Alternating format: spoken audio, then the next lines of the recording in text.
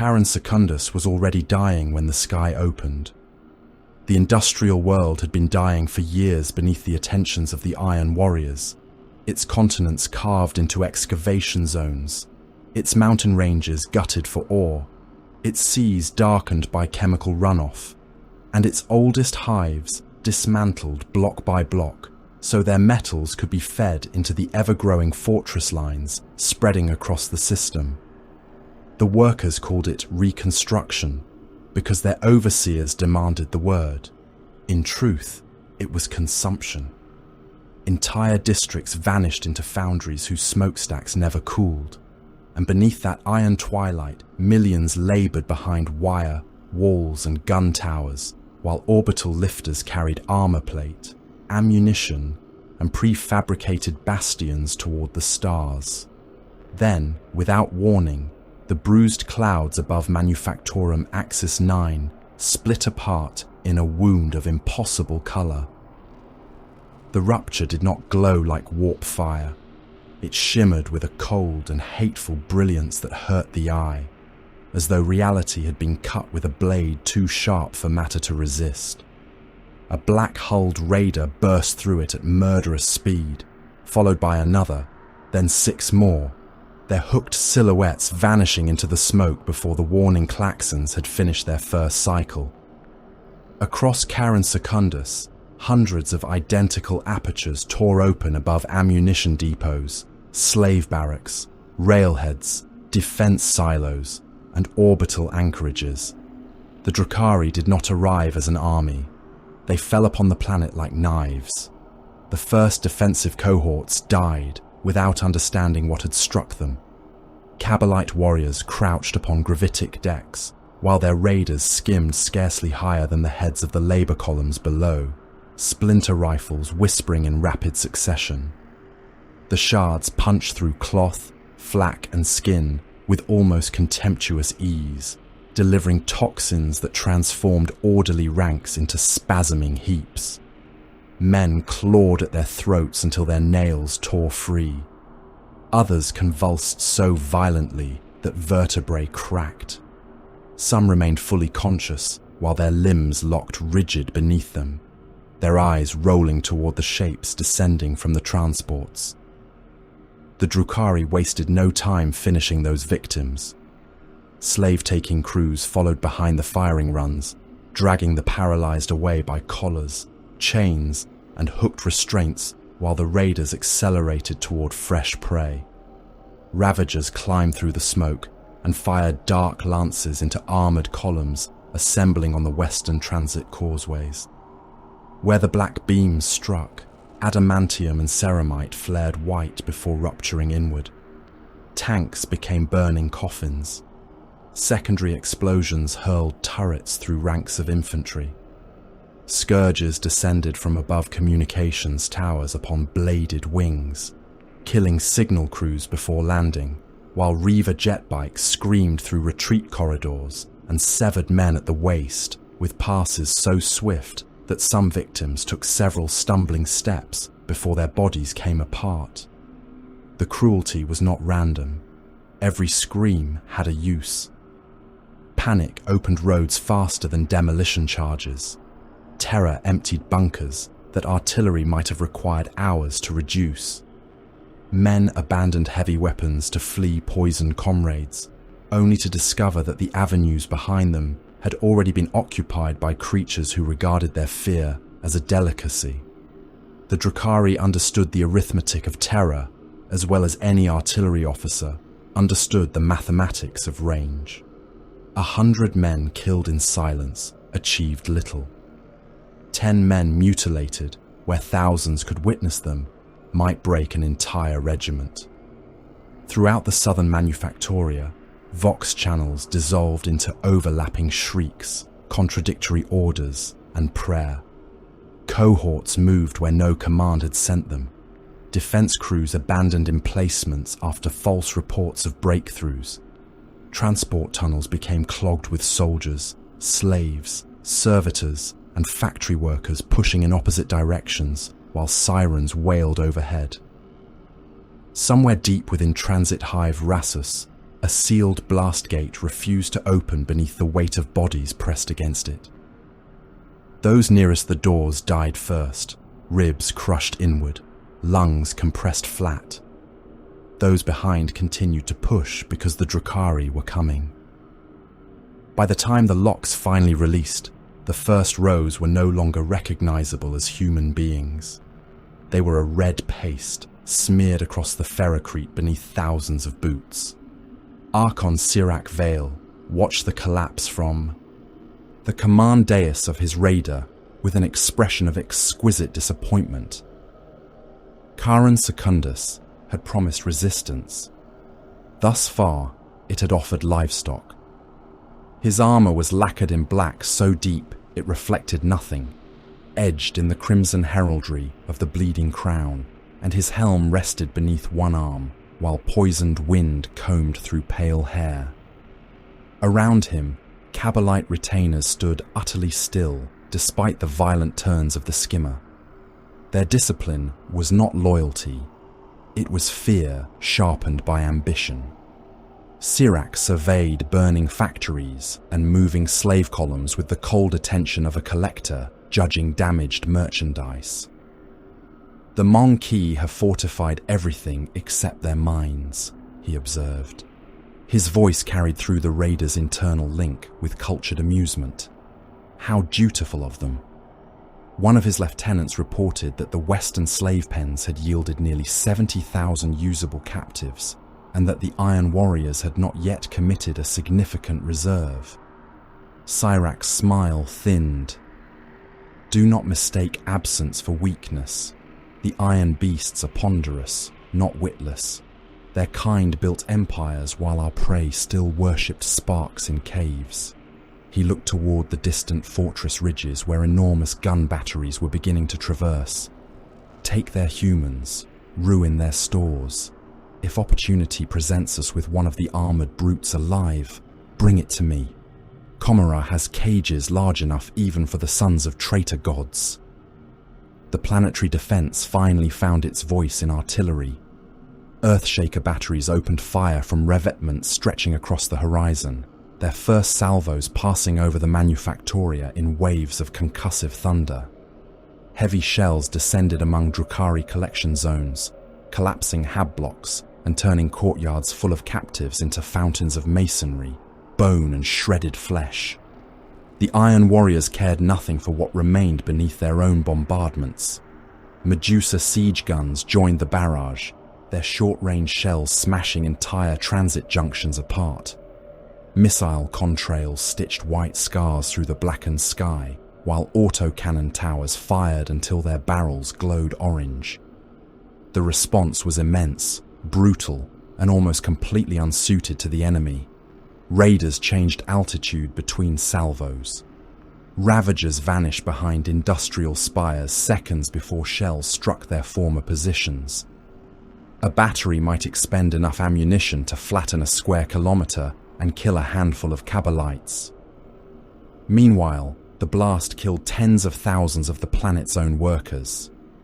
Across the northern trench belts, slave soldiers rose from kilometers of dugouts and advanced because overseers had ordered them to advance. They marched through their own artillery fall, into splinter fire, and beneath burning wreckage falling from the sky. Men were pulped by shells from guns crewed by their own comrades.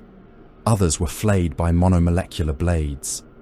Still more simply disappeared beneath the boots of the ranks behind them. Karen Secundus devoured its population in quantities too vast for grief. Warsmith Kravek Morn entered the Western Command Zone while 3 mortal regiments were fleeing through it. His Land Raider ground to a halt behind a wall of bodies, tracks snarling as thousands surged around its hull. Men threw themselves against armor in their desperation to reach the rear. Officers screamed into vox beads that discipline had collapsed. Somewhere ahead, a Reaver formation passed across the roadway, and the fugitives recoiled as one mass, trampling those who fell. The assault ramp of the Land Raider descended.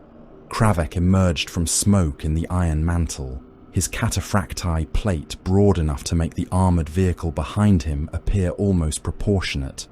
Servo mechanisms growled beneath layered plates. Weaponized mechatendrils unfolded above his shoulders like the limbs of some mechanical predator, each twitching independently as targeting data streamed across his helm display. Last Argument rested in one gauntlet, the hammer's field generator whining with restrained violence. Kravek regarded the fugitives for less than a heartbeat before opening a command channel. Battery Kappa, Grid 7-9 by red axis, saturation pattern.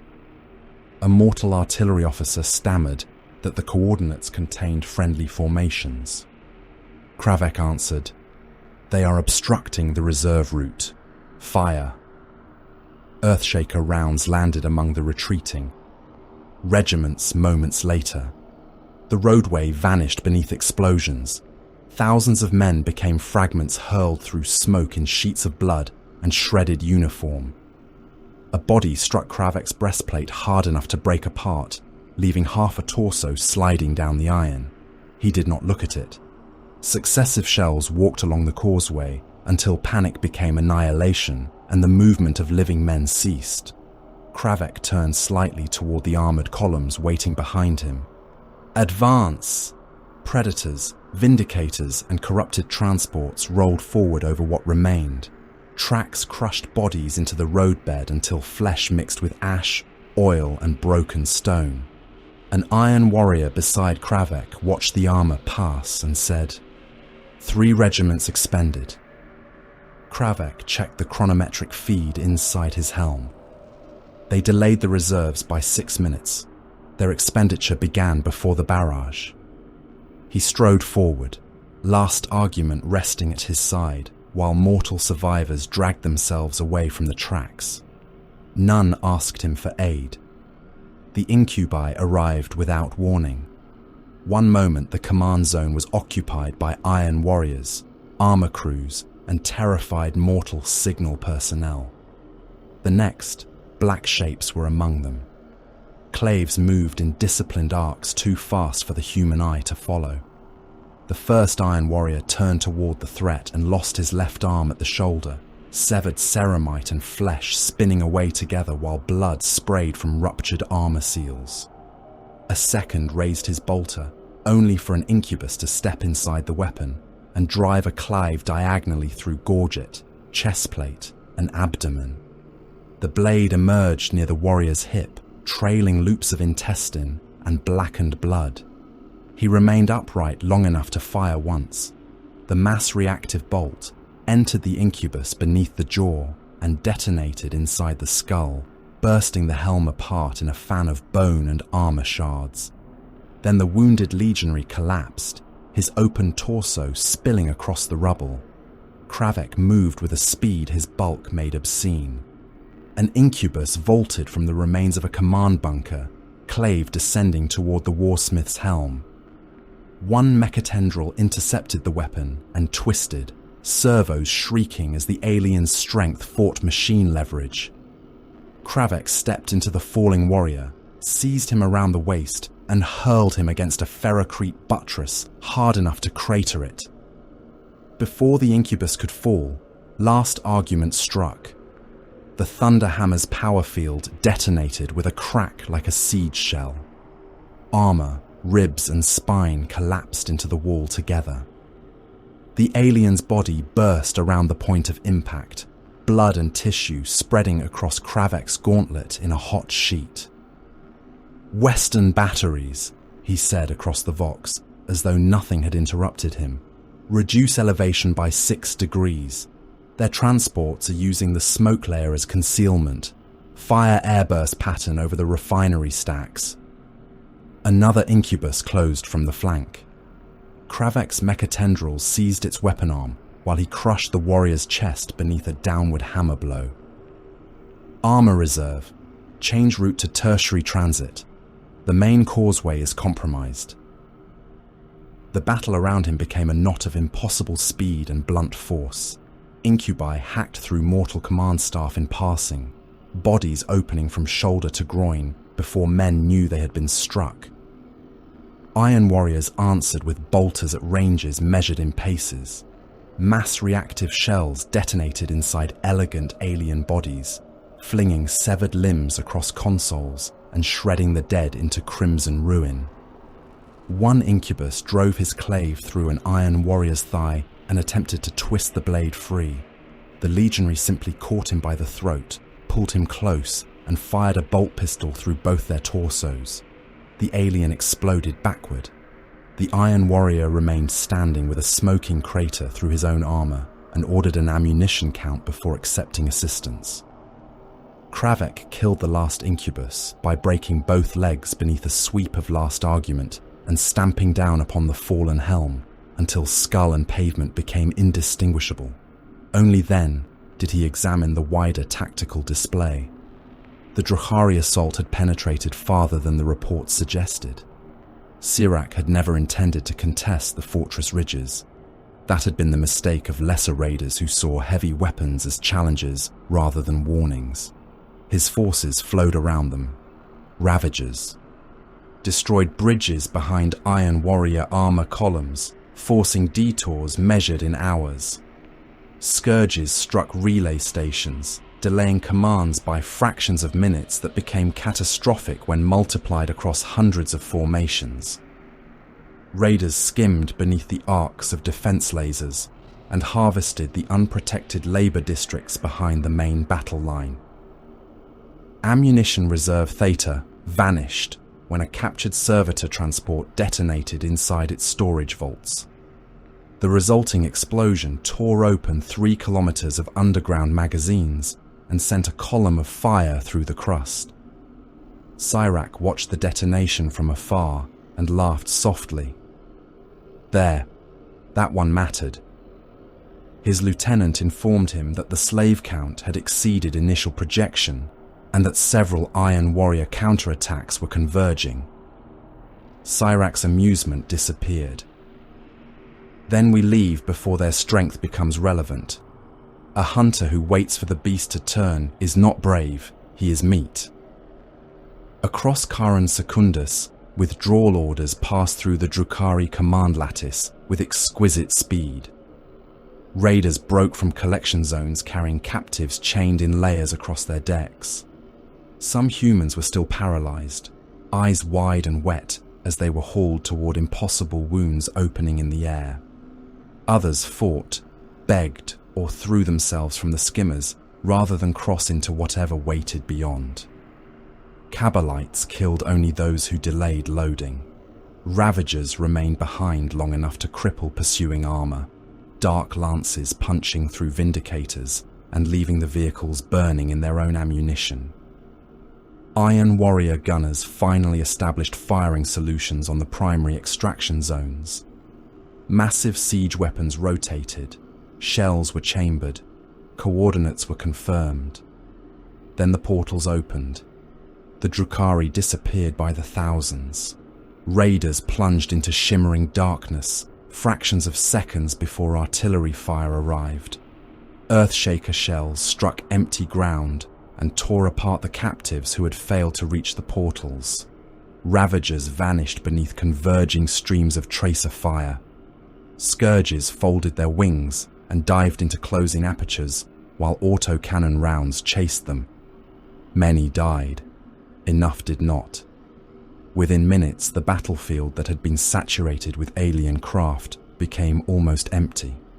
The silence that followed was broken only by fires, detonating ammunition, and the screams of poisoned survivors. Hundreds of thousands of humans were gone. Entire manufactoria burned.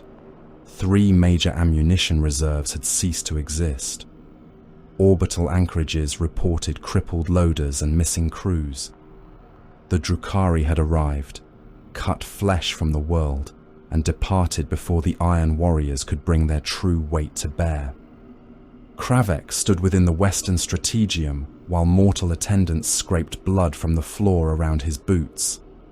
The dead incubi had already been dragged aside for examination. He ignored them and reviewed the attack sequence again. The first portal had opened above a labor district, the second near an ammunition railway. The third had appeared within range of a defense battery, but closed before the guns could traverse. A pattern emerged that had nothing to do with slaves. He magnified timestamps. The Drukhari had struck one sector, waited for artillery response, then attacked another at a distance calculated to force redeployment. They had measured reserve movement. They had tested orbital reaction. They had deliberately exposed raiders to auspex long enough to determine lock-on delays. Kravek replayed the incubi assault upon his own command zone and understood that even that had served two purposes: kill the command staff if possible, measure response if not. "They were observing us," said the Iron Warrior beside him. Kravek did not answer immediately. His helm lenses remained fixed upon the tactical display. "No," he said at last. "They were mapping us." He opened a priority channel to Medrengard. The hololith formed slowly, interference crawling through the projection as though the machine itself resisted what it had been ordered to display. An immense silhouette appeared above the strategium table, not wholly flesh, not wholly armor, its outline crowded with iron, cables and shapes that seemed to move where no physical mechanism existed. Perturabo did not need to manifest in person for the chamber to feel smaller. Mortal attendants dropped to their knees without instruction. The Iron Warriors straightened. Kravek remained standing beneath the gaze of his gene sire. "The Xenos have withdrawn with significant slave stock and have damaged 3 ammunition complexes. Their next strike is statistically likely to fall upon the neighboring fortress systems. I request authority to reinforce them immediately." Perturabo's answer came through the hololith as a low mechanical resonance stripped of anger. "Denied!" Kravek's jaw tightened behind his helm. "Then authority to pursue their emergence patterns and establish interception fleets." Again, the answer was immediate. "Denied." Perturabo expanded the system display. Fortress worlds appeared as cold points of light. Several garrison values changed before Kravek understood what he was seeing. They were decreasing. "You will reduce the standing strength of Golak and Nemia's fall. Withdraw mobile armor from their outer bastions. Transfer 1/4 of their artillery reserves to Karan." Kravek stared at the figures. "That will expose them." The immense silhouette did not move. Yes. For the first time since the raid began, Kravek understood that the slaughter upon Karan Secundus had not angered Perturabo. It had interested him. "They will strike the weakened worlds." The Primarch's reply carried no triumph. "That is the purpose." Another projection opened, displaying population concentrations upon Nemia's fall. Billions of humans lived beneath its fortress cities, most of them workers, labor stock, and military dependents. With the garrison reduced, the Drukhari could harvest them almost at will until reserves arrived. Kravek studied the casualty projections climbing across the hololith. The numbers were obscene, even by the standards of the 4th Legion. The population will be consumed. "Populations reproduce," Perturabo said. "Information does not." Kravek looked upon the projected world and saw what his father saw. Bait arranged across continents, roads carrying bodies toward predictable points, garrisons weakened with deliberate precision, every apparent vulnerability waiting to be observed by an enemy that believed itself the observer. "What signal do you require transmitted?" Perturabo's silhouette leaned closer through the static, and for an instant, the hololith rendered the suggestion of eyes burning deep within an iron face. "Confusion, ammunition shortage, reserve depletion. Make the weakness credible." Kravek inclined his head. "An evacuation of the population." There was a silence measured in less than a heartbeat. None. the image vanished. Around Kravek, the strategium returned to the ordinary sounds of machinery, distant artillery, and men dying in the ruins outside. Upon the tactical display, Nemia's fall continued to glow beneath projected population figures measured in billions. Kravek regarded those numbers for a long moment, then began issuing orders. Somewhere beyond the boundaries of real space, the Drukhari were counting their captives and celebrating a victory. Upon another world, billions of human beings continued their shifts, ate their ration paste, slept beneath iron ceilings, and waited for alarms they did not know were coming. They had not been defeated. They had not rebelled. They had committed no failure worthy of punishment. Perturabo simply required them to remain where they were. Perturabo did not remember when the chamber had ceased to resemble architecture. It had been constructed according to his own demands beneath the iron continents of Medrangard, yet its dimensions were now defined less by walls than by information. Hololithic projections hung in tier upon tier through the darkness, some no larger than a clenched fist, others vast enough to contain the rendered image of a planet and its moons. Continents rotated within translucent spheres. Fleet formations moved as points of light along vectors calculated in real time by machine minds chained to cogitator banks buried kilometers beneath the floor. Ammunition reserves appeared as descending columns. Manufactorum output rose and fell in shifting graphs. Casualty rates crawled beside them. Fortress worlds were stripped of names and rendered as thicknesses of armor, firing arcs, production tonnage, available manpower, void shield endurance, and estimated duration before structural failure. Thousands of wars existed in that chamber at once. Some involved entire sectors. Others were merely rebellions on worlds whose names Perturabo had already forgotten because there had been no reason to remember them. He regarded them all. He missed nothing. A mortal commander would have gone blind attempting to follow one fraction of the data surrounding him. A legionary might have understood several campaigns before exhaustion slowed his thought. Perturabo watched them all without strain, his immense form motionless at the center of the chamber, while cables descended from the darkness around his armor, like the roots of some metallic tree. Somewhere, an Iron Warrior's bastion on Vardos Prime had reported an ammunition deficiency of less than 1 part in 100. On another front, a siege train had altered its advance by several minutes because an incompetent warsmith had allowed slave crews to clog a transit artery.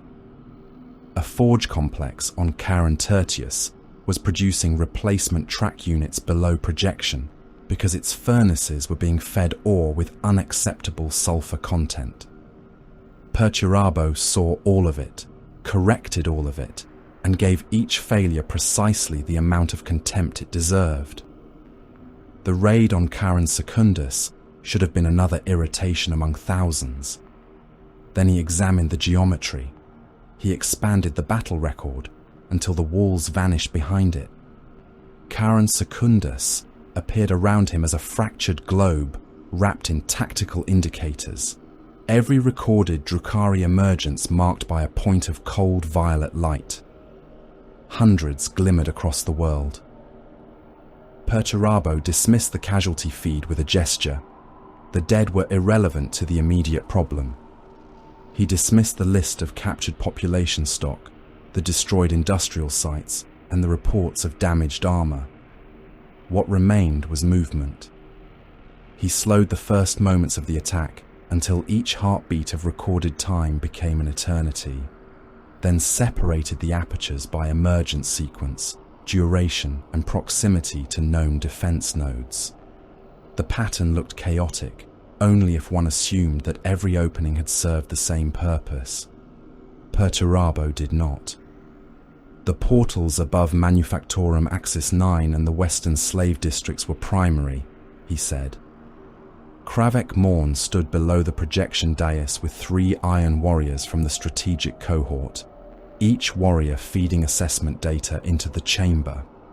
One began to answer that the Legion's analysts had classified 7 primary breach sites. Perturabo silenced him without looking away. Incorrect. 5 were intended to draw reaction. 2 were intended to harvest. The remainder measured the response those actions produced. He shifted the display. The violet points reorganized into timed waves. Observe the intervals. The enemy did not require those positions. They required us to fire upon them. Kravek's helm turned slightly as he followed the change. Perturabo continued speaking, while another hololith opened beside him, showing a siege several systems distant. Warsmith Derricon will move his western batteries forward by 3 kilometers and elevate the second line by 1 degree. His current arrangement leaves an overlap too narrow to prevent infiltration. A second image appeared, this one showing an orbital assault elsewhere. The cruiser Sovereign Ruin is to disengage before the next enemy torpedo spread. Its captain has mistaken survival for bravery. A third projection joined the others. And the excavation on Varos is to cease. The foundations are unsound. Only then did Perturabo return his full attention to Charon, where entire attack wings had already become lines and ratios within his mind. He reconstructed Cyrax's raid without knowing Cyrax's name. Raiders entering from low atmosphere had shifted direction before the Iron Warrior artillery traversed. Ravagers had struck reserve routes not where armor was most vulnerable, but where delays would become visible to observing scouts. Scourges had attacked communication stations, whose destruction produced only temporary disruption. Incubi had assaulted Kravek's command position, even though the chance of killing the Warsmith was low. Each action had created a measurement. Perturabo projected the Drukhari withdrawal routes backward and watched their paths intersect around an area of upper atmosphere apparently empty of useful targets. "Command element here," he said. Kravek examined the location. No vessel was recorded. Perturabo enlarged the sensor noise around the coordinates until static became a layered field of meaningless interference. It was recorded. Your augurs merely failed to understand what they observed. A disturbance lasting less than the time required for a mortal eye to blink had appeared inside the noise. Perturabo isolated it. The command vessel altered position twice. It maintained sufficient distance from our principal batteries while retaining direct observation of 3 extraction zones. Its master was cautious. Kravek said nothing. The Primarch's gaze shifted toward him. That interests me more than his cruelty. Cruelty is common. Caution survives.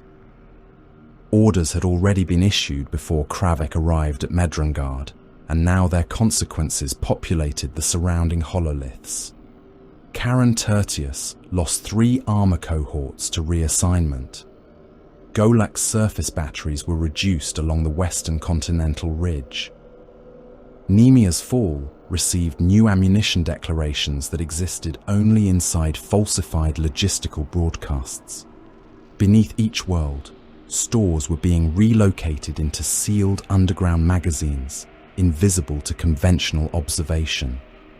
Heavy guns were towed away from obvious redoubts and hidden in excavation zones. Garrisons were instructed to continue transmitting complaints about shortages. Even the complaint patterns were controlled. Too much desperation would appear theatrical. Too little would fail to tempt a predator. Perturabo adjusted the balance himself. "The enemy believes mobility exempts him from commitment," he said. "It does not. All action is commitment. The only difference is duration." A mortal adjutant stood near one of the lower cogitator banks, reading the projected casualty assessment for the 3 deliberately weakened worlds. His voice trembled as he reached the final estimate. If the Drukhari struck all three in comparable strength, several billion humans might be killed, disabled, or taken before reserves could intervene. He had not finished speaking when Perturabo accepted the figure. With intolerance. The adjutant faltered. Kravek did not. He looked instead toward the production figures falling beside the worlds. Those populations manufacture seed shells, track assemblies, promethium derivatives, and servitor components. Replacement will reduce output across the entire chain. Perturabo turned his iron face toward him. Factories can be rebuilt. Kravek said, labor replacement will require shipping from 5 conquered systems. Then ship it. The delay will extend into multiple campaigns. Perturabo's expression did not change.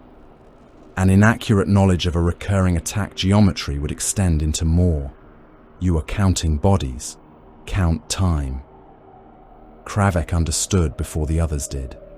He looked again at the 3 worlds, then at the false weakness being constructed upon them. We are purchasing another raid. Perturabo inclined his head by the smallest degree. We are purchasing behavior. The Xenos believe themselves unpredictable because they choose where to emerge. Choice is not unpredictability. Choice is a pattern concealed by insufficient observation. One of the strategic cohort asked whether the Legion should attempt to pursue the portals directly if the enemy returned. Perturabo's gaze hardened. No, we cannot outrun them. Only fools answer superior speed by attempting greater speed. We will make speed irrelevant. He reached into the projection and moved reserve markers away from the apparent defense lines. Mortal regiments were pushed forward. Armor withdrew into subterranean transit complexes. Ammunition routes split into redundant channels.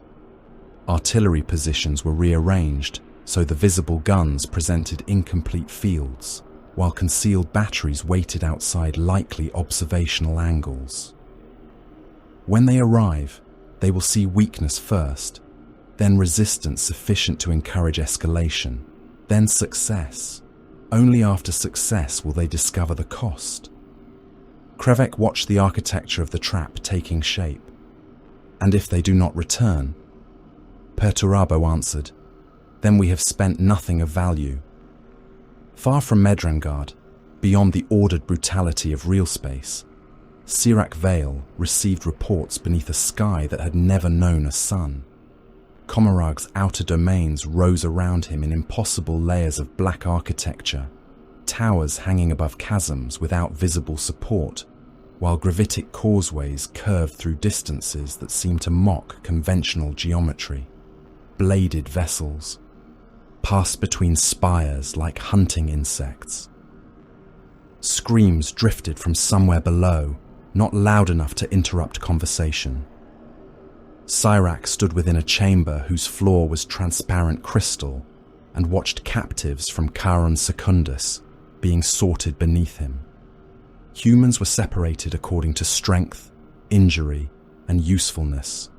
Some were destined for arenas, others for labor, others for purposes Sirak did not care to learn. A rival Archon lounged nearby and laughed when reports described the weakened garrisons of Golak and Nemia's fall. So much iron, he said, and still they cannot defend a door. Sirak ignored the mockery. He studied the transmitted images twice. The Iron Warriors were indeed shifting strength. Ammunition movements suggested strain. Several outer bastions appeared undermanned. Yet Perturabo's sons had survived 10,000 years of hatred, precisely because they understood fortification, attrition, and patience. Sirak would not insult himself by imagining them witless. Their walls are not the danger, he said. The creature behind them is. The rival sneered. You grant the Mon-Ki demon too much dignity. Sirak smiled without warmth. And you grant immortality too much confidence. Both errors shorten lives. The doors behind them opened without fanfare. Homunculus Ulrith entered carrying no visible weapon. He was tall even by the standards of his kind, his body concealed beneath layered surgical vestments, from which delicate instruments protruded like the limbs of pale insects. His face had been altered so many times that age could no longer be guessed from it.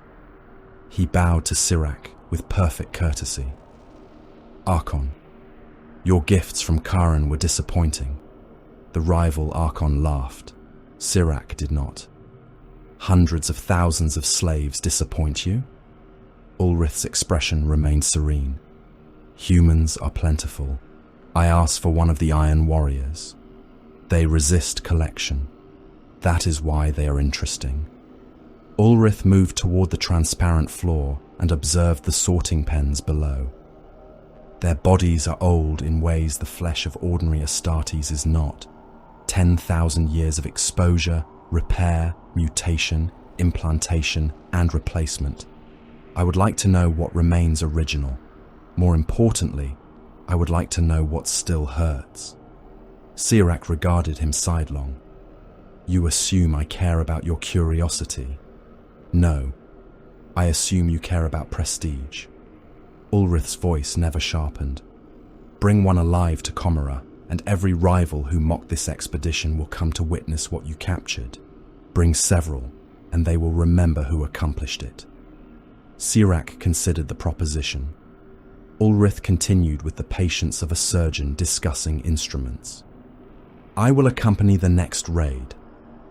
Talos engines can breach fortifications that slow your Kabalites, and Kronos constructs will make efficient use of the suffering your enemies produce so generously. More importantly, my attendants can preserve damaged specimens before crude battlefield death makes them useless." The rival Archon scoffed at the thought of relying on coven monstrosities. Ulrith turned toward him. "You misunderstand. I am not offering protection. I am offering collection." Sirac's smile returned. "Very well. You will have your specimen if one can be taken without compromising the raid." Ulrith bowed again. "Everything compromises something, Archon. The skill lies in choosing what deserves to be spent. On Medrengard, Perturabo would have approved the sentiment if not the speaker. Controlled expenditure was already being imposed across the threatened worlds, with a brutality no Drukhari could have improved. Mortal regiments received ammunition according to survival estimates rather than requests. A trench cohort on Golak was issued enough last charge packs, heavy stubber belts and mortar shells to sustain 20 minutes of continuous resistance. Their projected survival time was 17. The regimental commander requested additional supply on the grounds that unexpected defensive success might extend the engagement. The Iron Warrior responsible for the sector listened without comment until the officer had finished. "If your formation remains combat capable beyond 17 minutes, the projection is wrong." The human commander swallowed. "And if the projection is wrong, my lord?" The legionary's helm lenses regarded him like gun ports. "Then you're continued. Survival will identify the error." No more ammunition was issued. Behind that doomed line, armoured reserves waited beneath rockcrete ceilings thick enough to hide their heat signatures. Shell elevators had been rerouted. Dummy magazines were stocked with enough explosive material to detonate convincingly if struck. Every defence visible to a raider had become theatre. Every real defence had been pushed farther into darkness. Golak burned 3 days later.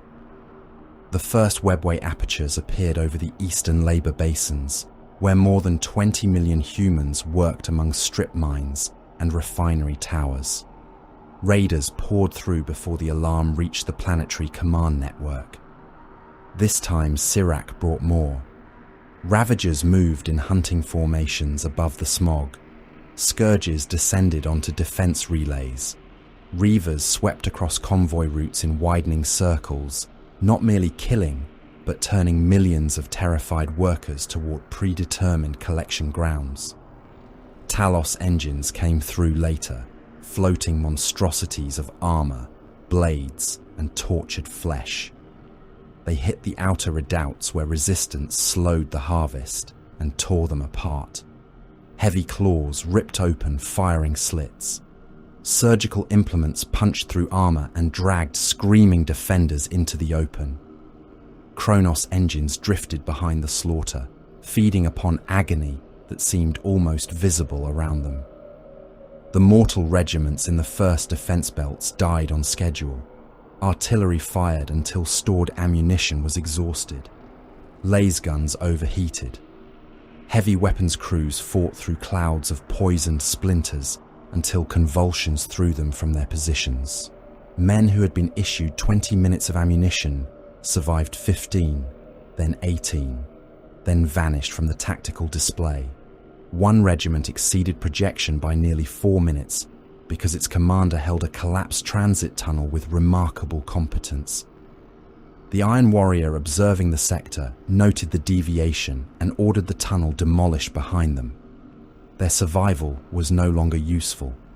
Thousands disappeared beneath ferrocrete and stone, while Drukhari forces redirected toward easier routes. Cyrax's raiders descended into the mining basins and rose again, carrying captives chained to every available surface. Some were hung from hooked spars where their blood streamed backward in the wind. Others had been pierced through muscle so they could remain conscious during transport. The displays were unnecessary to the operation. Cyrax allowed them because terror had become self-propagating. Entire labor columns surrendered when they saw the approaching craft. Millions were driven toward portal zones. Iron Warrior hardpoints opened from beneath the ground and slaughtered several collection teams with disciplined bolter fire. But each time Kravek requested permission to release the hidden armor, the answer from Medrengard remained the same. Hold. Kravek watched Golak die from a subterranean command vault, while the Drukhari carved through populations that could have been preserved. He understood the reason.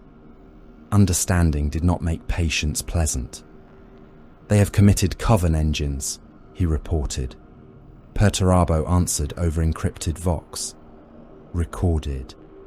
"Their portal duration has increased." Recorded.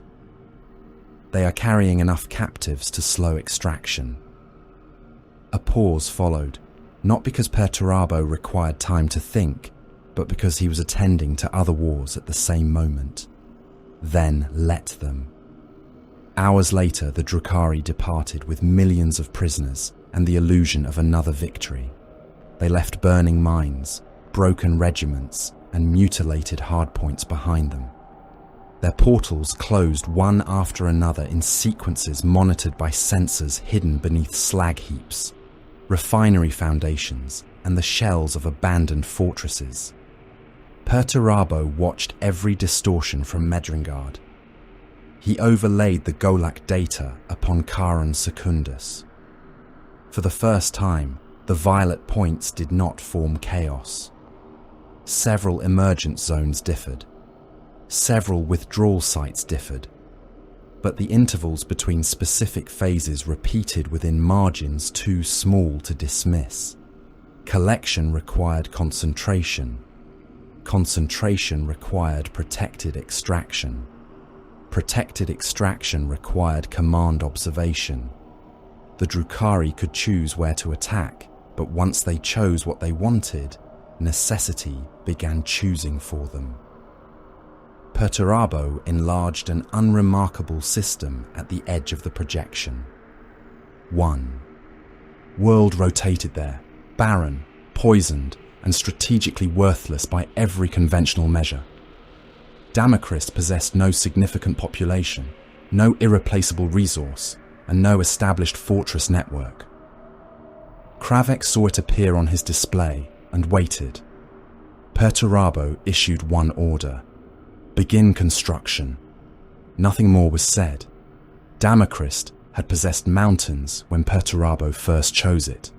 Within 6 weeks, most of them were gone. The ranges along the equatorial continent were drilled, undermined and broken apart by macro-boring engines until peaks that had endured geological ages collapsed into valleys beneath controlled detonations visible from orbit. Mining crawlers descended upon the ruins before the dust settled, their adamantium jaws chewing through stone, while conveyor lines carried iron-rich spoil toward foundries raised upon the bones of cities that had never existed before the campaign.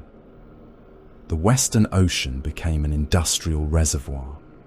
Promethium refineries, coolant towers and chemical processors emptied waste directly into the water until its color changed from black to a luminous, poisonous green, and rafts of dead native organisms clogged the intake systems. Perturabo ordered them pulped and fed into the same protein reclamation facilities serving the labor camps. Nothing useful was discarded. Nothing was preserved for sentiment. The planet was not being fortified in the manner of a world expecting invasion. It was being rewritten according to a single equation, and every mountain, river, settlement, and human body upon it existed only as material available for the solution. The population arrived faster than the fortifications. Prison ships descended through the atmosphere in columns, their holds packed so densely that thousands died before landing.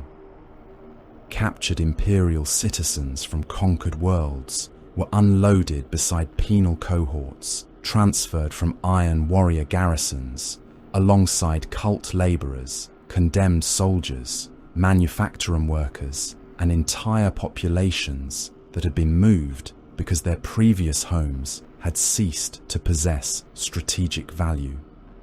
They were branded, numbered, and distributed among construction zones without explanation. The overseers did not tell them they were building a fortress. They told them only how many meters of trench were required before the next shift horn. Stimulants were mixed into ration paste. Men who collapsed were injected until their hearts failed or they returned to work. Those who attempted escape were hanged from crane gantries, where the bodies remained until decomposition threatened machinery. Hundreds of thousands died during the first stages of construction. Some were carried to corpse starch processors.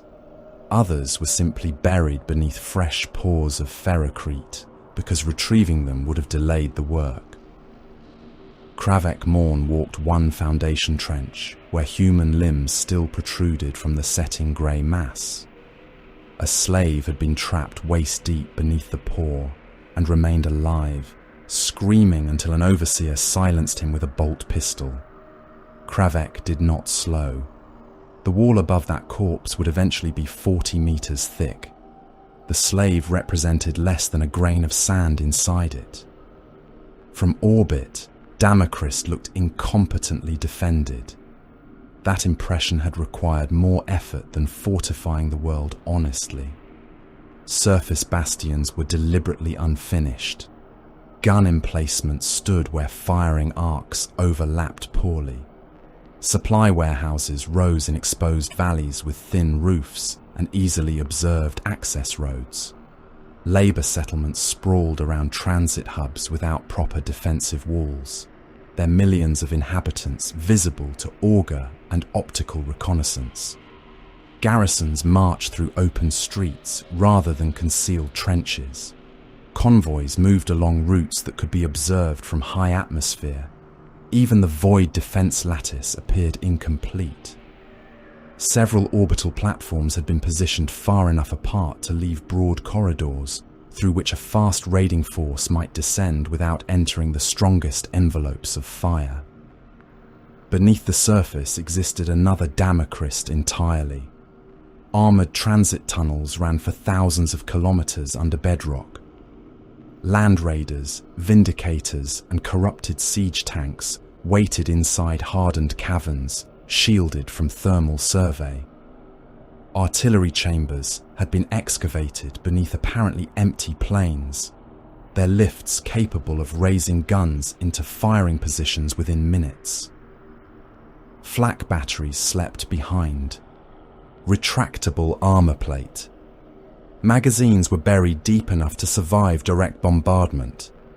Demolition galleries honeycombed mountains that appeared untouched, each packed with charges sufficient to collapse valleys or bury invasion routes beneath millions of tons of rock.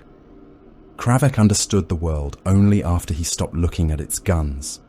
He stood within a command bunker beneath the central continent while Perturabo's design rotated above the hololithic table. At first he saw transit lines, settlements, artillery chambers, and reserve vaults. Then the Primarch stripped away the fortifications and left only roads. The pattern became obvious. Every major civilian route curved toward wide plazas, railheads, and industrial concourses large enough to collect hundreds of thousands of bodies. Evacuation tunnels emerged into open ground overlooked by concealed batteries. Bridges narrowed movement into predictable streams. Hab districts had been constructed with too few exits, not because the labourers were expected to defend them, but because frightened populations would concentrate where the enemy could see them. Kravek stared at the projected movement lanes. The settlements are herding pens. Perturabo stood across from him, his immense silhouette framed by streams of tactical data. No, herding pens are designed to contain livestock. These are designed to release it. Kravek magnified one district and saw how the streets widened toward a central concourse beneath an apparently weak defense tower. When they attack, the population will flee here. Perturabo said, "They will flee where the architecture permits. Fear believes it chooses direction. Architecture chooses first." The elegance of it offended Kravek less than it should have. The Iron Warriors had always understood that fortifications controlled movement as much as they resisted it. A wall told an enemy where he could not advance. A breach told him where he believed he could. Damacrist merely extended that principle to human beings. The exposed populations were not incidental bait. They were mobile terrain. Every terrified column would become a marker indicating where the Drukhari valued access. Every slave-gathering zone would reveal extraction requirements. Every raider descending to take captives would enter overlapping fields previously hidden from observation. Kravek traced another route across the hololith. "This district has no proper shelter," Perturabo answered. "Correct. Casualties during the first attack will be extreme." "Correct. And the surviving population will concentrate toward the southern causeways." "Correct." Kravek looked at the layered kill zones concealed beneath those causeways and understood the full shape of the plan. Damacrist was not a fortress pretending to be weak. It was a weapon pretending to be inhabited. More ships arrived. The numbers became grotesque, even by the standards of the campaign. Billions of mortals were concentrated across the continental belts. Some came from Imperial hive worlds taken during previous Iron Warrior offensives. Others were prisoners from rebellious protectorates, failed cult armies, pirate settlements and industrial moons whose populations had been declared excess to requirement. Entire regiments arrived still carrying unit colours from wars they had already lost. Their officers were stripped of authority and reassigned according to Perturabo's projections. A man might spend 20 years commanding artillery and be sent to dig trenches because his expected survival there produced a better result. Veterans were mixed with penal labourers. Children of conquered populations were sent to Manufactoria if old enough to lift tools. The weak vanished into reclamation plants. The strong were worked until strength became injury, and injury became waste. Rumors spread through the camps that a new crusade was coming, or that the War Master required another fortress world, or that Perturabo intended Damocris to anchor some greater design. None of them understood that their presence was itself the construction. The world required bodies more than walls. Sirak Vale learned of Damocris from 3 different sources and trusted none of them. The first report came through slave merchants who had intercepted rumors from captured Imperial shipping. The second arrived from a minor cabal, whose scouts had observed prisoner transports entering the system. The third came from a paid informant whose message described exposed labor populations, incomplete orbital defenses, and enormous stockpiles of material moving across open ground. Any one of those reports might have been bait. 3 agreeing so closely made Sirak more suspicious, not less. He stood beneath the blade-like arches of his audience chamber, while the image of Damocris rotated before him. A world filled with billions of Mon-K, conveniently underdefended after we have twice humiliated the Iron Suns. One of his retainers called the opportunity magnificent. Sirak turned his head slowly. Magnificent opportunities are usually the graves of ambitious fools. The retainer lowered his gaze. Sirak studied the orbital corridors, visible fortifications and labor concentrations again. Send scouts. No harvesting beyond what can be taken without delay. I want their response more than their flesh. The first reconnaissance force entered Damocris above a peripheral mining settlement where 6 million slaves worked beneath refinery smoke. 3 raiders and a flight of scourges emerged from a narrow webway aperture and descended before the local alarms could cycle. Cabalites fired into sentry towers, killing crews with poison splinters, while the scourges crossed above the settlement and destroyed a communications mast with concentrated fire. A handful of prisoners were seized from work columns. More importantly, every exposed weapon emplacement was observed.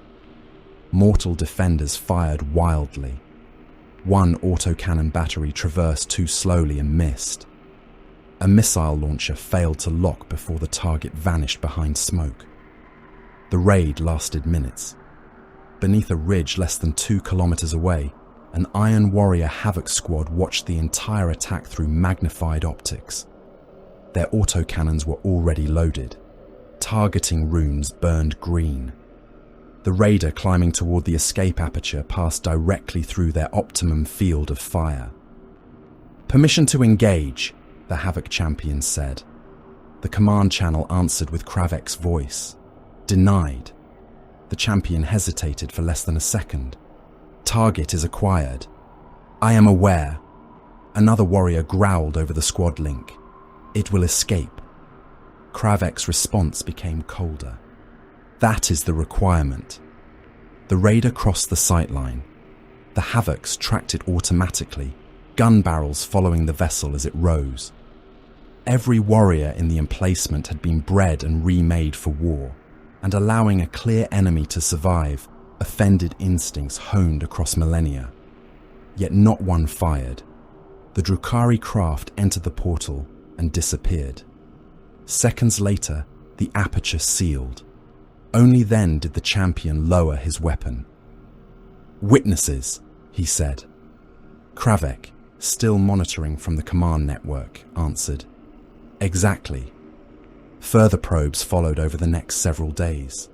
Scourges attacked relay stations. Cabalites raided isolated worker camps. A Venom strafed a convoy and escaped before the local garrison could respond. Each time, hidden batteries tracked without firing. Armor remained underground. Reserve columns deliberately moved along visible roads, only after delays calculated to appear plausible. Several mortal commanders protested that the enemy was being allowed to kill their troops without resistance. those commanders were replaced. By the fifth raid, Sirac had accumulated a consistent picture of Damochrist. Enormous human stock, incomplete fortifications, slow artillery response, poor orbital coordination, and an iron warrior presence too small to protect the entire world. He still did not trust it. That uncertainty was precisely what Perturabo wanted. A perfect weakness would have looked false.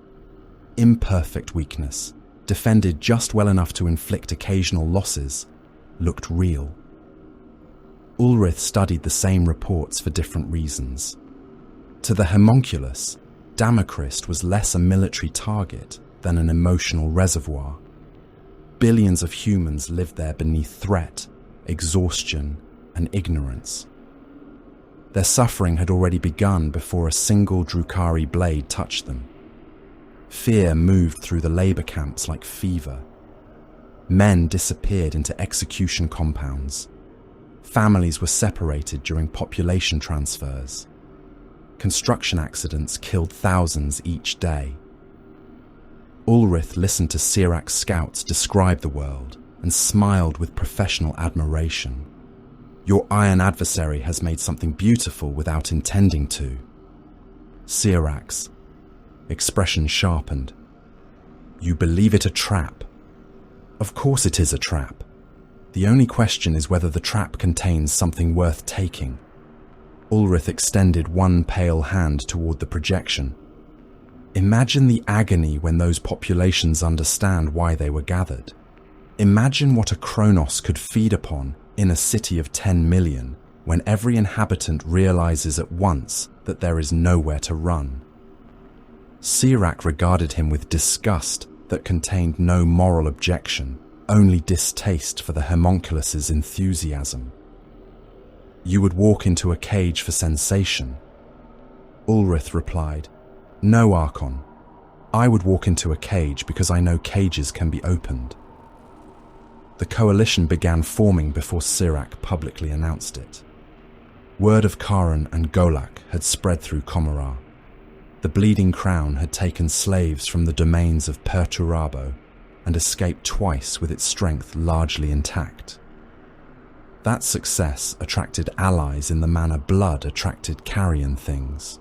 Minor cabals offered raiders in exchange for harvesting rights. Reaver gangs pledged themselves for promises of unrestricted hunting zones. Scourge cadres negotiated payment in weapons and captives. Incubi were contracted to provide the discipline Sirac distrusted among his temporary allies. Coven representatives brought Talos and Kronos engines whose flesh-metal bodies twitched beneath restraints, while attendants checked surgical systems.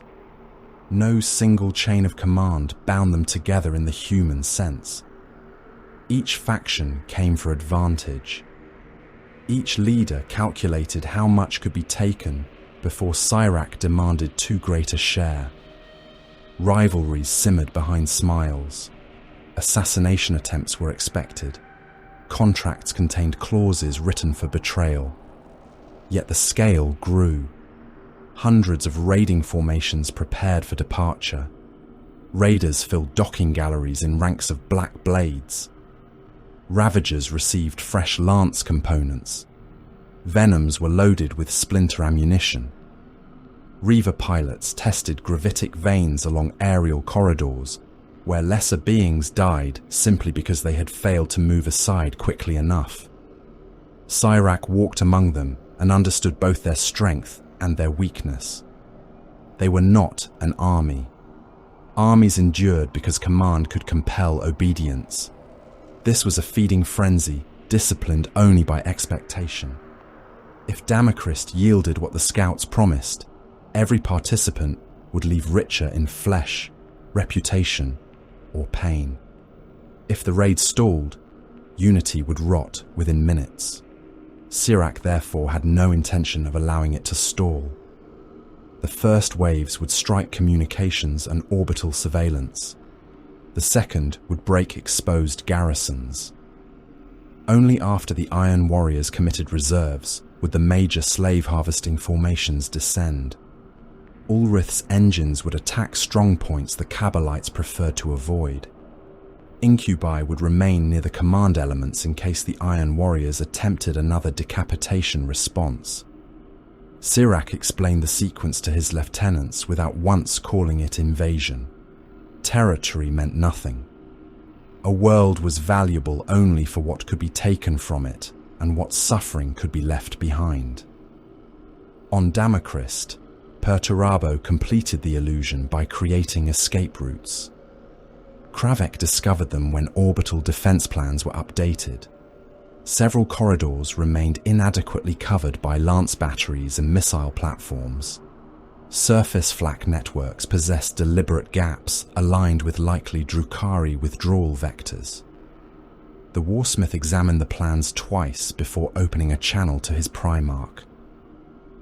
These corridors remain open. Perturabo's image appeared above the hololithic array, massive and distorted by interference. They are to remain open. Kravek brought up the projected fields of fire. If the Xenos commit in strength, those routes will allow extraction. Yes, then close them after entry. Perturabo's gaze fixed upon him. Not immediately. Kravek felt irritation rise. We are constructing a cage and leaving the gate unbarred. Perturabo answered, A predator does not enter a cage if it cannot see the exit. Kravek studied the corridors again. The statement altered the entire design. The retreat lanes were not flaws, they were promises. Every raider descending through them would know where escape waited. Every Archon committing forces to the surface would calculate that withdrawal remained possible.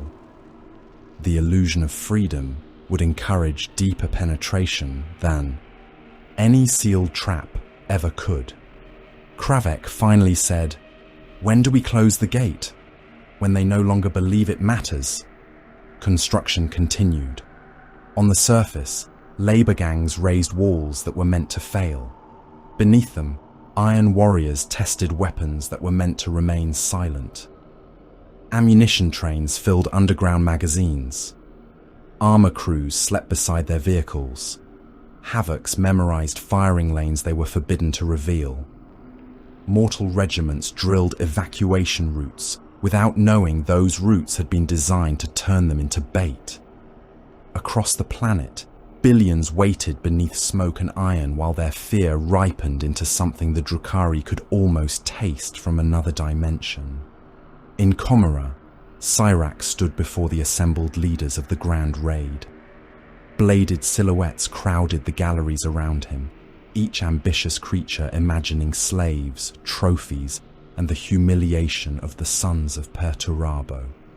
Ulrith waited among his attendants with the stillness of a surgeon before an operation. Sirac looked across them and smiled. The Monkey believe they are building walls, he said. They have built us a pasture. We are going hunting. Far away, Perturabo stood alone before the completed projection of Damacrist. He saw the same world and none of the same meaning.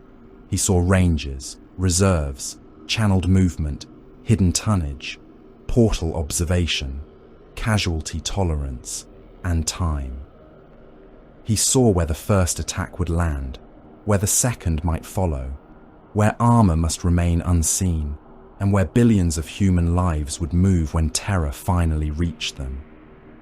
The planet rotated slowly beneath his gaze, every road and fortress already reduced to purpose.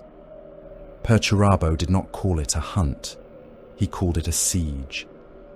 The first warning came from an auger station that ceased to exist before its transmission had finished. One moment, Damacrist turned beneath its poisoned atmosphere, beneath the same burden of smoke, labor sirens and artillery drills that had defined every preceding day. The next, reality tore open in hundreds of places at once. Webway apertures appeared above refineries, habitation districts, rail depots, slave compounds, and unfinished fortress lines, cold wounds of impossible color widening between buildings and cloud banks. Raiders burst through them prow first, engines shrieking as they plunged toward the surface at velocities no conventional assault transport would have dared within an urban battle space. Venoms followed in darting packs, slipping between manufacturum towers, close enough for their gravitic wakes to tear men from gantries. Ravagers rose instead of descended, climbing into the smog to hunt anything armoured that attempted to move below. Scourges dropped from apertures high above the command districts, winged silhouettes folding and opening through streams of flak. Within minutes, the atmosphere became a layered battlefield. Hydra batteries filled the sky with tracer fire.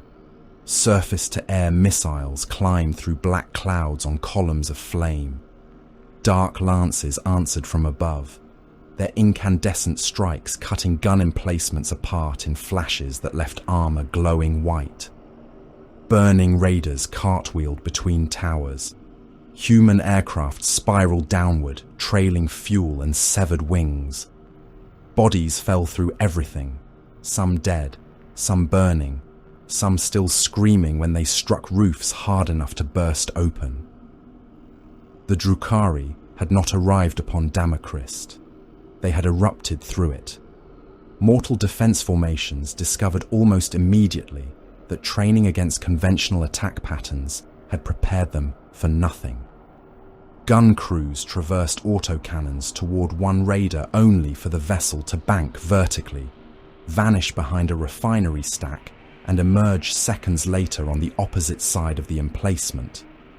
Officers opened Vox channels to request firing corridors and died before receiving acknowledgement, splinter rounds striking their command posts from angles that should have been impossible. In the western labour zones, an entire infantry cohort advanced in ordered blocks toward a reported landing site. Venoms crossed them once. The splinter storm sounded almost gentle compared with artillery, a whispering rush of crystalline ammunition that left hundreds of men collapsing in the dust. Their wounds were often small, their deaths were not. Toxins seized muscles, locked jaws, and forced backs into violent arches. Some soldiers remained conscious while their limbs thrashed beyond control, fingers breaking against the ground as muscles contracted hard enough to tear tendons. Cabalite collection crews descended behind the firing pass and dragged the helpless away by chains passed through webbing, belts, and flesh. The Drukhari did not shoot men who could no longer resist. Ammunition was valuable. Living terror was more valuable still. Reaver jet bikes screamed through columns attempting to withdraw, their blade veins taking heads and limbs, not because every casualty mattered, but because the spectacle shattered whatever discipline remained. Men who had held against artillery fled when they saw comrades continue running after losing arms, blood spraying from severed shoulders until shock took them. That flight pushed thousands more toward the evacuation avenues Perturabo had chosen, months before any of them knew there would be an enemy. Kravek Morn heard their screams through every mortal Vox band and released nothing. He stood beneath several kilometers of reinforced stone in the primary reserve vault, while tactical runes multiplied across the hololithic projection. Vindicators waited in subterranean ranks around him, demolisher cannons loaded, engines turning at idle. Land raiders filled adjoining galleries. Predator crews sat harnessed inside dark hulls. Iron warriors occupied assault bays in complete silence, while mortal formations above them were cut apart. Requests for support arrived without pause. A colonel in the northern Hab Belt reported Drukhari craft landing inside his rear echelon. A defense prefect begged for armor after Talos engines were sighted approaching an evacuation district. An artillery commander requested permission to unmask concealed batteries before scourges destroyed his observation towers. Kravek denied all three. "Maintain designated engagement schedule," he ordered, his voice moving across the command network with the flat weight of machinery. The colonel shouted that his line would collapse within minutes. Kravek checked the projection. "Your line is projected to survive another 7. The human officer began to protest. Splinter fire cracked across the open Vox channel, followed by a scream and abrupt static. Kravek closed the link. Beside him, an Iron Warrior Centurion watched surface casualty figures climb. "They believe we are paralyzed." Kravek studied the widening Drukhari penetration lanes. "They are meant to." Sirak Vale believed nothing so convenient. He stood upon the deck of his raider as it swept above the central transit districts, watching the prey world unravel beneath him, while suspicion persisted like a blade pressed between his ribs. Damacrist was yielding too easily, yet not so easily that the resistance felt artificial. Mortal guns killed raiders. Missile batteries occasionally found venoms and burst them into tumbling fragments. Cabalite squads vanished inside hab blocks where hidden defenders had held longer than expected. Enough blood had been paid to make the weakness credible. Sirak's lieutenants reported slave collection figures already exceeding the opening harvest at Golak. That mattered less than the Iron Warrior's continued absence. "Where are the Iron Beasts?" he asked. A Cabalite commander replied that scattered groups had been sighted withdrawing toward interior bastions, but no concentrated counterattack had formed. Sirak looked toward the industrial horizon. "They have armor beneath us. They have guns beneath us. Do not mistake silence for emptiness." Yet every moment he delayed allowed lesser cabals to seize the richest collection zones, and already rivalry was beginning to interfere with deployment. He issued the commitment order. Incubi transports descended upon the principal transit nexuses where frightened populations converged. Ravagers shifted forward to screen them. Cabalite formations established guarded collection grounds in plazas wide enough to process hundreds of thousands of captives. Coven engines entered the densest districts, their arrival changing the quality of the slaughter from swift predation to deliberate butchery. The first Talos tore through a barricade of wrecked transports with the ease of a power tool passing through wet timber. Its armoured shell floated above the street upon whining gravitic mechanisms, beneath which hung a nightmare of surgical limbs, injector arrays, hooks and saws. Mortal soldiers fired laser guns until their power packs ran dry. The beams scorched its armour and accomplished almost nothing. A heavy bolter struck its flank, explosive shells punching into flesh grafted beneath the carapace, and the machine turned toward the weapon as though irritated. Its claw closed around the firing slit of the bunker and ripped the entire ferrocrete face outward. Men came with it. One was torn in half where his harness caught. Another struck the street beneath several tons of broken wall and disappeared beneath it. Racks moved behind the engine, collecting the injured before they could bleed out. Kronos constructs drifted over the plaza beyond, strange engines of pain whose presence seemed to thicken every scream. Men who saw them broke before contact, fleeing toward the southern causeways exactly as the architecture required. Sirak received confirmation that the central districts were now effectively under Drukhari control. For the first time since the raid began, he permitted himself the smallest smile. This was no longer a strike. His coalition had occupied enough ground to establish its own temporary order upon Damacrist. Collection points functioned. Transit nexuses were held. The prey was being sorted while the Iron Warriors remained underground. Perturabo allowed the arrangement to exist for another 9 minutes. The first hidden Havoc position rose from beneath a freight yard whose cracked paving slabs had concealed armoured shutters. Autocannons and missile launchers came up already aligned on pre-selected air corridors.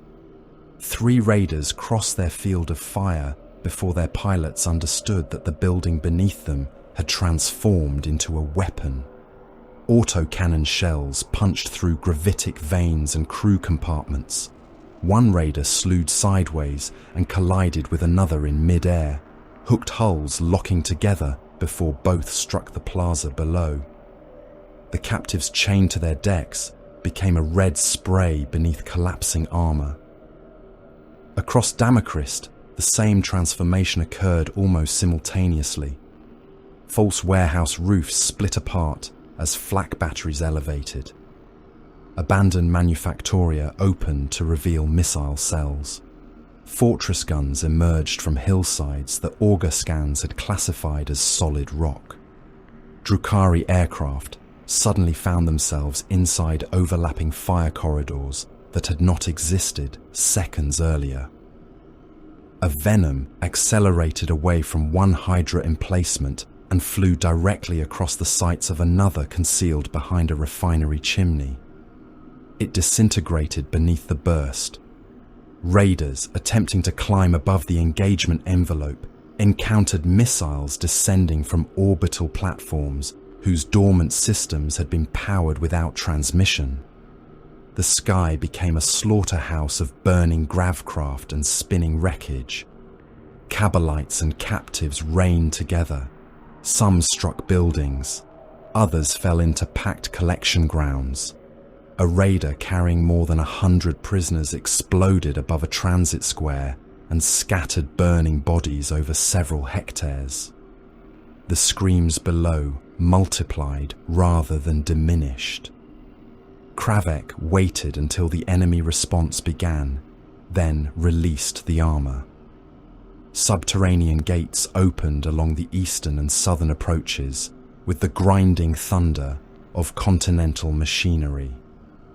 Expendable mortal infantry emerged first, not because they could defeat the Drukhari, but because every weapon fired at them revealed another position. Penal cohorts surged from tunnels under threat of execution by overseers behind them. Splinter fire cut the first ranks apart. Ravagers descended to engage concentrations. Reavers swept down the flanks. Only then did Vindicators appear, engines roaring as their tracks crushed through the remains of the human formations placed ahead of them. Kravek's command signal entered the armor net. Demolisher batteries, grid pattern Iron 7, fire without consideration for captive concentrations. The first shells struck Drukhari-held structures at ranges so short the Vindicators disappeared inside their own dust. Entire building faces folded inward. Collection platforms vanished under explosions that reduced aliens and prisoners alike to mist, powdered masonry and armor fragments. One transit terminal held thousands of captives beneath Cabalite guard. 3 demolisher shells entered the structure within seconds of one another. The roof lifted, fractured, and collapsed. Whatever screams remained beneath it were swallowed by tons of ferrocrete. Iron warrior armor advanced into the cloud before debris had stopped falling. The Drukhari adapted with equal speed.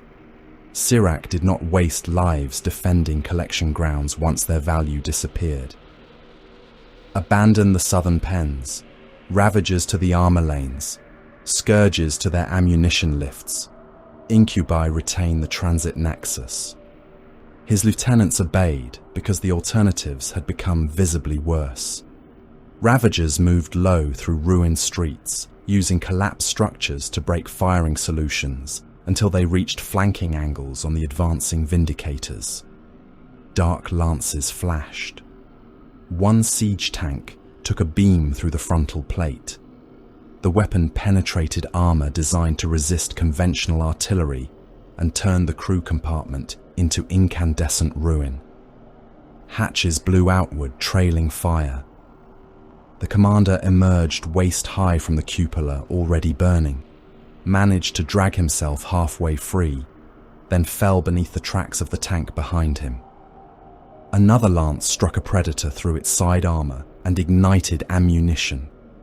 The resulting detonation tore the turret free and hurled it through a squad of mortal infantry. Scourges descended on hidden shell elevators, destroying loading mechanisms with concentrated fire before lifting away. One artillery chamber went silent after its hoists collapsed, trapping thousands of rounds beneath the guns they were meant to feed. The Drukhari did not attempt to hold ground that had become lethal. They cut the useful pieces from the Iron Warrior counterattack and moved again. Kravek entered the surface battle when a Talos breached the reserve junction ahead of his command column. The pain engine had already killed 3 Iron Warriors. One lay against a wall with his breastplate peeled apart, and the fused remains of his ribcage exposed beneath it. Another still fought despite having lost most of one leg, firing his bolter from the ground while the Talos advanced through the impacts. Its surgical limbs moved with obscene precision. A cutting arm opened the fallen legionary from hip to shoulder and scattered organs across the road. The warrior fired once more before another limb pierced his helm. Kravek came through the smoke with last argument raised. The Talos turned immediately. A hooked mechanical appendage struck one of the warsmith's mechatendrils and closed around it. Warning runes flared across Kravek's display as servos overloaded. He did not withdraw.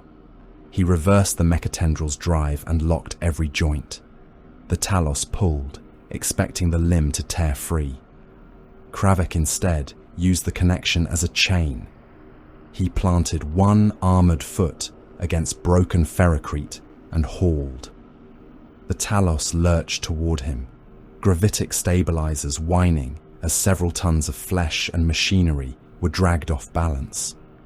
Its claws struck his cataphractii plate, one surgical blade scoring through an outer layer of ceramite, and another punching into the armor beneath his left pauldron. Kravek ignored both.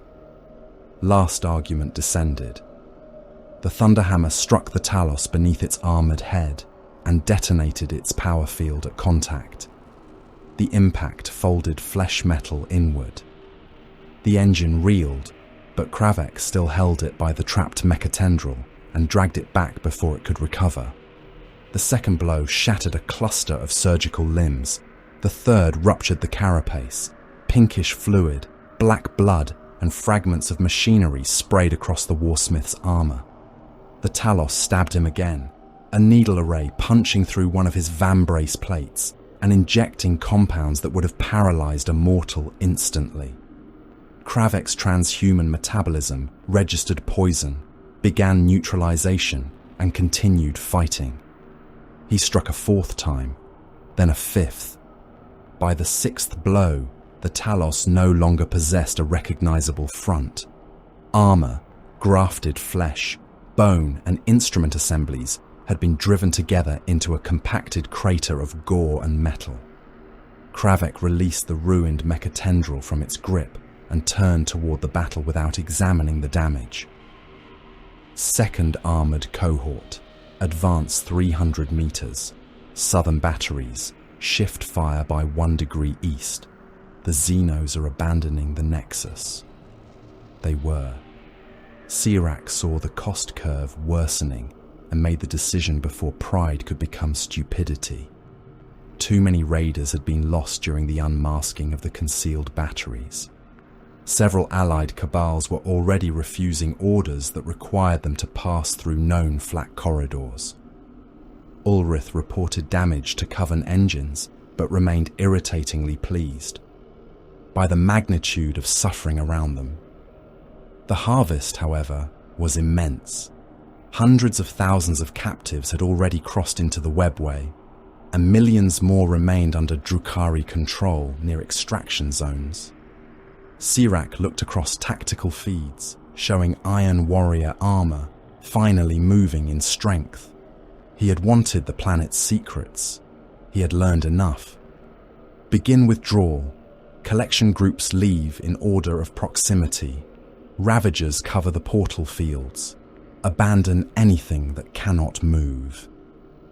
A lieutenant protested that 2 lesser cabals still held more prisoners than could be evacuated within the first cycle. Cyrak's expression hardened. Then they have mistaken possession for survival. Leave them. The withdrawal unfolded under fire. Raiders descended into collection grounds and rose burdened with chained captives. Venoms carried elite cadres away from collapsing fronts. Ravagers formed temporary gun lines around portal sites. Dark lances burning through pursuing armor before accelerating backward into apertures opening behind them. Iron warriors advanced methodically rather than charging. Kravek noticed the restraint at once. His forces possessed enough mass to press harder.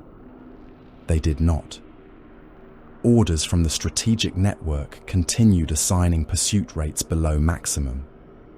Several Havoc teams allowed withdrawing raiders to cross ranges that should have guaranteed kills. Artillery batteries fired at the edges of portal zones instead of saturating their centers. The effect was subtle enough that the Drukhari interpreted survival as skill. Cyrak's coalition suffered heavily, but not catastrophically. Enough of its strength escaped to carry stories of a hard-won success back to Komarov. Enough captives vanished through the webway to make the raid profitable. Enough specialized warriors survived to make another attack conceivable. Kravek stood among the ruins of the central transit district, while the final aperture contracted into nothing. The roadway around him was layered with human and Drukhari dead. A shattered raider burned against the side of a manufactorum, its crew hanging from the wreckage in pieces. Iron warrior recovery vehicles moved past without slowing. Above, flak batteries continued tracking empty sky. Kravek opened the command channel to Perturabo. The extraction corridors remained accessible throughout withdrawal. His voice was controlled, but the accusation beneath it required no emphasis. We had firing solutions sufficient to destroy several primary portal fields. Permission to saturate them was withheld. Perturabo's presence entered the hololithic projector mounted within Kravek's command transport, forming as an immense iron shape through layers of static. Correct. Kravek looked across the casualty feed. Mortal losses numbered in the millions. Armor losses were significant. Drukhari wreck counts were substantial, but insufficient to cripple the coalition. Then Damacrist failed to close. Perturabo regarded him for several seconds. You continue to mistake Damacrist for the trap. Kravek said nothing. The first raids established their methods. This raid established their appetite. They committed Ravagers, Incubi, Coven engines, specialist cadres, and command elements in numbers previously withheld. They accepted temporary occupation of prepared ground. They altered withdrawal schedules under pressure.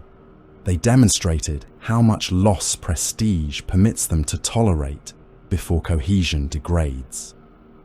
More data appeared around Perturabo's image, streams of timings, vectors, and casualty distributions gathered during the battle.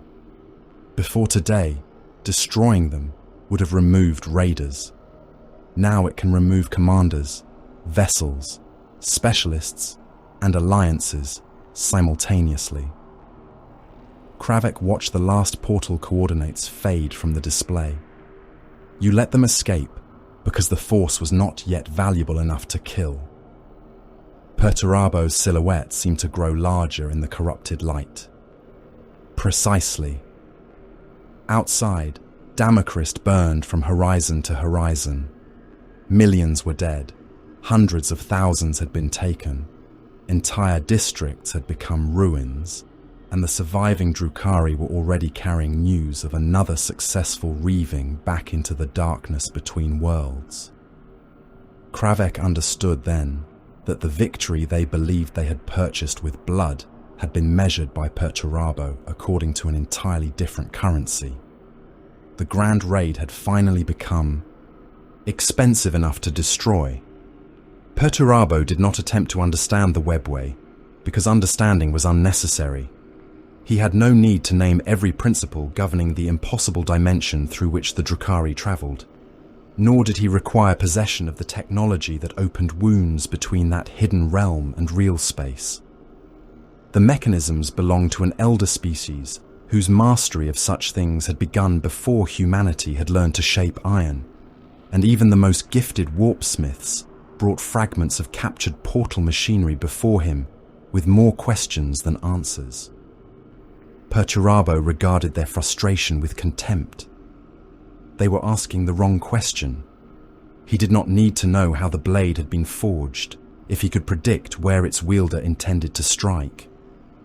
Around him, the strategic chamber beneath Medrengard had become an immense representation of accumulated behavior. Karen Secundus rotated beside Golak. Damochrist hung between them in layers of pale tactical light. Every recorded emergence aperture, every withdrawal point, every raider trajectory, and every interval between attack and extraction appeared within the projection. Perturabo discarded the technological mysteries and retained the necessities. Raiders required space to emerge without colliding. Slave collection required open ground, controllable approaches, and sufficient distance from heavy defensive batteries. Ravagers required firing lanes. Large extraction operations demanded protected real space around the portal, long enough for captives and vehicles to pass through in volume. Command vessels required observation positions from which they could monitor several such sites simultaneously. None of those conditions explained the webway. All of them explained the Drukhari. "They can emerge almost anywhere," Kravek Morn said as he watched the model rearrange itself. Perturabo corrected him without looking away. "No, they can open passages in many places. They choose fewer. Choice remains governed by purpose." The Primarch expanded the geometry of the last Damochrist raid until lines of approach formed visible cones around the extraction sites. They believe mobility absolves them of terrain. It does not. Terrain merely begins after they arrive. Damochrist was rebuilt around that conclusion. The scars of the Grand Raid were repaired only enough to look unchanged from distant reconnaissance. Shattered transit plazas remained blackened. Wrecked hab blocks were left standing at carefully measured angles. Burned collection grounds were cleared of bodies, but not of visible damage. Where webway apertures had appeared, the surface was preserved almost reverently. Beneath it, the world changed. Iron Warrior excavation engines hollowed chambers below those locations and filled them with mines, blast doors, ammunition elevators, and concealed firing positions. Ferrocrete foundations received charges large enough to collapse entire districts. Sealed assault galleries were packed with legionaries who drilled in darkness without ever seeing the streets above them. Havoc teams established intersecting fields that crossed apparent escape lanes from multiple elevations. Flak emplacements were lowered beneath armoured shutters disguised as rubble.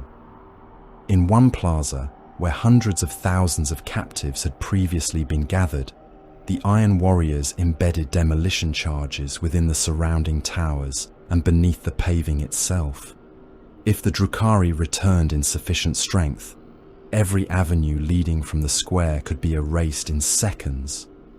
Kravek walked the buried chambers while warpsmiths recited readiness states. One described the arrangement as a killing field. Kravek shook his head. A field offers distance. He looked upward through meters of reinforced stone toward the empty plaza above. This is a chamber. They simply have not seen the walls. They returned because success demanded repetition. Sirak Vale had gained too much from Damakrist to withdraw gracefully. Slaves from Perturabo's domains were being sold, traded, and displayed throughout the outer reaches of Comora. Cabalites who had fought beneath the Bleeding Crown wore fragments of iron warrior plate as trophies, even when those fragments had been taken from corpses rather than defeated legionaries. Rival Archons who had mocked the first expeditions now requested participation in the next. Sirak despised them for arriving after the danger had been demonstrated survivable, yet their interest increased his standing. Every successful Reaving became evidence that he understood Perturabo's sons better than his rivals did. Every captured human, every wrecked fortress, and every Iron Warrior corpse became part of a reputation that could not be allowed to stagnate. He knew this. Worse, he knew Perturabo might know it as well. He stood within the command gallery of his vessel, while Damakrist's scarred surface rotated across a suspended image, and wondered whether he was being lured by his own victories. "The Mon-Ki repairs are incomplete," one of his lieutenants said. "Their armor has been withdrawn from 3 surface districts. The Western slave concentrations have doubled." Sirak regarded him coldly. "And you believe this generosity accidental?" The lieutenant hesitated. Sirak continued before he could answer. "Nothing the Iron Lord does is accidental. That does not make every opportunity false." He could withdraw, and his rivals would whisper that the Bleeding Crown had finally grown afraid. He could continue, and perhaps step exactly where Perturabo wished. In Comora, survival was never the avoidance of danger. It was choosing which danger could be turned into prestige before a rival used hesitation as a knife. Perturabo provided him another victory. The outer fortress known as Redoubt Varkos stood along Damakrist's northern industrial belt, an ugly mass of ferrocrete, gun casemates and armor plate positioned beside several densely populated transit districts. Its garrison included mortal troops in the millions and an Iron Warrior force large enough to make its loss significant. Kravek received the order personally. "You will allow the fortress to fall." He stared at the hololithic image of Perturabo without speaking for several seconds. The redoubt covers 3 ammunition corridors. They have already been rerouted. It contains Legion stores, decoys. Kravek's gauntlets tightened around the edge of the tactical table. "And the warriors assigned to defend it," Perturabo answered, with the same tone he might have used when discussing shell expenditure. "They will perform their function." Kravek understood what that meant. Hundreds of Iron Warriors would be committed to a defense designed to fail, not because they were weak or incompetent, but because their deaths would make the defeat convincing. The order offended the part of him that valued Legion's strength as material not to be squandered. It did not occur to him to object on moral grounds. "The fortress can hold." "I know." "Then its fall will require restriction of reinforcement." "Yes." Kravek inclined his head at last. "It will be done." Redoubt Varkos fought for 11 hours. The Drukhari struck its surface approaches with raiders and venoms, while scourges attacked the gun towers from above. Mortal regiments filled the trenches until bodies clogged firing steps and drainage channels. Splinter storms drove men into convulsions behind parapets. Ravager lances burned through bunker apertures. Talos engines reached the outer wall and tore at armor plate, while artillery from within the fortress fired so close that shell bursts threw fragments of defenders and attackers against the ramparts together. Iron Warriors held breach points with bolters and chain blades, mass reactive detonations opening Drukhari torsos in sprays of armor and flesh. One squad fought until its ammunition was exhausted and then advanced into the breach with combat blades, killing among the Kabalites until incubi cut them down. Kravek watched the battle from a command vault and refused every request for reserve commitment. By the 9th hour, the mortal defenders had begun collapsing in whole sectors. By the 10th, the Drukhari were inside the fortress. By the 11th, Redoubt Varkos belonged to Sirak. The victors celebrated upon mountains of the dead. Captive humans were dragged from collapsed shelters, while Kabalites fixed iron warrior helms to spear points and hung mutilated corpses from the battlements. Some of the legionaries had survived. Ulrich had instructed his attendants exactly how to recognize them. They were immobilized with exotic restraints, armor systems disabled, but bodies kept alive. One had lost both legs below the knee. Another had been impaled through the abdomen without damage to either heart. A third remained conscious despite half his face having been cut away when his helm was removed. They were transported into the webway with the living captives, not as slaves, but as specimens. Ulrich received them beneath surgical light so cold it seemed to bleach colour from blood. The homunculus approached the first restrained iron warrior with the courtesy of a physician meeting a valued patient. "You have been extraordinarily difficult to acquire."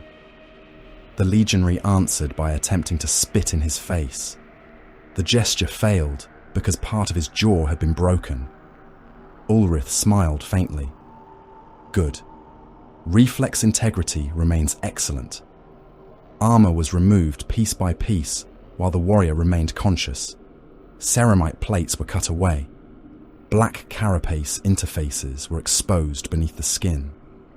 Ulrich opened the torso along old scar tissue and examined organs that had been repaired, replaced, and altered across centuries of war. He touched nothing without reason. Every incision answered a question. How had prolonged warp exposure changed the function of an Astarte's secondary heart? Which implants still responded according to baseline imperial design? What had mutation altered? Which pain responses remained beneath layers of indoctrination and transhuman endurance? The Iron Warrior cursed him throughout the procedure until blood filled his throat. He never begged. Ulrich seemed almost pleased by that. "Pain without surrender is still pain," he murmured. "You misunderstand your own usefulness." The Iron Warriors were no kinder to captives taken during the same campaign. Beneath Damochrist, warpsmiths worked on living Kabalites in chambers that resembled manufactoria more than interrogation cells. The aliens were not asked questions because Perturabo did not trust answers offered under pain. Instead, they were connected to machinery. Neural pathways were wired into captured targeting systems. Limbs were pinned inside mechanical restraint frames. Venoms and stimulants were introduced, while cogitators measured reaction speed, sensory thresholds, and stress responses. One Kabalite was forced to trigger a reconstructed portal beacon repeatedly, while Iron Warrior Auspex arrays monitored the delays between activation stages. Another was kept alive after most of his lower body had been replaced with industrial support machinery, so warpsmiths could determine whether physical trauma altered the speed at which Drukhari communications were received. Their screams attracted no audience. There was no celebration. Their suffering had no ritual value. It produced data, and therefore it continued. Kravik observed one such chamber and asked the supervising warpsmith how long the subject would survive. "At present rate, perhaps 3 hours." "You require 2. "Yes." Kravik turned away. Then reduced support. The first prepared portal kill zone activated on the 12th day after Redoubt Varkos fell. Sirak had dispatched a raiding formation back to the central transit plaza, where earlier harvests had proven profitable.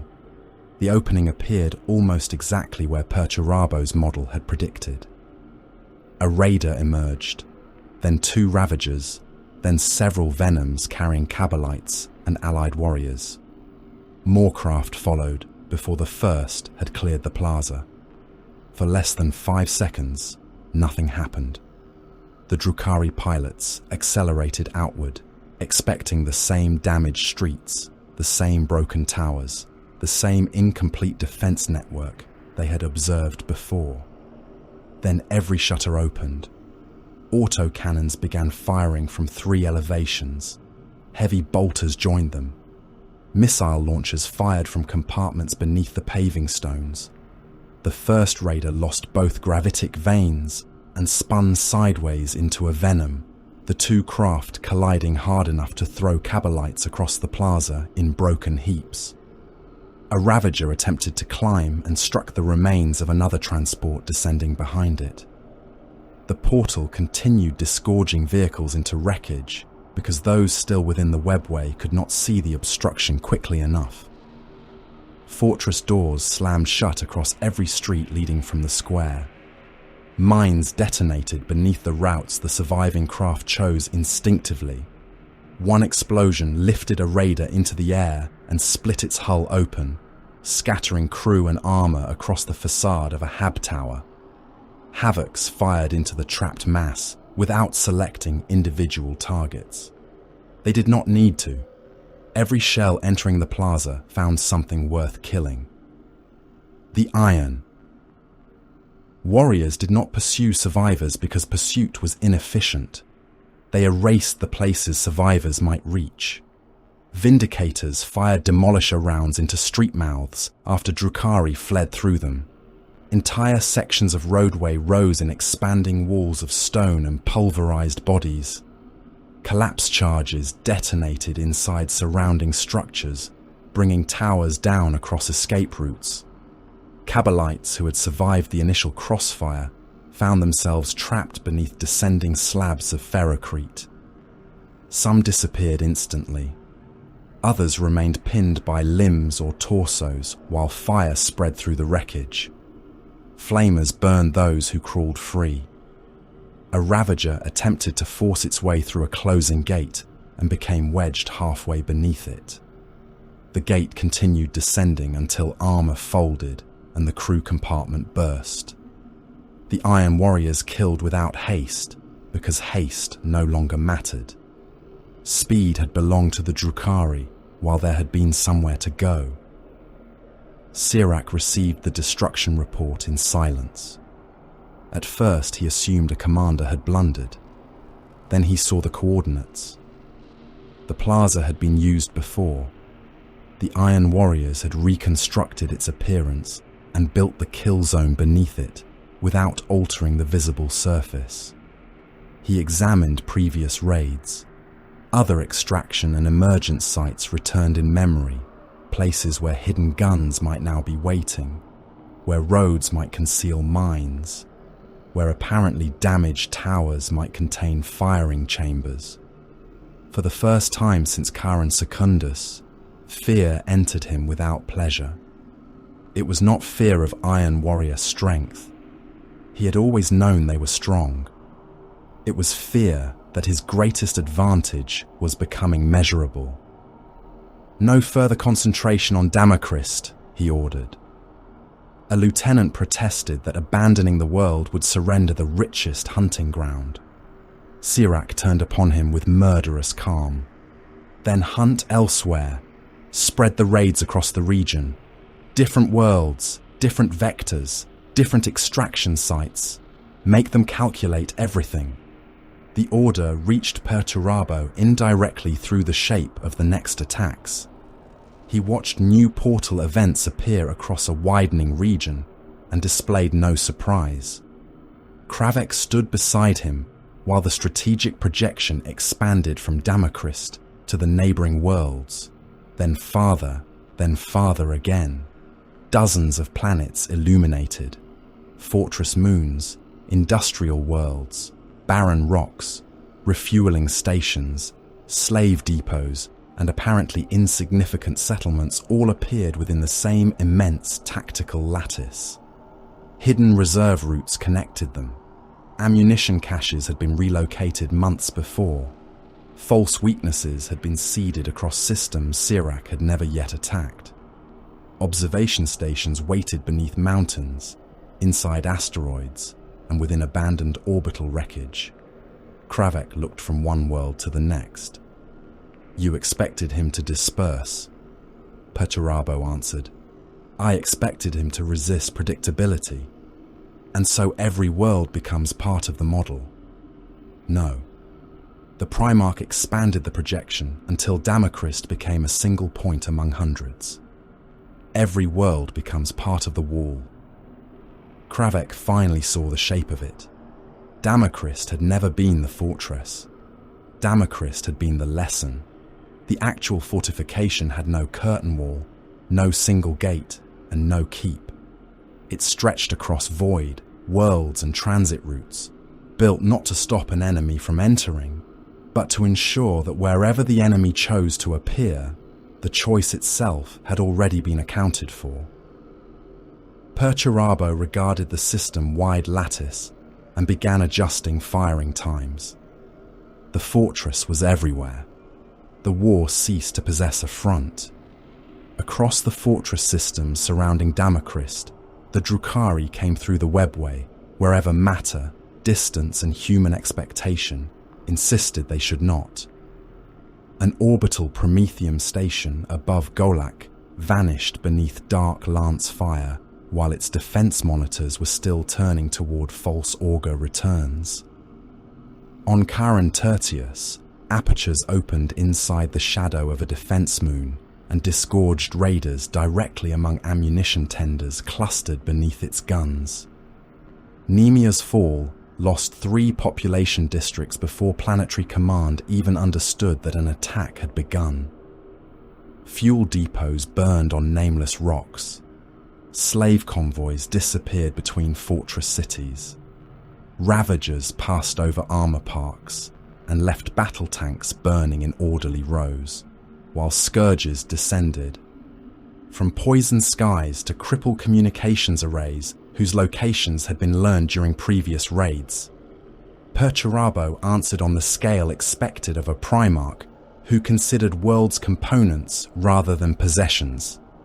Fleet groups changed course across multiple systems. Reserve cohorts marched in their millions through underground transit networks. Orbital macro batteries loaded shells large enough to crush city districts. Beneath Manufactoria, iron gates opened upon chambers that had remained sealed since the fortress worlds were first conquered, and things chained there awakened to the sound of war. Defilers unfolded from restraint pits, demon mines raging inside iron hulls, while battle cannons rotated toward elevators leading to the surface.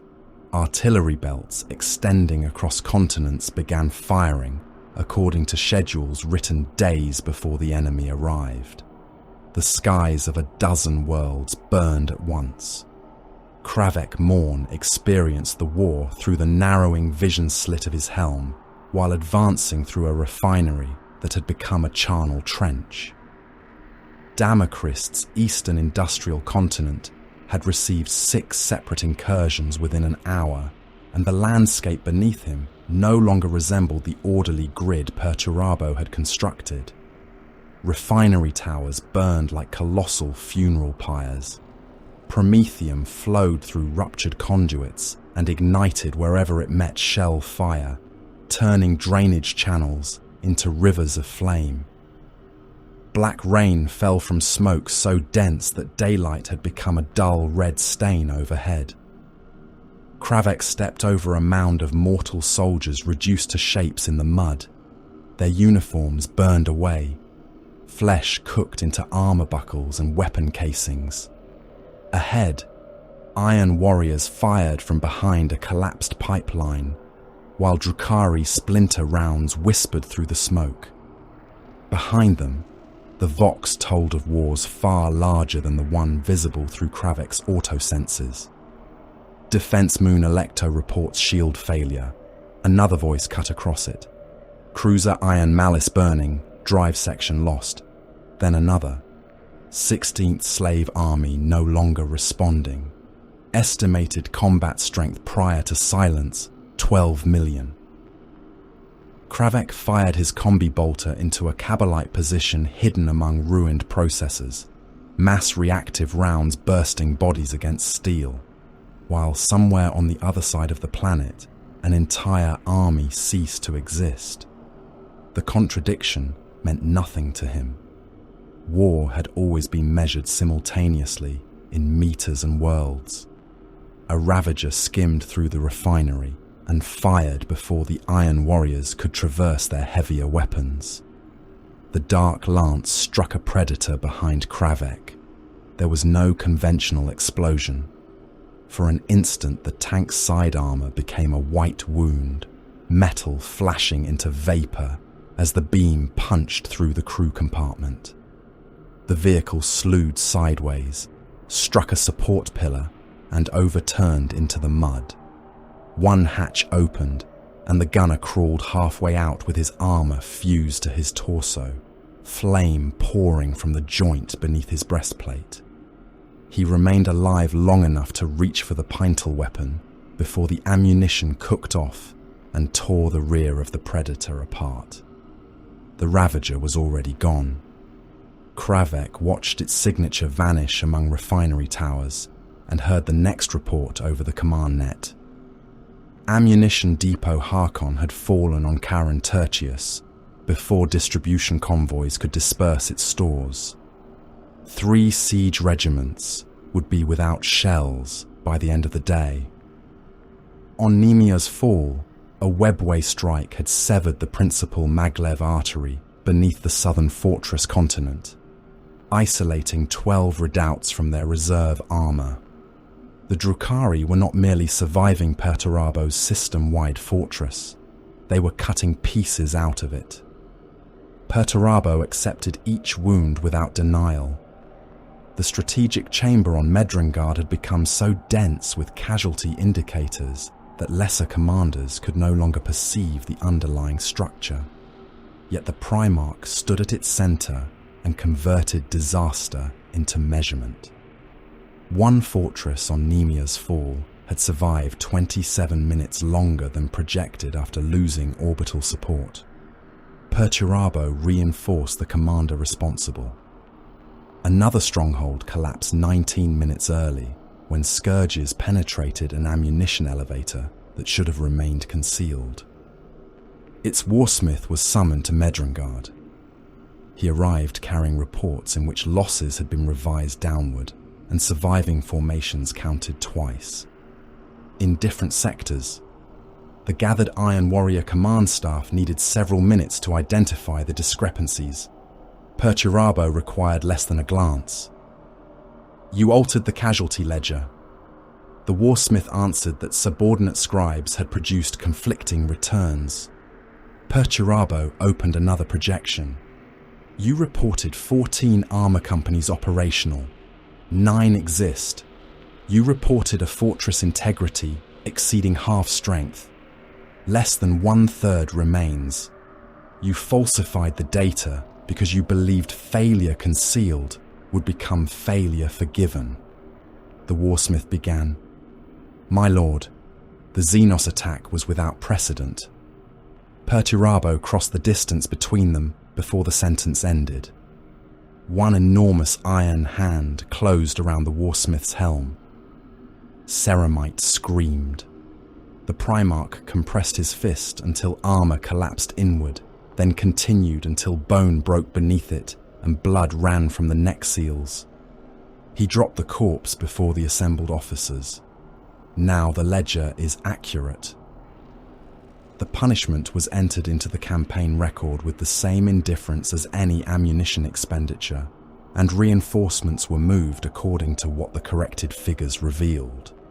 A fortress that resisted beyond expectation possessed something worth preserving, whether superior placement, competent command, or an enemy error that could be exploited. A fortress that failed too quickly exposed weakness. Perturabo had no interest in pretending otherwise. That refusal to protect his own pride was one reason Sirak Vale found him increasingly difficult to understand. The Drukhari had expected rage after Damacrist.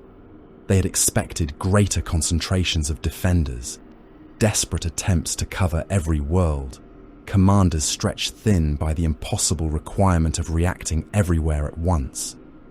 Instead, Perturabo allowed worlds to be wounded and changed deployments around the nature of each wound. Every Drukhari success taught him. Every destroyed magazine became an argument for changing magazine placement elsewhere. Every severed transport line produced redundancies in neighboring systems. Sirak recognized the pattern and hated it. A lesser enemy could be humiliated. Perturabo consumed humiliation as information. Kravek's continental counteroffensive began beneath an artillery barrage so violent that the ground had become fluid before the first armoured formations advanced. Earthshaker and Medusa batteries had fired through the night, reducing the western industrial basin to black mud churned with bodies, broken weapons, and fragments of architecture. Millions of mortal troops had been sent through the approaches before the Iron Warriors committed their valuable strength. Penal cohorts marched ahead in lines that dissolved beneath splinter fire and hidden mines. Where men exploded, the armor columns marked safe and unsafe lanes. Where Drukhari ambushes revealed themselves to slaughter the expendable infantry, Iron Warrior gunners recorded positions and erased them with shell fire. The first defilers crossed the trench network shortly afterward. Their immense crab limbs stepped across firing pits and wrecked transports, claws tearing obstacles aside, while battle cannons fired over the heads of the advancing legionaries. One demon engine caught a damaged raider beneath a forelimb, pinned it against the mud, and tore the vehicle open, while its crew fired uselessly into the armoured underside. The demon within the machine howled through external speakers as it pulled a cabalite from the wreck and crushed him inside the piston assembly of its claw. Mutilators advanced among the Iron Warriors, where the fighting became too close for disciplined gun lines. Their flesh-metal bodies shifted weapons according to murderous instinct, limbs swelling into blades, mauls and powered edges as they entered the ruins. They did not move with the elegance of the Drukhari. They endured. Splinter shards sank into warped flesh and accomplished little. Cabalite blades cut furrows through corrupted armour only for new metal to crawl across the wounds. Behind them came Kravek's legionaries, firing bolters in controlled bursts through smoke, thick with pulverized masonry and atomized blood. Mortal survivors tried to follow the advance and died underfoot when the armoured column accelerated. Kravek did not order the vehicles around them. The offensive timetable had already been delayed by 3 minutes. Sirak's answer came from above. Scourges descended behind the artillery belt in such numbers that the first warning was the shadow of their wings crossing gun crews below. They struck ammunition hoists, command relays, and targeting stations simultaneously. Heavy weapons fire slashed through crews before mortal defenders could raise rifles.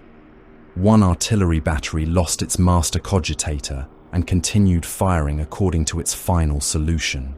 Shells marching uselessly across ground the Drukhari had already abandoned. Ravagers appeared through low cloud behind the advancing armour and fired into the rear of the Iron Warrior formation. Dark lances penetrated weaker engine housings and turned land raiders into burning barricades. Kravek saw 3 vehicles die in less than half a minute. He changed the advance rather than halt it. Second line moves through the wrecks. Do not clear them.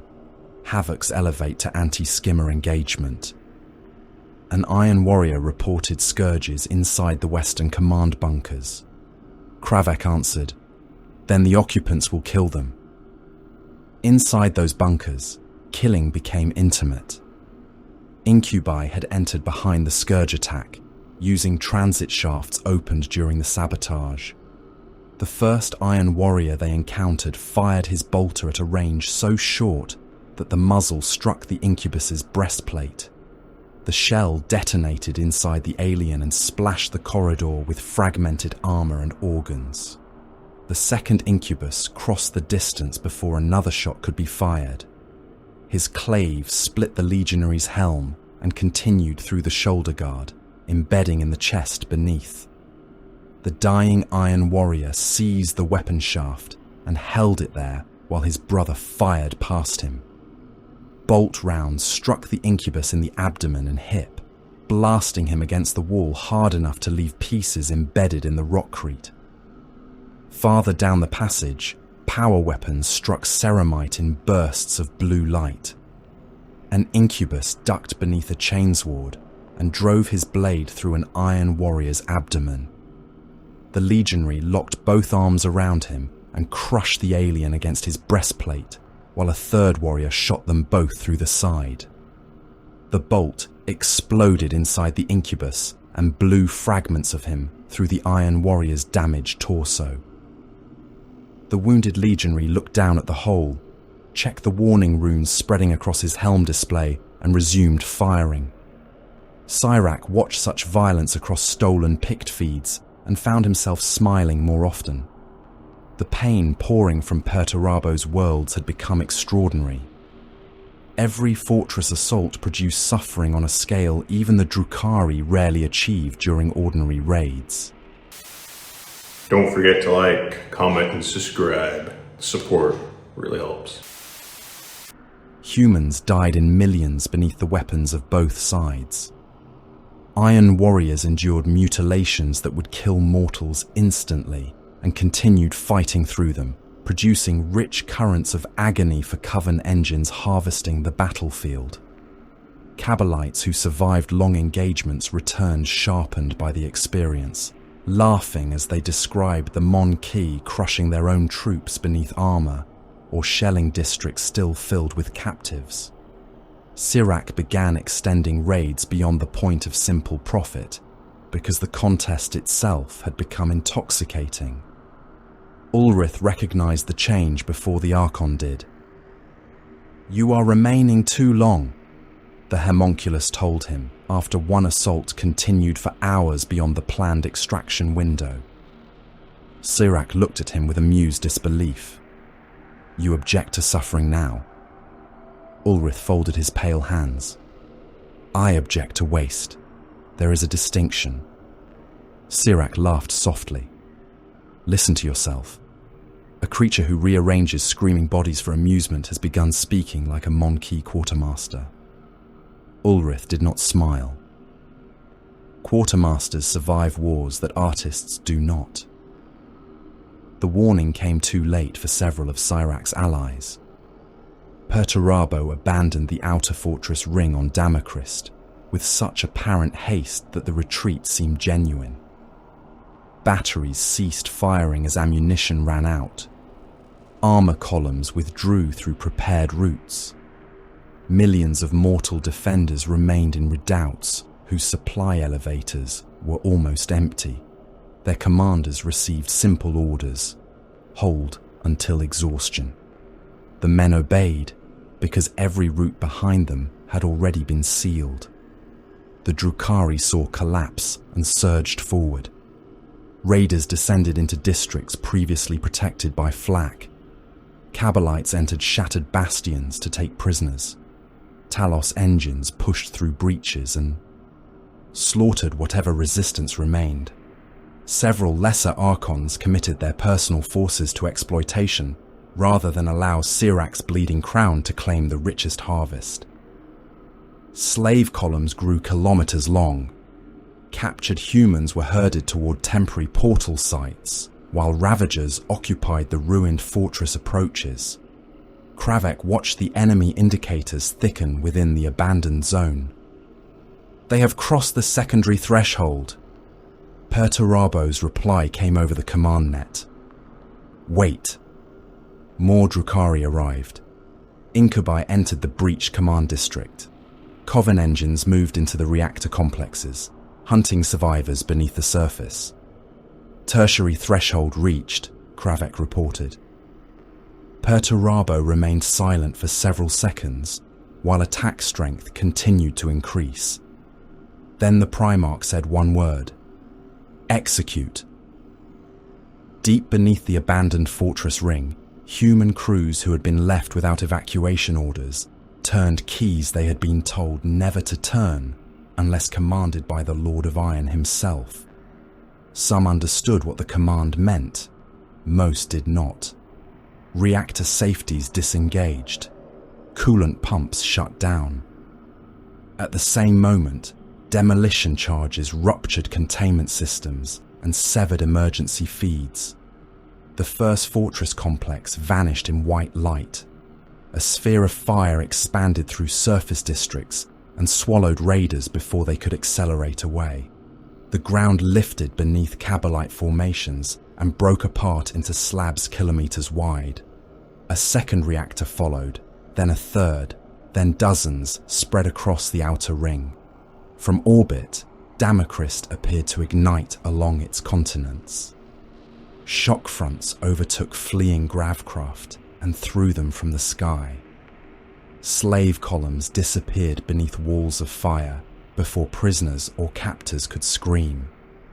Talos engines were reduced to silhouettes inside the brightness, and then to nothing. Fortress walls became molten debris traveling faster than artillery shells. Millions of defenders died at the same instant as the enemies they had been ordered to hold. Sirak's command vessel escaped because he had remained above the primary blast envelope.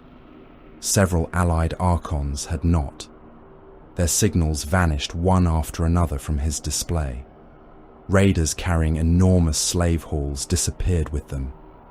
One Cabal lost almost its entire real space force before its portal could close. Another survived only because its commander had disobeyed Sirak's exploitation order and begun withdrawing early. The Archon watched the fire expand across Damacrist below and understood the thing he had repeatedly refused to accept. The Iron Warriors did not protect their worlds as possessions. Perturabo would demolish a fortress because the rubble made a better weapon.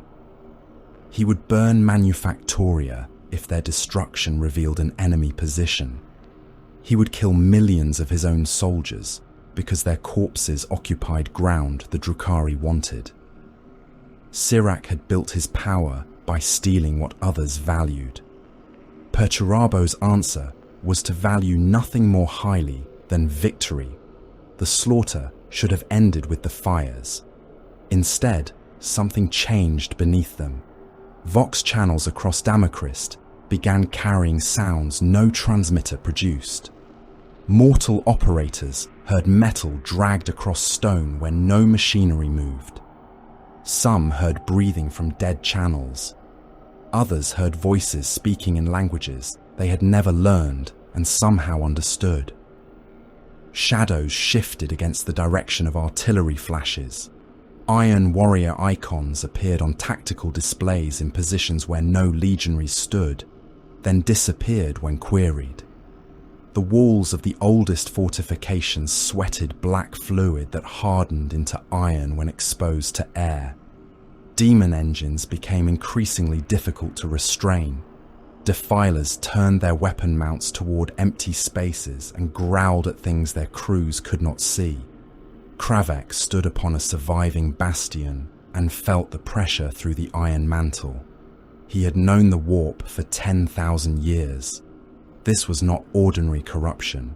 Reality itself seemed to have become thinner around the strongest fortifications, as though the cumulative slaughter, the architecture, and the intent behind both were forcing the material world into a shape more agreeable to something waiting beyond it. Far away, Perturabo watched the same readings accumulate across his strategic chamber. The infinite citadel had never been merely walls and guns. Every fortress was an anchor. Every siege strengthened the pattern. Every mountain reshaped into a redoubt, every billion shells fired, every army ground into blood beneath iron tracks imposed the same brutal principle upon real space. Order through fortification, permanence through suffering. Iron imposed upon the galaxy until the galaxy itself learned to bear the weight. On Damacrist, a dead Vox channel whispered with a voice too deep to belong to any mortal throat. Kravek turned toward it as every lumen in the bastion dimmed simultaneously. For one heartbeat, his shadow stretched across the wall in a shape far larger than his own. Then the lights returned. Kravek stared at the iron beneath his boots and understood that his gene sire was no longer preparing merely to command the war from afar. The battlefield was being prepared to receive him. The fortress knew before the men did. Across Damacrist, iron screamed inside walls that had not moved since their foundations were poured, a deep metallic complaint travelling through kilometres of ferrocrete and adamantium, as though every bastion had become part of one immense machine, forced suddenly beneath impossible load. Gun carriages trembled despite locked traverses. Chains hanging from ammunition cranes swung without wind. The demon engines reacted next. Defilers stalking between the ruins halted in unison. Crab limbs digging into mud as the entities bound within their hulls began to howl through Vox grills and exhaust stacks. One lowered its armoured body until its battle cannon touched the ground. Another clawed at the earth as though compelled to burrow away from whatever approached. Mortal troops suffered worse. Men collapsed inside trenches gripping their skulls. Blood spilled from noses, ears, and tear ducts. Some vomited onto their weapons. Others dropped to their knees without understanding why, laser guns forgotten as pressure built behind their eyes until vision became red. The air changed.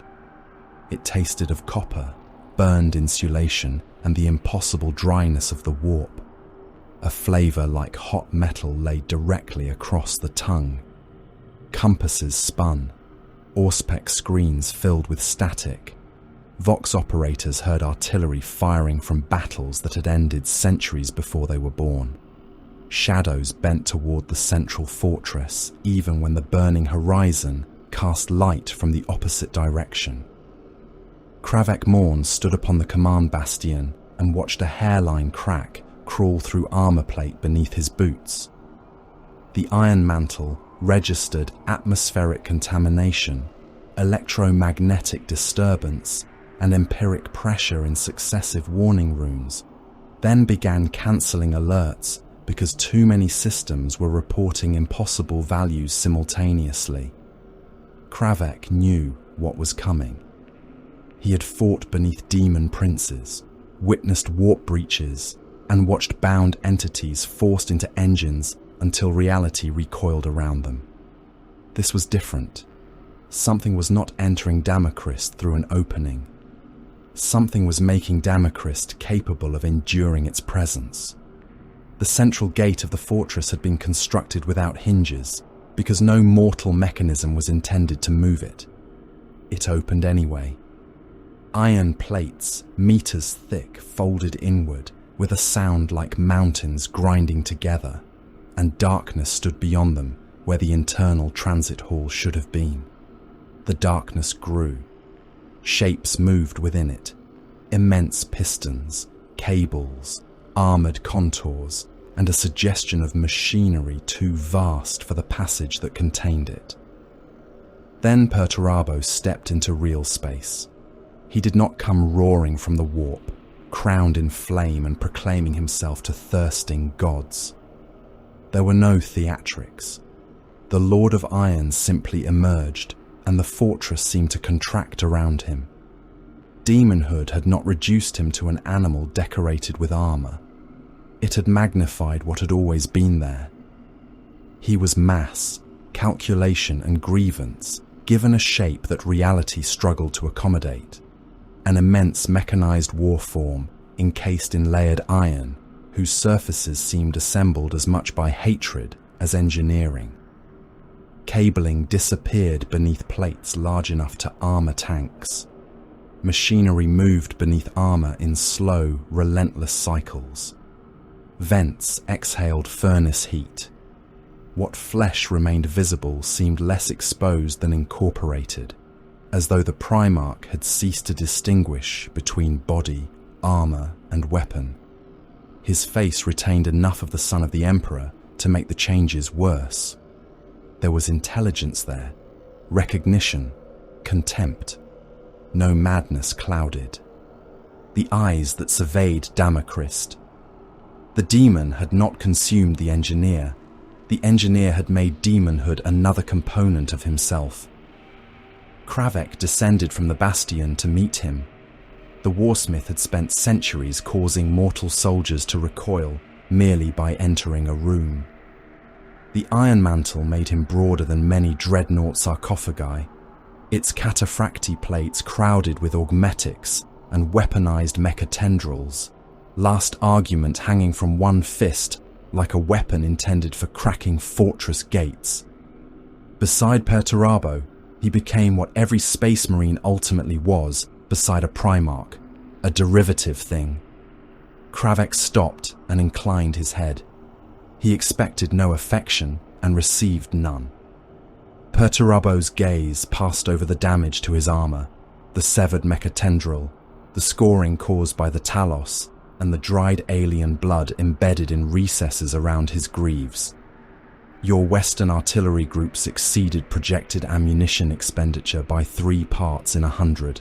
Kravek raised his head. Behind them, mortals were still collapsing from the pressure of the Primarch's manifestation. The Drukhari changed elevation after the first firing cycle. Additional airburst patterns were required. Perturabo's expression remained carved from disgust. Then your initial projection failed to account for adaptation. Yes, there was no defense to offer. Perturabo looked toward the burning horizon. "Correct it," Kravek answered. "It will be corrected." That was the entirety of his welcome. No acknowledgement of the worlds held, the billions expended, or the grand raid bloodied. The Lord of Iron had come to Damacrist and discovered a fractional inefficiency before he had taken 20 steps. News of his presence travelled faster than any Iron Warrior announcement could have carried it. Drukhari observation craft recorded the empiric distortion over Damacrist. Spies intercepted fragments of command traffic. Coven instruments reacted to a concentration of warp power vast enough to make Ulrith abandon an ongoing vivisection and examine the readings personally. Within hours, Sirak Vale possessed confirmation. He stood aboard his command vessel while the blurred image of Perturabo's arrival repeated before him, distorted by interference and distance, but unmistakable in scale. Around the Archon, several allied commanders urged withdrawal. Others spoke over one another about attacking immediately. Sirak ignored both groups. A living Astartes had value. A captured warsmith brought prestige. A captured demon Primarch would become an event remembered in the Dark City for ages. Rival Archons who possessed realms larger than Sirak's would be reduced to spectators before such a prize. He imagined Perturabo chained beneath the spires of Comora, imagined the auctions, the challenges, the impossible attention of powers that otherwise regarded lesser cabals as insects. His caution did not disappear. Ambition simply grew larger beside it. Ulrith watched the same image in silence. Sirak glanced toward him. "You are unusually quiet." The homunculus folded long fingers beneath his sleeves. "I was considering how one begins." "Begins what?" "Disassembly." Ulrith's tone might have belonged to a Medicae discussing an unfamiliar specimen. Primarch anatomy was already a rare thing before the species became extinct. Demonic integration complicates the question magnificently. Does one remove armor first, or has armor become organ? Which structures remain biological? What portion of consciousness is distributed through the machine components? I would require facilities. Sirac smiled. First, we must capture him. Ulrich returned the look with perfect calm. Archon, that is your profession. What follows is mine. Perturabo knew they would come. He stood within the forward fortress strategium while reports from a dozen worlds passed before him, correcting deployments with one hand as artificers connected local command engines directly to systems embedded within his warform. Kravek watched the process and understood that his gene sire was doing again what he had done at Medrengard, except now the battlefield surrounded him physically. They will identify this fortress as your command point, Kravek said. Yes. Its visible defenses remain below maximum strength.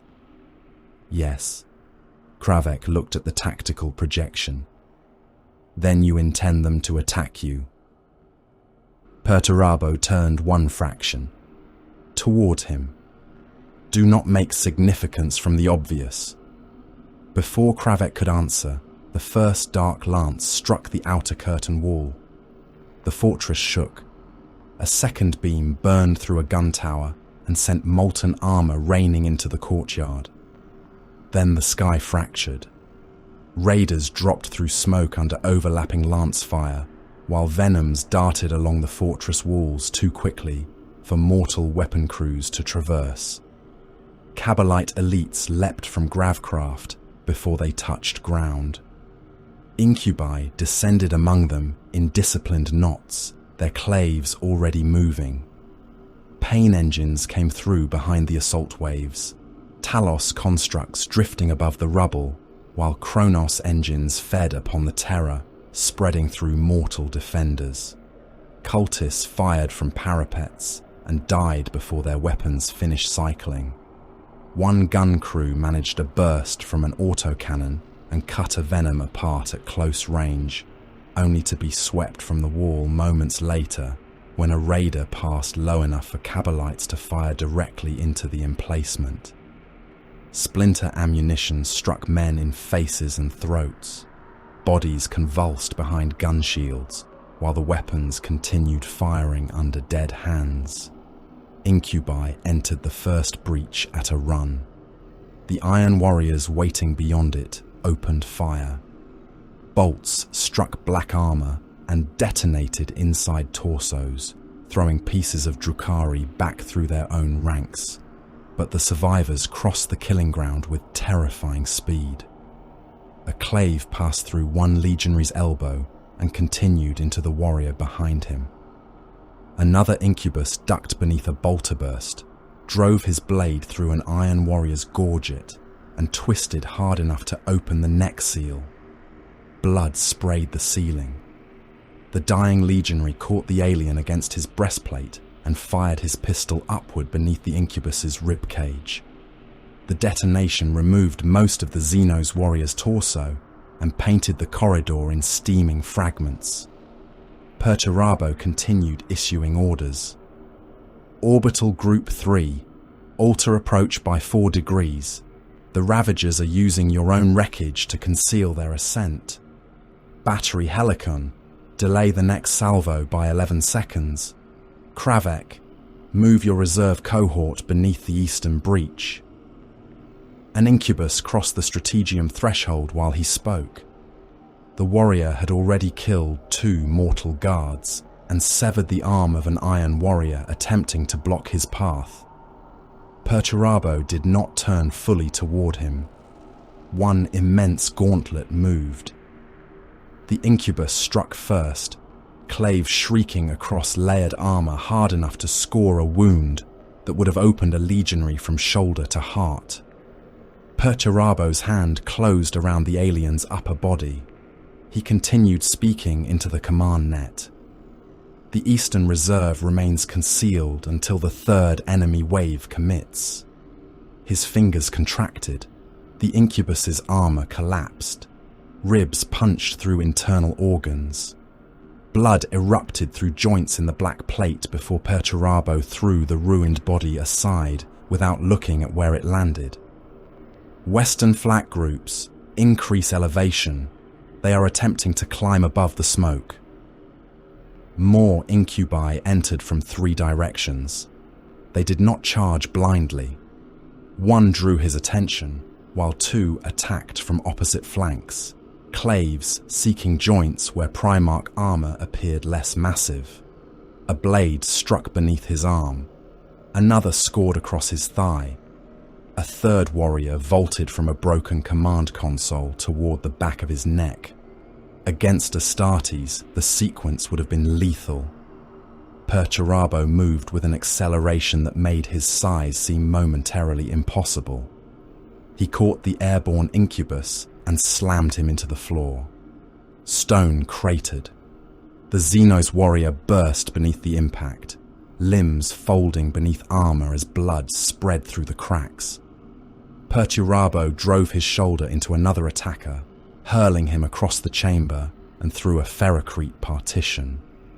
The 3rd managed to withdraw 2 steps before an integrated mechanism in the Primarch's armor discharged with a report that flattened every mortal still standing nearby.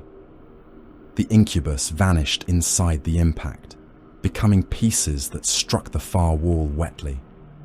Perturabo checked an orbital trajectory while alien blood ran from his gauntlet. "Acceptable," he said, and Kravek could not tell whether he referred to the killing or the fleet movement.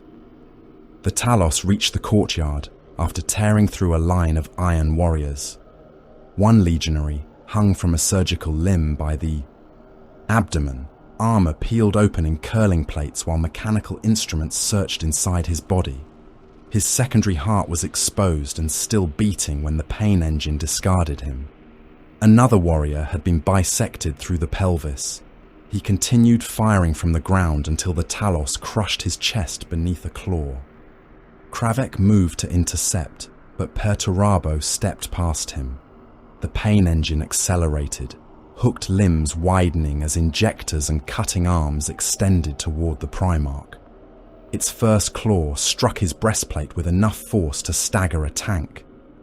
Perturabo absorbed the impact, seized the limb at its joint, and rotated his entire body. The Talos left the ground. For an instant, several tons of flesh, armor, and surgical machinery hung sideways in his grip. Then, Perturabo drove it into the fortress wall. Ferrocrete ruptured.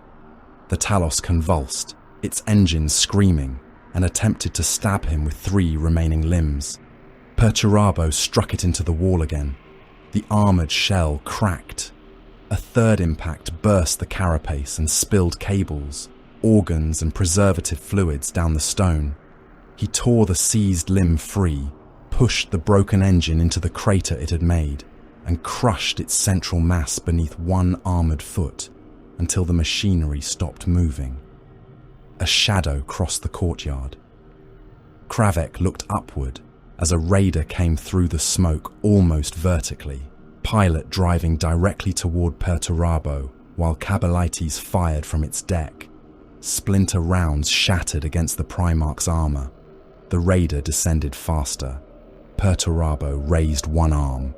Weapons nested within his warform adjusted with predatory precision and discharged at a range measured in scores of meters. The raider's prow disappeared in an eruption of shattered armor. Momentum carried the wreck onward. Perturabo stepped aside as it struck the courtyard, gouged a trench through bodies and masonry, and ploughed into the Kabalite formations advancing behind him. The grav craft rolled. Hooked veins scythed through its own warriors. Bodies went beneath the hull and emerged as smears across broken stone. The wreck finally struck a gun emplacement and exploded. Burning fragments rained around Perturabo. He did not watch them fall. Their aerial commitment has passed the threshold. Release the 2nd flak reserve. The hidden guns opened. Raiders began dying across the sky. Iron warriors roared through external vox speakers as the battle turned, but Perturabo gave no cry of triumph. He advanced through the courtyard while the fortress became an abattoir around him. An incubus lost both legs to bolt of fire and dragged himself forward by his hands until a legionary stamped his skull flat. A Cabalite was caught beneath a collapsing gunshield and split from hip to shoulder. A mortal cultist, mad with pain from splinter poison, clawed his own eyes out before a reversing land raider crushed him into the paving. Perturabo passed them all with the attention of an engineer walking through a failed manufactorum. He noted which armor layers had resisted claves, where the Talos had achieved penetration, how quickly Drukhari assault groups changed direction after meeting unexpected resistance. Death surrounded him in fountains, screams, and smoke. His expression never altered. Every corpse was evidence. Sirac witnessed enough through surviving attack feeds to abandon the assassination. He watched incubi make contact and fail. He saw the Talos shattered against the fortress itself. He saw Perturabo remain connected to the entire war while killing warriors who would have slaughtered ordinary space marines in moments. The Archon's hunger did not diminish. It changed form. "Withdraw the surviving elites." One lieutenant stared at him. "We have penetrated the inner line, and you have learned what waits beyond it." Sirac's eyes remained upon the image of Perturabo. He cannot be taken by killing his guards and surrounding him. We isolate him. We sever his support. We make the fortress move where we require it to move. Ulrich inclined his head. "Captured Iron Warrior command systems may assist." Sirac smiled slowly. "Then we will use the Mon Key's own iron to close around its master." The Drukhari began withdrawing. Kravek saw the change immediately and requested pursuit authority. "Their elite formations are disengaging. I can seal the southern route." Perturabo stood amid the wreckage of the courtyard, surrounded by bodies and burning vehicles. "No." Kravek looked toward him. "They have seen your position. They will return with a plan built around you." "Yes." Understanding arrived before the Primarch spoke again. It was Karen repeated on a greater scale. Damacrist refined once more. Perturabo had allowed the enemy to measure him because the measurement itself would dictate their next choice. "You wanted the Archon to witness this," Kravek said. Perturabo looked toward the final raider disappearing into the smoke. He required an objective greater than slaves. The last webway aperture closed. No guns fired upon it. Kravek surveyed the slaughtered courtyard and finally understood what his gene sire had done. Billions of mortals had drawn the Drukhari to Damacrist. Fortresses had taught them confidence. False victories had taught them commitment. Now Perturabo had given Sirac something his ambition could no longer ignore. The Lord of Iron had made himself the bait. Sirac Vale gathered the surviving masters of the Grand Raid beneath a ceiling made from the transparent armor of a captured void ship, and through it, Komarach stared down at them like a wound that had learned architecture. Towers rose upside down across distances no sane geometry could measure, blade-edged silhouettes hanging over abysses where lesser districts burned in perpetual twilight. Around the Archon stood Cabal lords whose forces had bled at Damacrist, mercenary captains whose contracts were already being renegotiated in whispers, incubi representatives who displayed neither impatience nor loyalty, and coven emissaries who regarded the losses of the previous assaults as interesting rather than tragic. Sirac allowed them to argue until contempt had ripened into anger. One Archon accused the Bleeding Crown of feeding allied vessels into prepared batteries. Another demanded a greater portion of future slave harvests as compensation for lost raiders. A third suggested that Perturabo's presence had changed the campaign and that wisdom now demanded withdrawal. Sirac waited until the voices had become loud enough to reveal every fracture in the coalition, then raised one hand. Silence came reluctantly. "You mistake manifestation for strength," he said. "The Iron Lord has made himself visible because he can no longer trust his sons to hold the worlds we have opened. His entire campaign must now protect him. Every reserve must answer his movements. Every fortress must orient itself around his presence. He has ceased to be the architect and become the cornerstone." Sirac smiled at the gathered predators. "And cornerstones can be removed." Ulrich stood apart from the others, long surgical fingers folded within his sleeves. Or the structure was built around the expectation that someone would attempt exactly that. The homunculus spoke softly, yet the chamber quieted further, because even archons accustomed to threats listened when Ulrich abandoned amusement. "Our losses now exceed the replacement value of what we have taken. Talos engines require reconstruction. Experienced Kabbalites are being expended faster than slaves can compensate for them. Several allied leadership cadres have ceased to exist. Continue at this rate, and victory will become a poetic term for bankruptcy." Sirac turned toward him. "You sound afraid." Ulrich inclined his head. "Fear is a useful response to correct information." A few of the archons laughed. Sirac did not. "You spoke differently when you imagined opening the Primarch upon your table." "I still do." Ulrich's expression remained almost kindly. "I merely prefer specimens whose capture does not destroy the laboratory." Sirac descended one step from his dais. "Then perhaps your laboratories have grown timid." The insult was calculated. Coven prestige mattered differently from Cabal power, but it mattered. Ulrich's eyes narrowed by the smallest degree. Sirac continued. "Withdraw if you wish.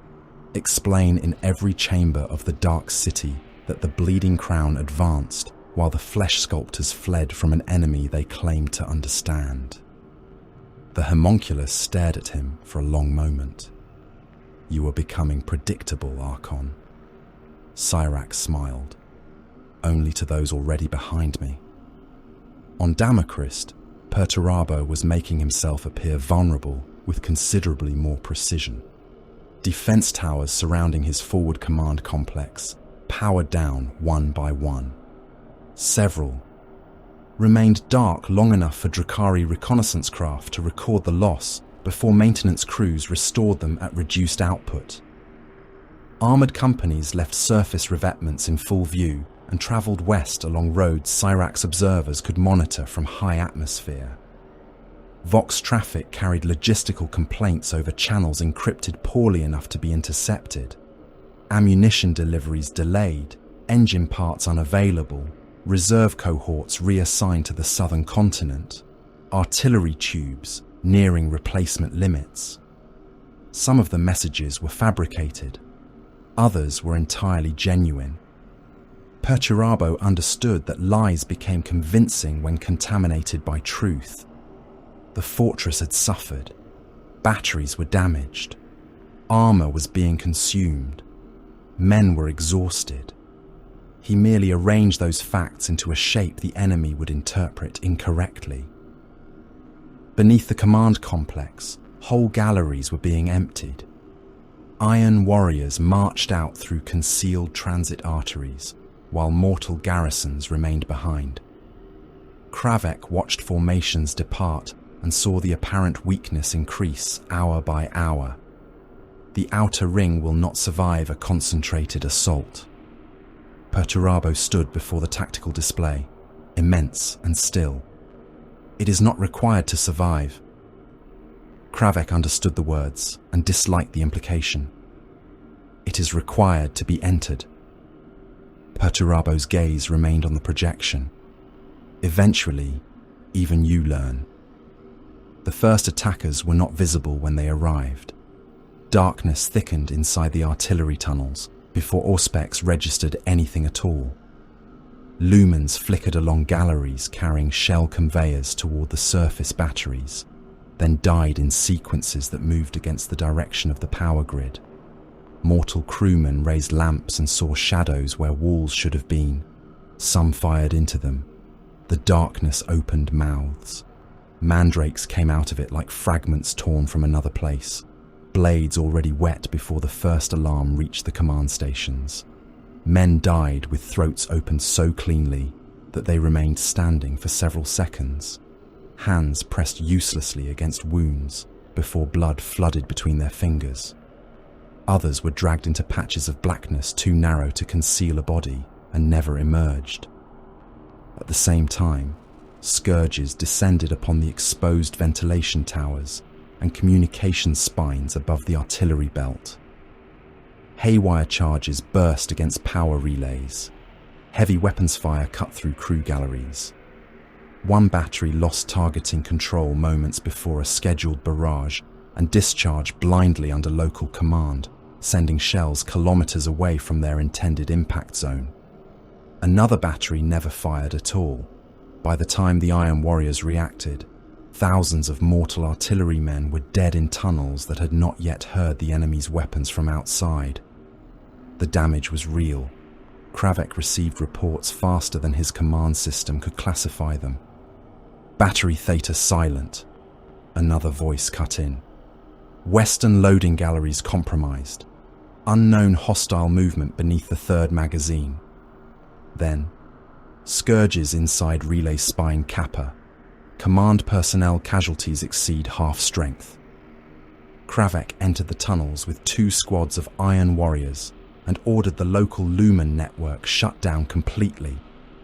Mortal survivors protested over the Vox that they could see nothing. Kravek answered, "Then remain where you are and die quietly." His helm shifted to thermal imaging. Heat signatures bloomed through the darkness, cooling bodies, ruptured steam lines, overloaded generators. The mandrakes were worse, appearing only intermittently, shapes at the edge of detection that vanished when weapons turned toward them. Kravek established overlapping fire lanes and moved by sections. No warrior advanced without another covering the shadows beyond him.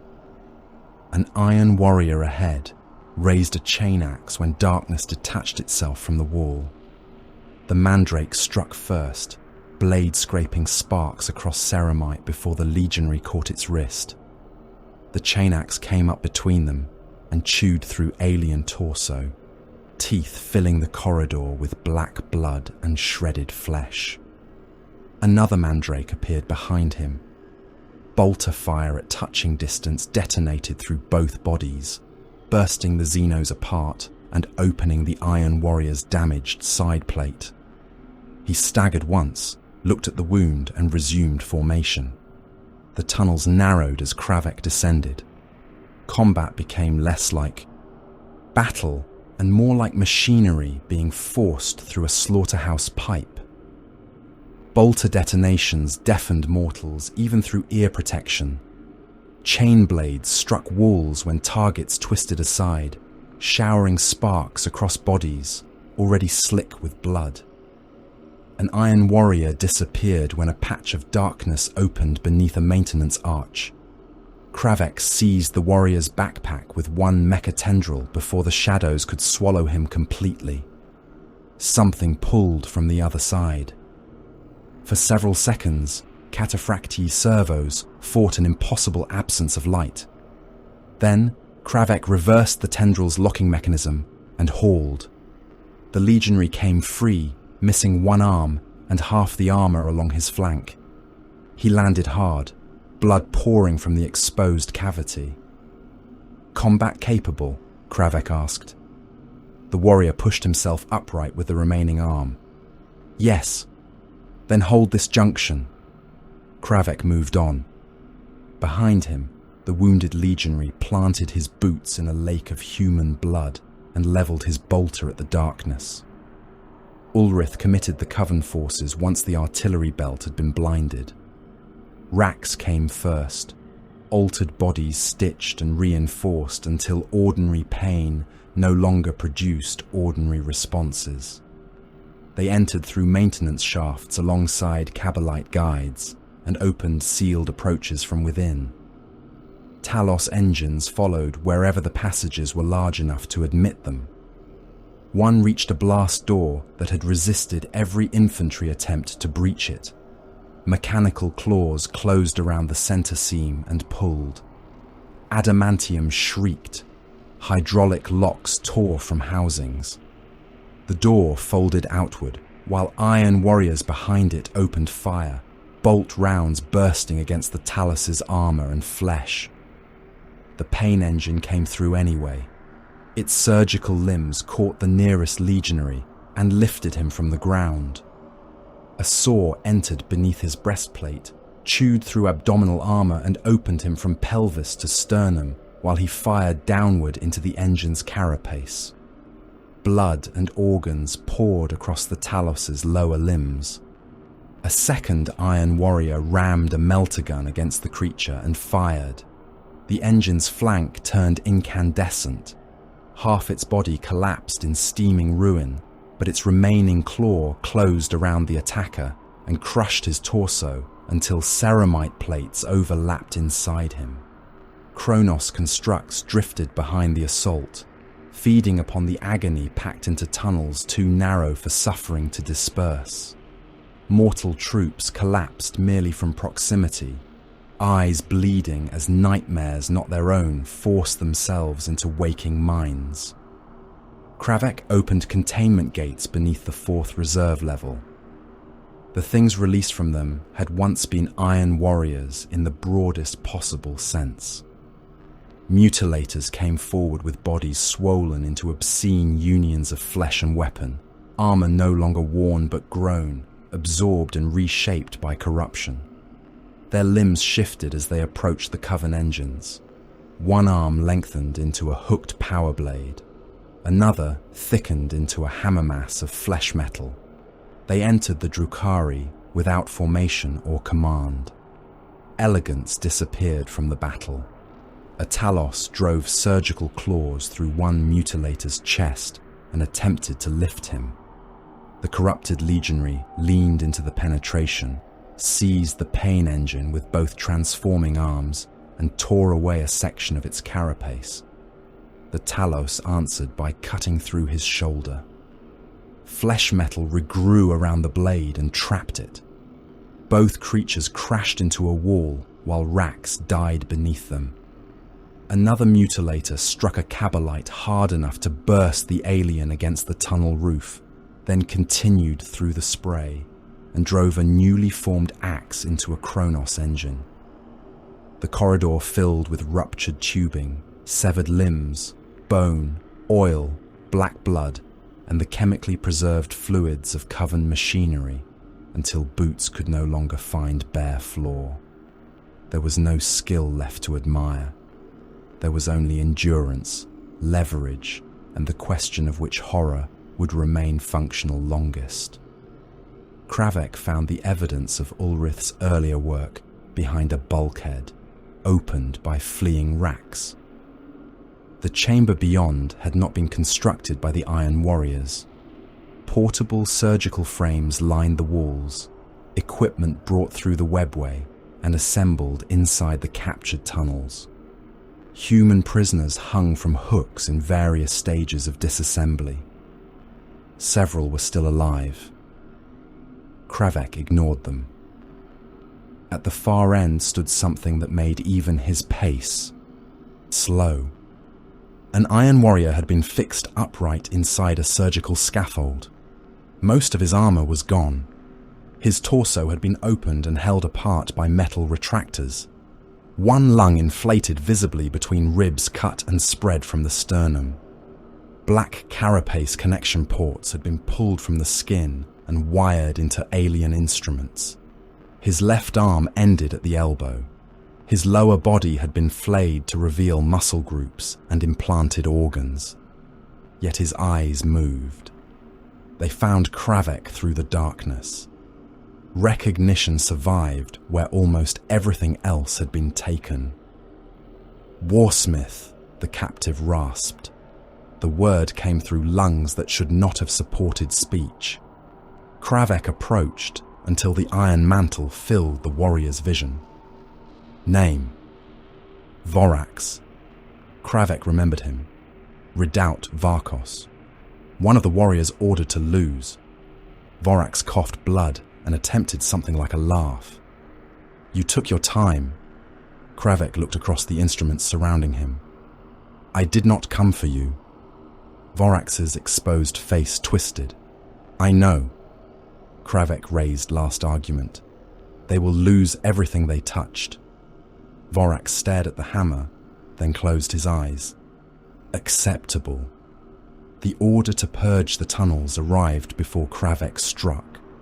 Perturabo's voice entered every Iron Warrior command channel simultaneously. Withdraw designated forces to the Red Line. Ignite reserve galleries. Collapse all passages below Sector 3. Kravek looked at Vorax. The captive opened his eyes again. He had heard the command through whatever remained of his implanted systems. Do it, he said. Kravek turned away. Last argument remained unstained. Rescue would have required time the projection did not permit. Across the subterranean complex, Iron Warriors disengaged without confusion. Mortal troops were not warned.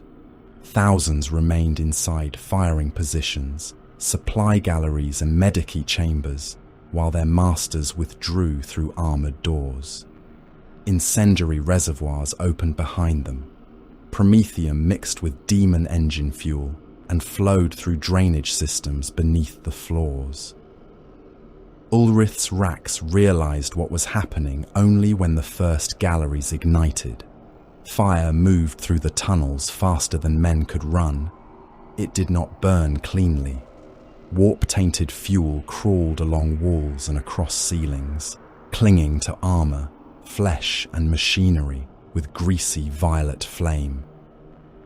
Mortal soldiers became torches inside seconds. Some reached sealed blast doors and beat against them until skin burned from their hands. Racks continued moving after their bodies had caught fire, surgical modifications keeping them alive long enough to spread the flames farther.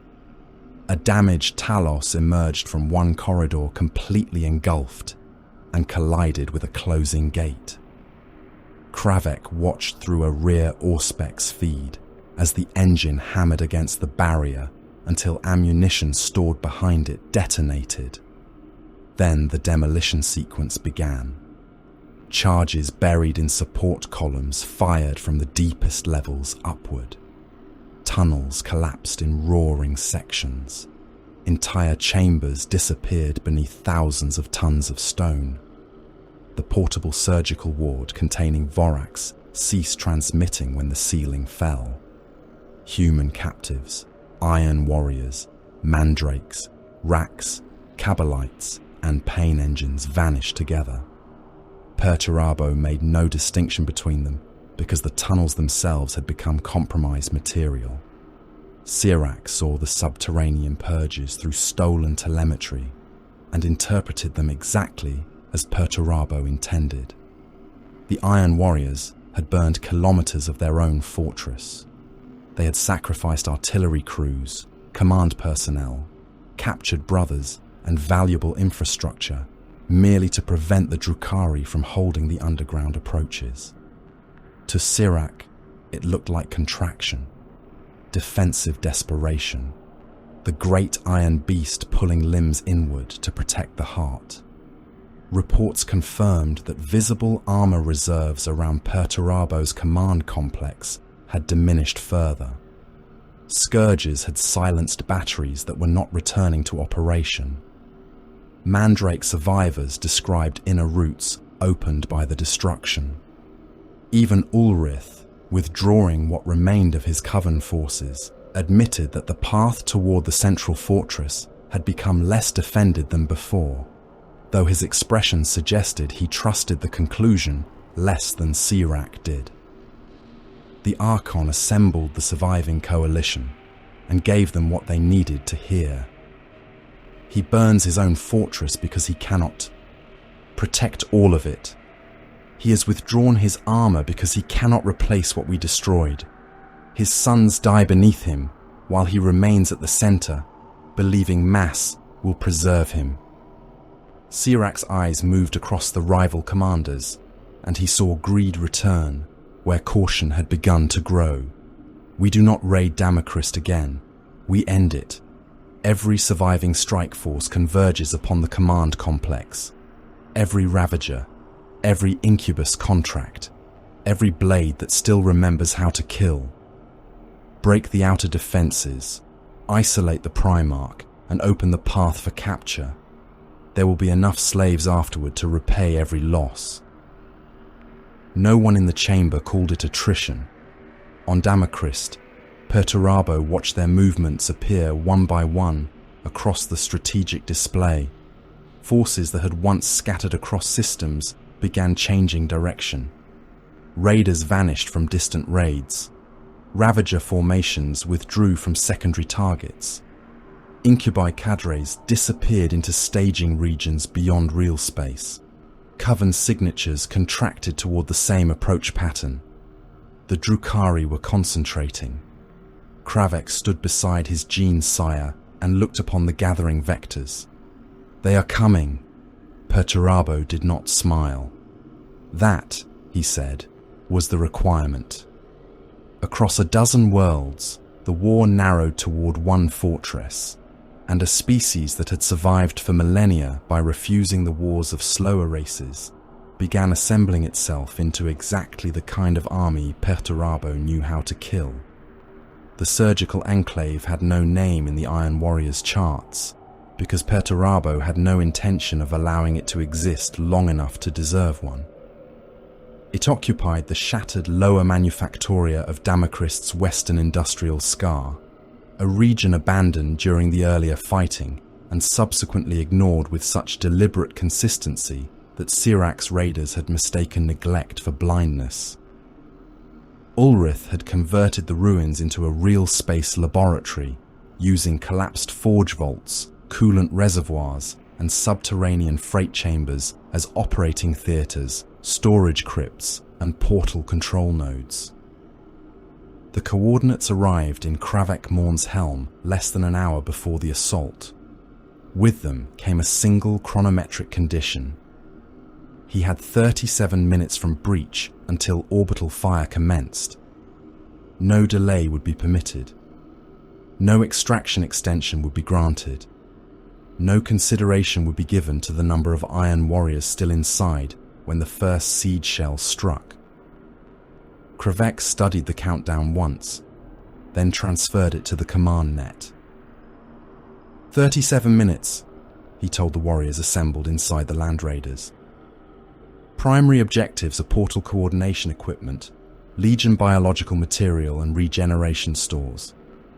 Secondary objective is the homunculus. Kill whatever obstructs the first three. One legionary asked what priority captives held. Kravek's answer came before the question had fully faded from the Vox. None. The armoured column entered the Manufactorum district beneath artillery smoke. No preliminary bombardment had been used because Perturabo wanted the enclave intact long enough for its internal systems to be identified before destruction. Vindicators instead fired directly into the surface access points as Kravek's force approached, demolisher shells collapsing towers onto roads and sealing visible exits.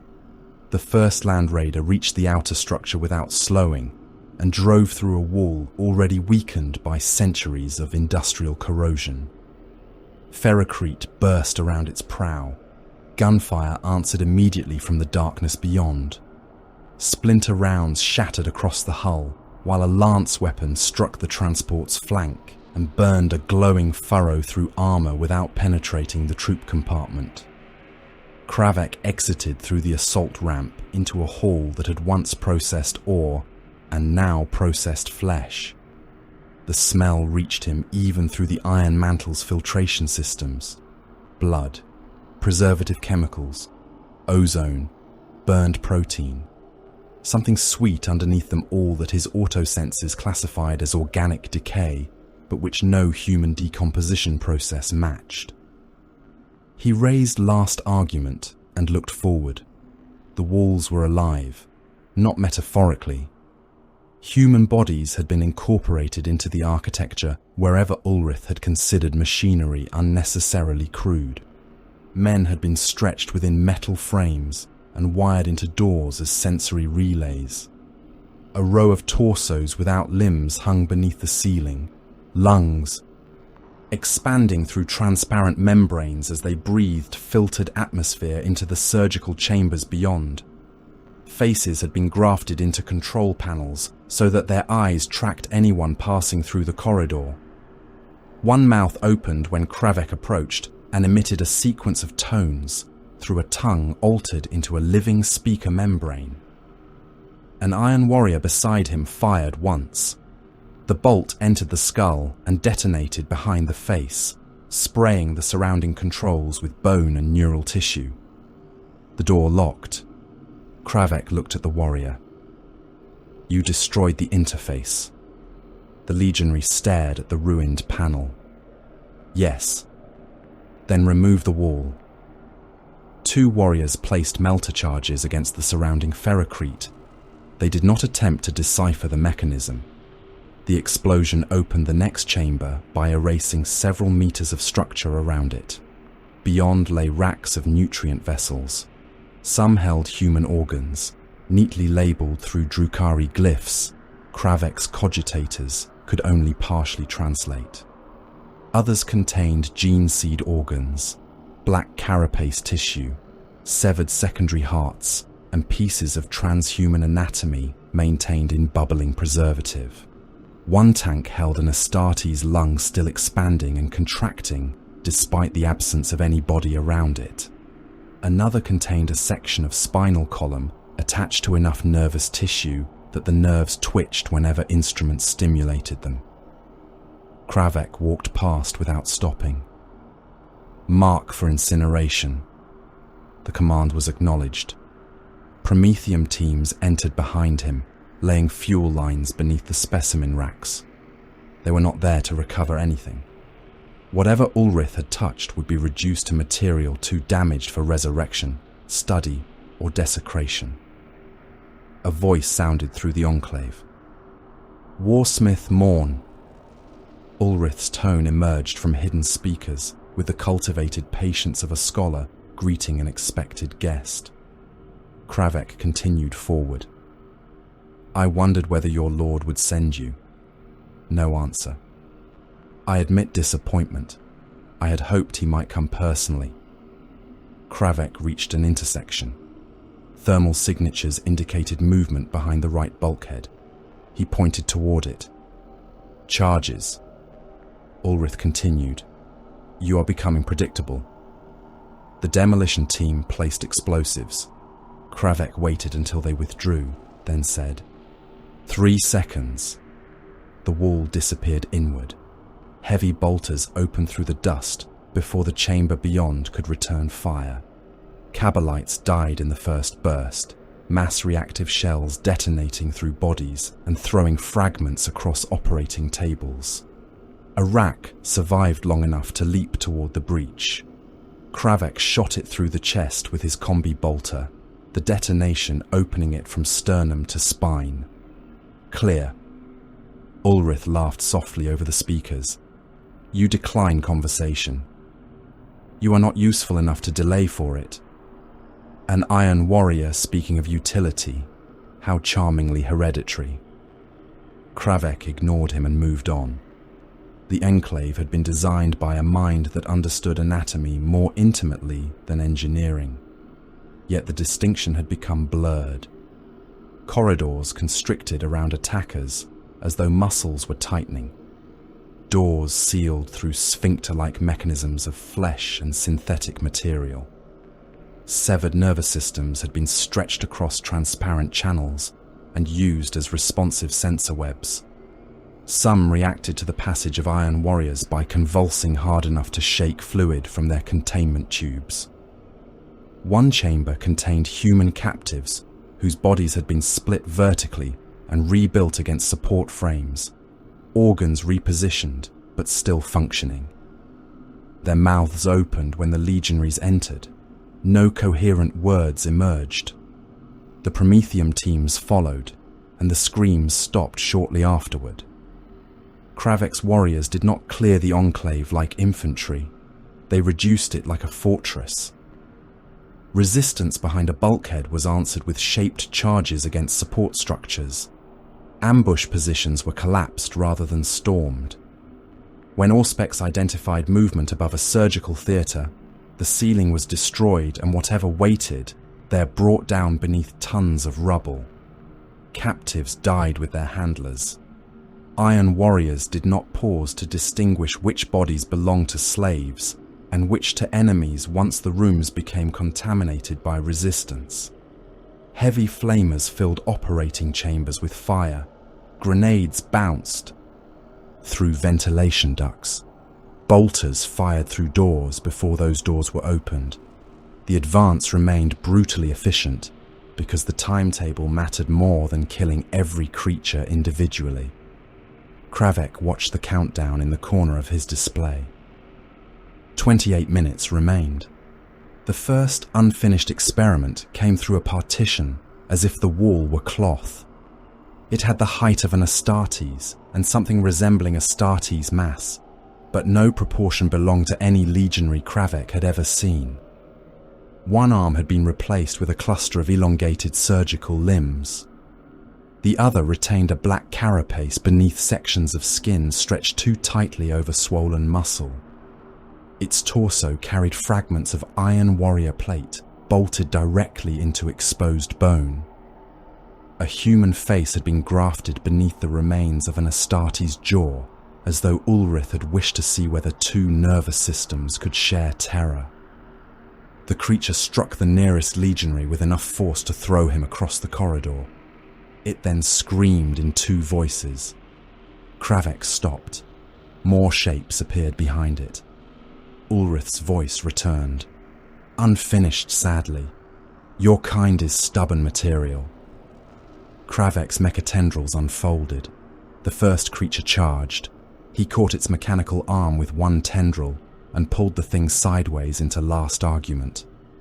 The thunderhammer struck the torso and detonated the field at contact.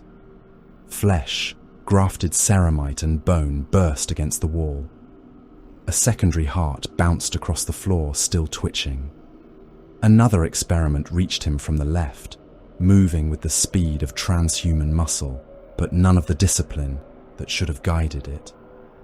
Kravek allowed its claws to rake across his pauldron while he drove the hammer upward beneath its ribcage. The impact lifted the creature from its feet.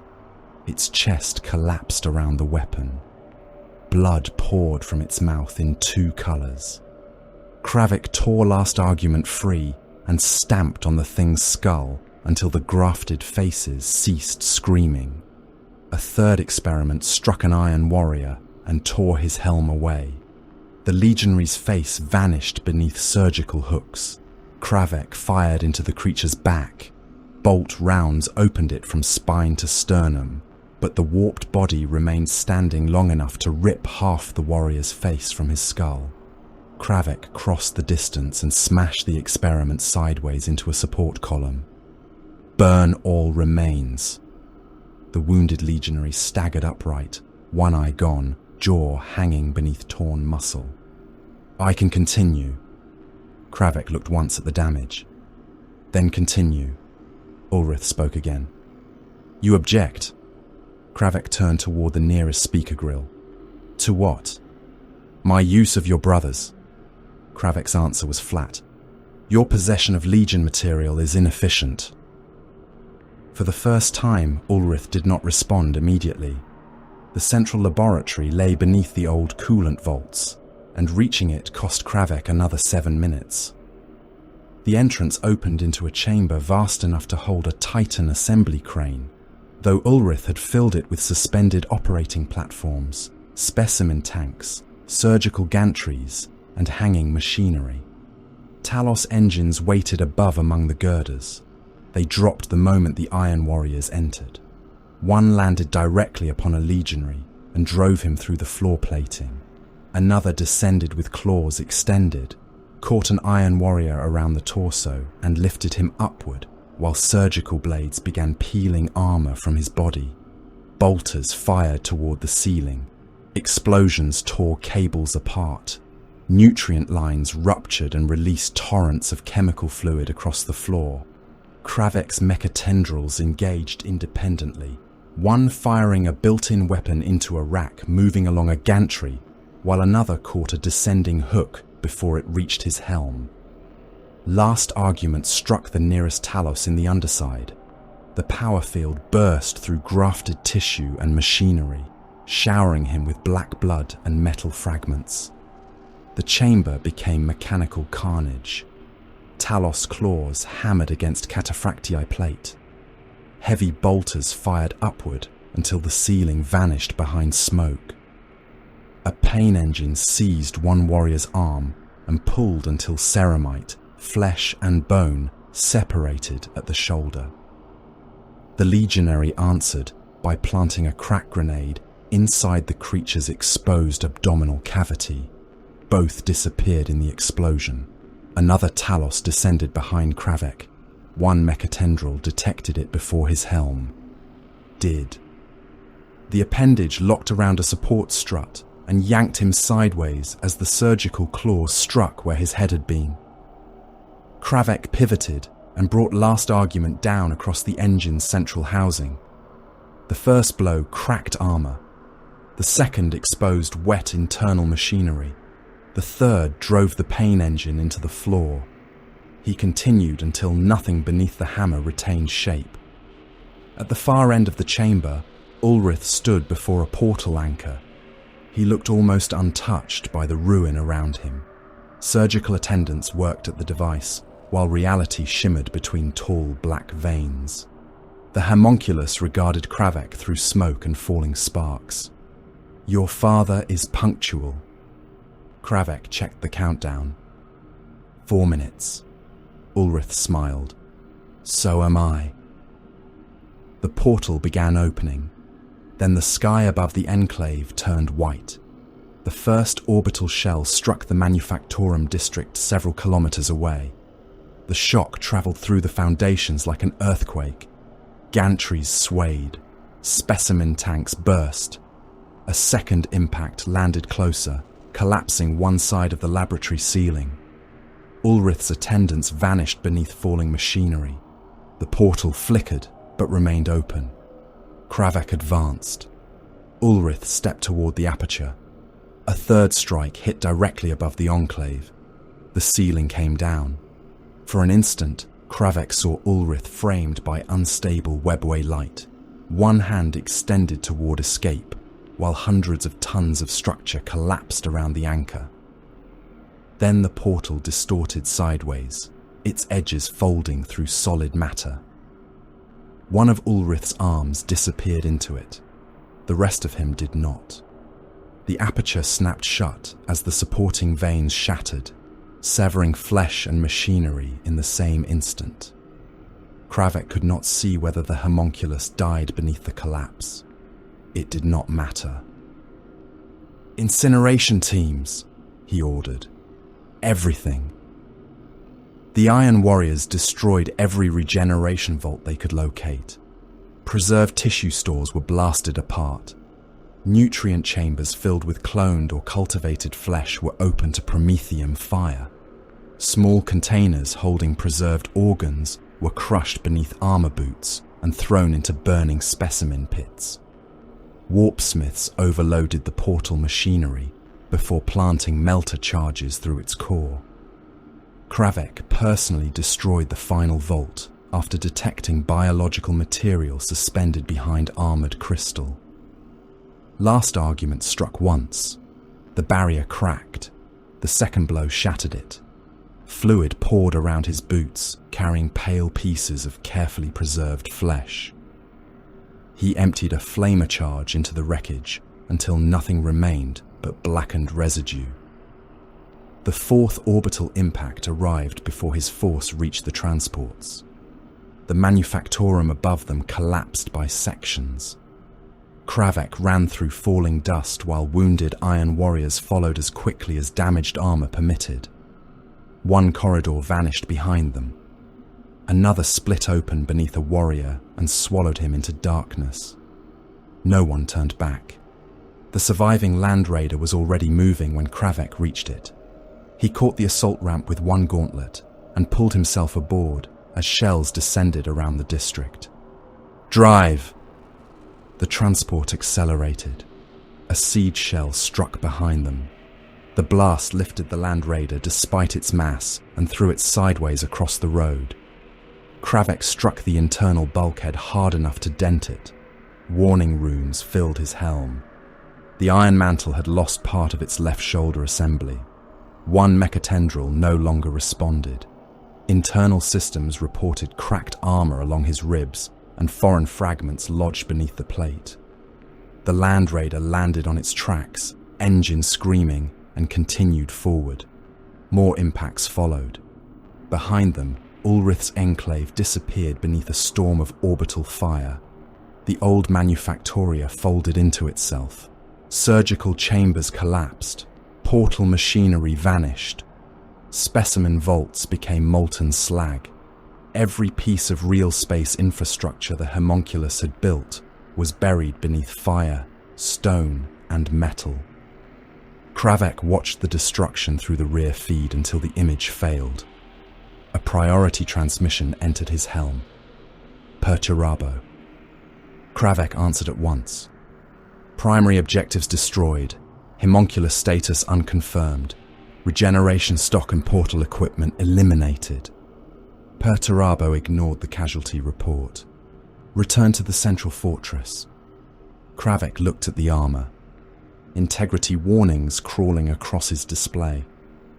The iron mantle requires repair. No. My left motive systems are degraded. I am aware. Kravek understood. Perturabo continued. Sirak's coalition has begun final movement. Every surviving major raiding element is converging upon the central approach. Your presence is required before the first breach. The warsmith looked once toward the burning horizon behind him. The flesh furnace was gone. Ahead waited another battlefield. How long? Not enough. The transmission ended. Kravek rested last argument across his knees, while the damaged Land Raider accelerated toward the central fortress. Blood from a crack beneath his armor had begun pooling inside one greave. His severed mechatendril sparked against the transport wall. Around him, the surviving iron warriors checked ammunition, resealed wounds, and prepared weapons without conversation. There would be no repair. There would be no rest. Perturabo had finished destroying the surgeon. Now he required the hammer. The final assault began without warning because warning had ceased to possess meaning. Damacrist's central fortress region had endured so many false auger contacts, probing raids and transient webway distortions that the first alarms were almost ignored by exhausted mortal operators. Then the sky broke in more places than the defense cogitators could number. Apertures opened across the entire fortified horizon, not isolated punctures of impossible light, but a ragged circumference of wounds surrounding Perturabo's apparent command citadel. Raiders came through in layered swarms, the foremost vessels dropping almost vertically between fortress towers, while those behind spread outward through the polluted cloud ceiling. Venoms skimmed trench lines close enough for their gravitic wakes to throw corpses from parapets. Ravagers emerged higher, immediately separating into hunting formations, whose dark lances flashed toward gun bastions already marked in stolen tactical records. Scourges poured from the upper breaches in black-winged flocks and descended toward communications masts, power relays, and targeting arrays. The attack had none of the predatory looseness of the earlier raids. Sirak Vale had forced his coalition into something approaching concentration, and for the first time, the Drukhari struck Damakrist not as hunters passing through a world, but as an army attempting to break one. The outer batteries opened fire and discovered that the enemy had finally learned how to refuse the invitation. Artillery grids Perturabo had exposed deliberately were ignored. Raiders crossed the edges of prepared kill zones without committing, then broke away before concealed guns could complete their traverse. Ravagers did not waste lance fire on fortress walls. They struck transmission nodes and power conduits buried behind the guns. Scourges bypassed batteries entirely and fell upon the Auspex relays that provided them firing solutions. Where Iron Warrior commanders had previously expected the Drukhari to destroy weapons, Sirak now destroyed the systems that made those weapons useful. Gun towers remained physically intact while their command circuits died. Missile batteries elevated blindly, fired against outdated coordinates, and filled empty sky with expensive contrails. One fortress sector lost centralized targeting within the opening minutes and reverted to local control. Its guns killed dozens of raiders and accomplished almost nothing against the wider attack because every emplacement selected targets independently. Perturabo watched the degradation propagate through the tactical lattice and said nothing. The enemy had improved. That fact pleased him more than easy success would have. Incubi appeared where the damage mattered most. They did not descend into trenches to slaughter mortals. Their transports passed through gaps created by scourge attacks and delivered black-armored cadres directly against reserve command nodes. One Iron Warrior Centurion had enough warning to turn from his hololithic table before a clave entered beneath his gorget and emerged through the back of his breastplate. Another command bunker held for less than a minute when Incubi breached simultaneously through its roof and service tunnel. Bolters detonated at touching distance. Human signal personnel were cut apart where they sat, bodies falling across consoles while command runes still flickered. Beneath their blood, an Iron Warrior caught an Incubus's blade between both gauntlets, snapped the shaft against his chest plate, and crushed the alien's face against a cogitator bank, only for a second clave to enter beneath his arm and cut through both primary and secondary hearts. The Incubi did not remain to admire their kills. They destroyed command equipment, marked the bunker for lance fire, and moved on. Entire reserve companies lost orders because a handful of warriors had severed the voices directing them. Perturabo had predicted disruption. He had not predicted its exact speed. That distinction mattered. Several outer defense layers failed ahead of projection by minutes, and minutes at the scale of the Citadel were enough to alter everything behind them. The Lord of Iron stood inside the central strategium, while officers reported ammunition states, breach locations, and orbital contacts through overlapping Vox channels. His immense form remained still, except for the machinery moving beneath his armor. Western command latency exceeds projection by 14 seconds, he said. An Iron Warrior replied that 3 relay stations had been destroyed simultaneously. Perturabo answered, then the redundancy was insufficient. Another voice reported Incubi inside reserve control. Seal the internal approaches and transfer authority to local command. A third announced that the Northern Defense Ring had lost targeting integration. Perturabo did not raise his voice. Then it no longer exists as a coordinated asset. Withdraw surviving ammunition crews. Leave the guns. Around him, the fortress lost pieces of itself, and each loss became a correction rather than a wound. Sirak's strongest stroke came from orbit.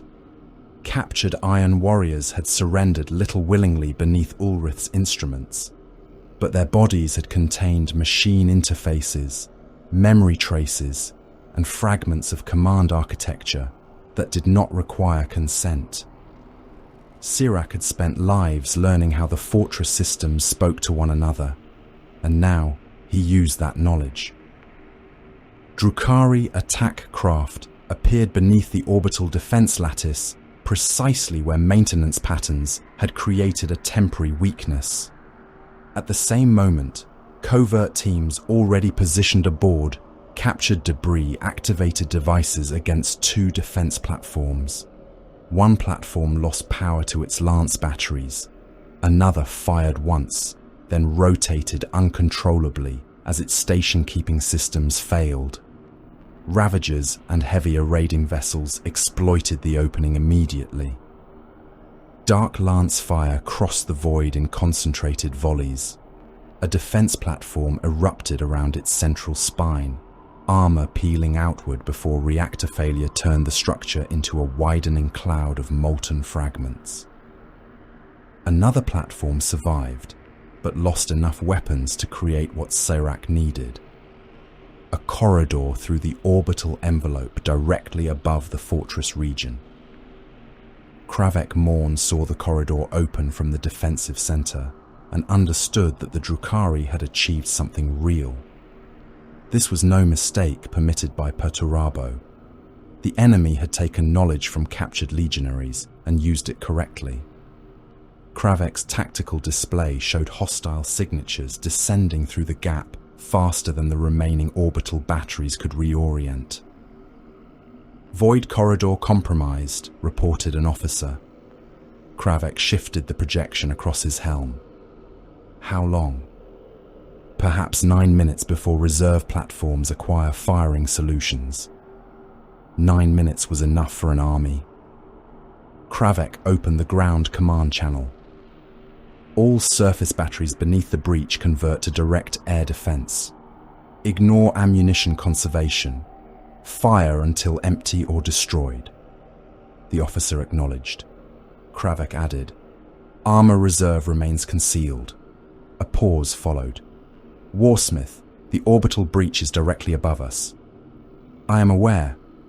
They can land behind the outer trenches. Then the trenches have ceased to matter. The sky above the central fortress became a solid mass of war. Raiders descended through anti-aircraft fire in numbers that made individual kills irrelevant. Hydra batteries fired until recoil shook their mounting platforms apart. Missile launchers emptied magazines as quickly as loading crews could feed them. Drukhari craft died by the score and continued coming. Burning wrecks fell into friendly formations below. One Ravager spun out of control after losing a stabilizer, crossed 3 trench lines sideways and dismembered hundreds of mortal soldiers beneath its hooked hull before exploding against a bunker. Another raider took a direct autocannon burst through its crew deck and plunged into a defiler. The demon engine caught the shattered craft against one claw, crushed it while Kabalites still crawled inside, and then fired its battle cannon into a second vessel passing overhead. The shell hit at such close range that the explosion showered the trenches with armor shards hot enough to cut through unprotected flesh. Millions of mortals were already moving. Some advanced because command had ordered them forward. Others moved because artillery falling behind them made remaining still impossible. Penal cohorts surged from reserve tunnels into trench systems filled waist-deep with black mud, blood and body fragments. Men stepped on hands protruding from the slurry and discovered some still moved. They continued because stopping meant being trampled. Splinter fire swept entire sections of trench. Soldiers convulsed against one another in packed ranks, poisoned muscles locking while men behind tried to climb across them. Reavers passed overhead and cut through exposed infantry with blade veins, leaving torsos spinning into the mud. Iron Warrior siege armor fired at ranges intended for direct assault against fortifications. Demolisher shells struck Drukhari concentrations a few hundred meters from friendly positions, and the pressure alone burst mortal lungs, broke eardrums, and threw bodies from parapets. Kravek did not alter the fire plan. The surviving infantry were useful because they fixed enemy positions. The dead were already irrelevant. He fought from the center with one mecha tendril hanging uselessly along his back. The iron mantle had not been repaired since the destruction of Ulrith's enclave. A crack ran across the left breastplate and deepened every time he absorbed heavy impact. His internal display carried persistent warnings from motive systems, compensating for damage around the ribs. Last Argument remained functional only intermittently. The Thunderhammer's field generator pulsed unevenly, sometimes activating with full violence, and sometimes producing nothing beyond the mechanical impact of several hundred kilograms of weapon, driven by transhuman strength. Kravek treated the failure as another variable. When a Kabbalite champion came through the smoke toward him, he triggered the hammer early, heard the generator whine, and knew before contact that the field would fail. He adjusted the blow downward, using the weapon's mass instead. The hammer struck the alien at the hip and folded him over it. Bones broke. Kravek stamped on the fallen warrior's head and continued issuing orders. Third trench line is lost. Collapse the western communication gallery. Divert surviving armor through the furnace road. Sirak entered the fortress while the orbital corridor remained open. He came not at the head of the largest force, but within the hardest. Incubi surrounded his command raider, while Kabbalite elites followed in venoms, carrying portal markers, disruption devices, and captured Iron Warrior components repurposed by Drukhari artificers. He had abandoned the languid amusement that once accompanied every raid. Too many allies were dead. Too many vessels had burned. Ulrith's enclave was gone, and whether the homunculus himself had escaped remained uncertain.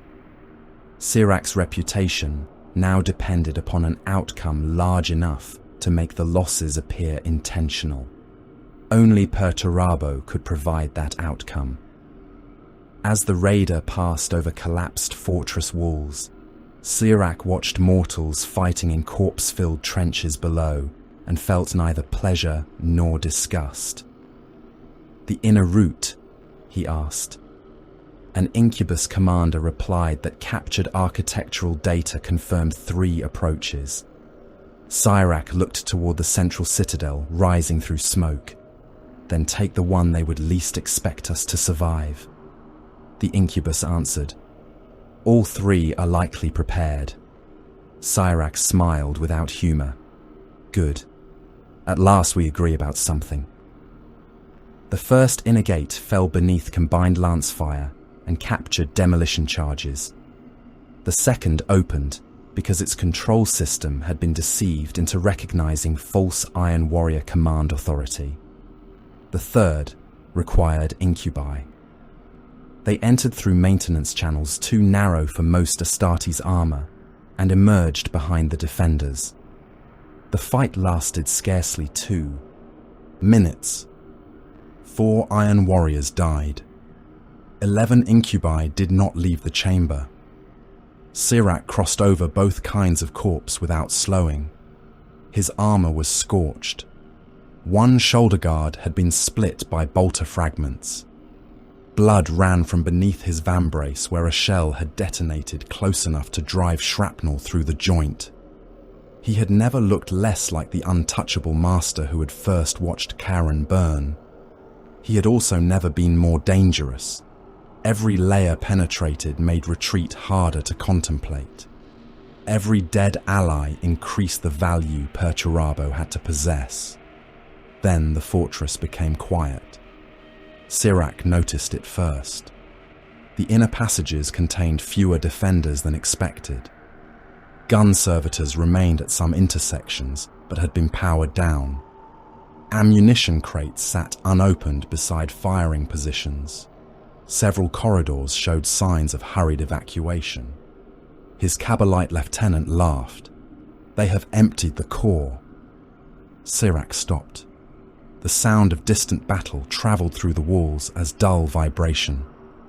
"No," he said. He looked at the corridor ahead. It was broad enough for incubi to advance 6 abreast. The walls angled subtly inward.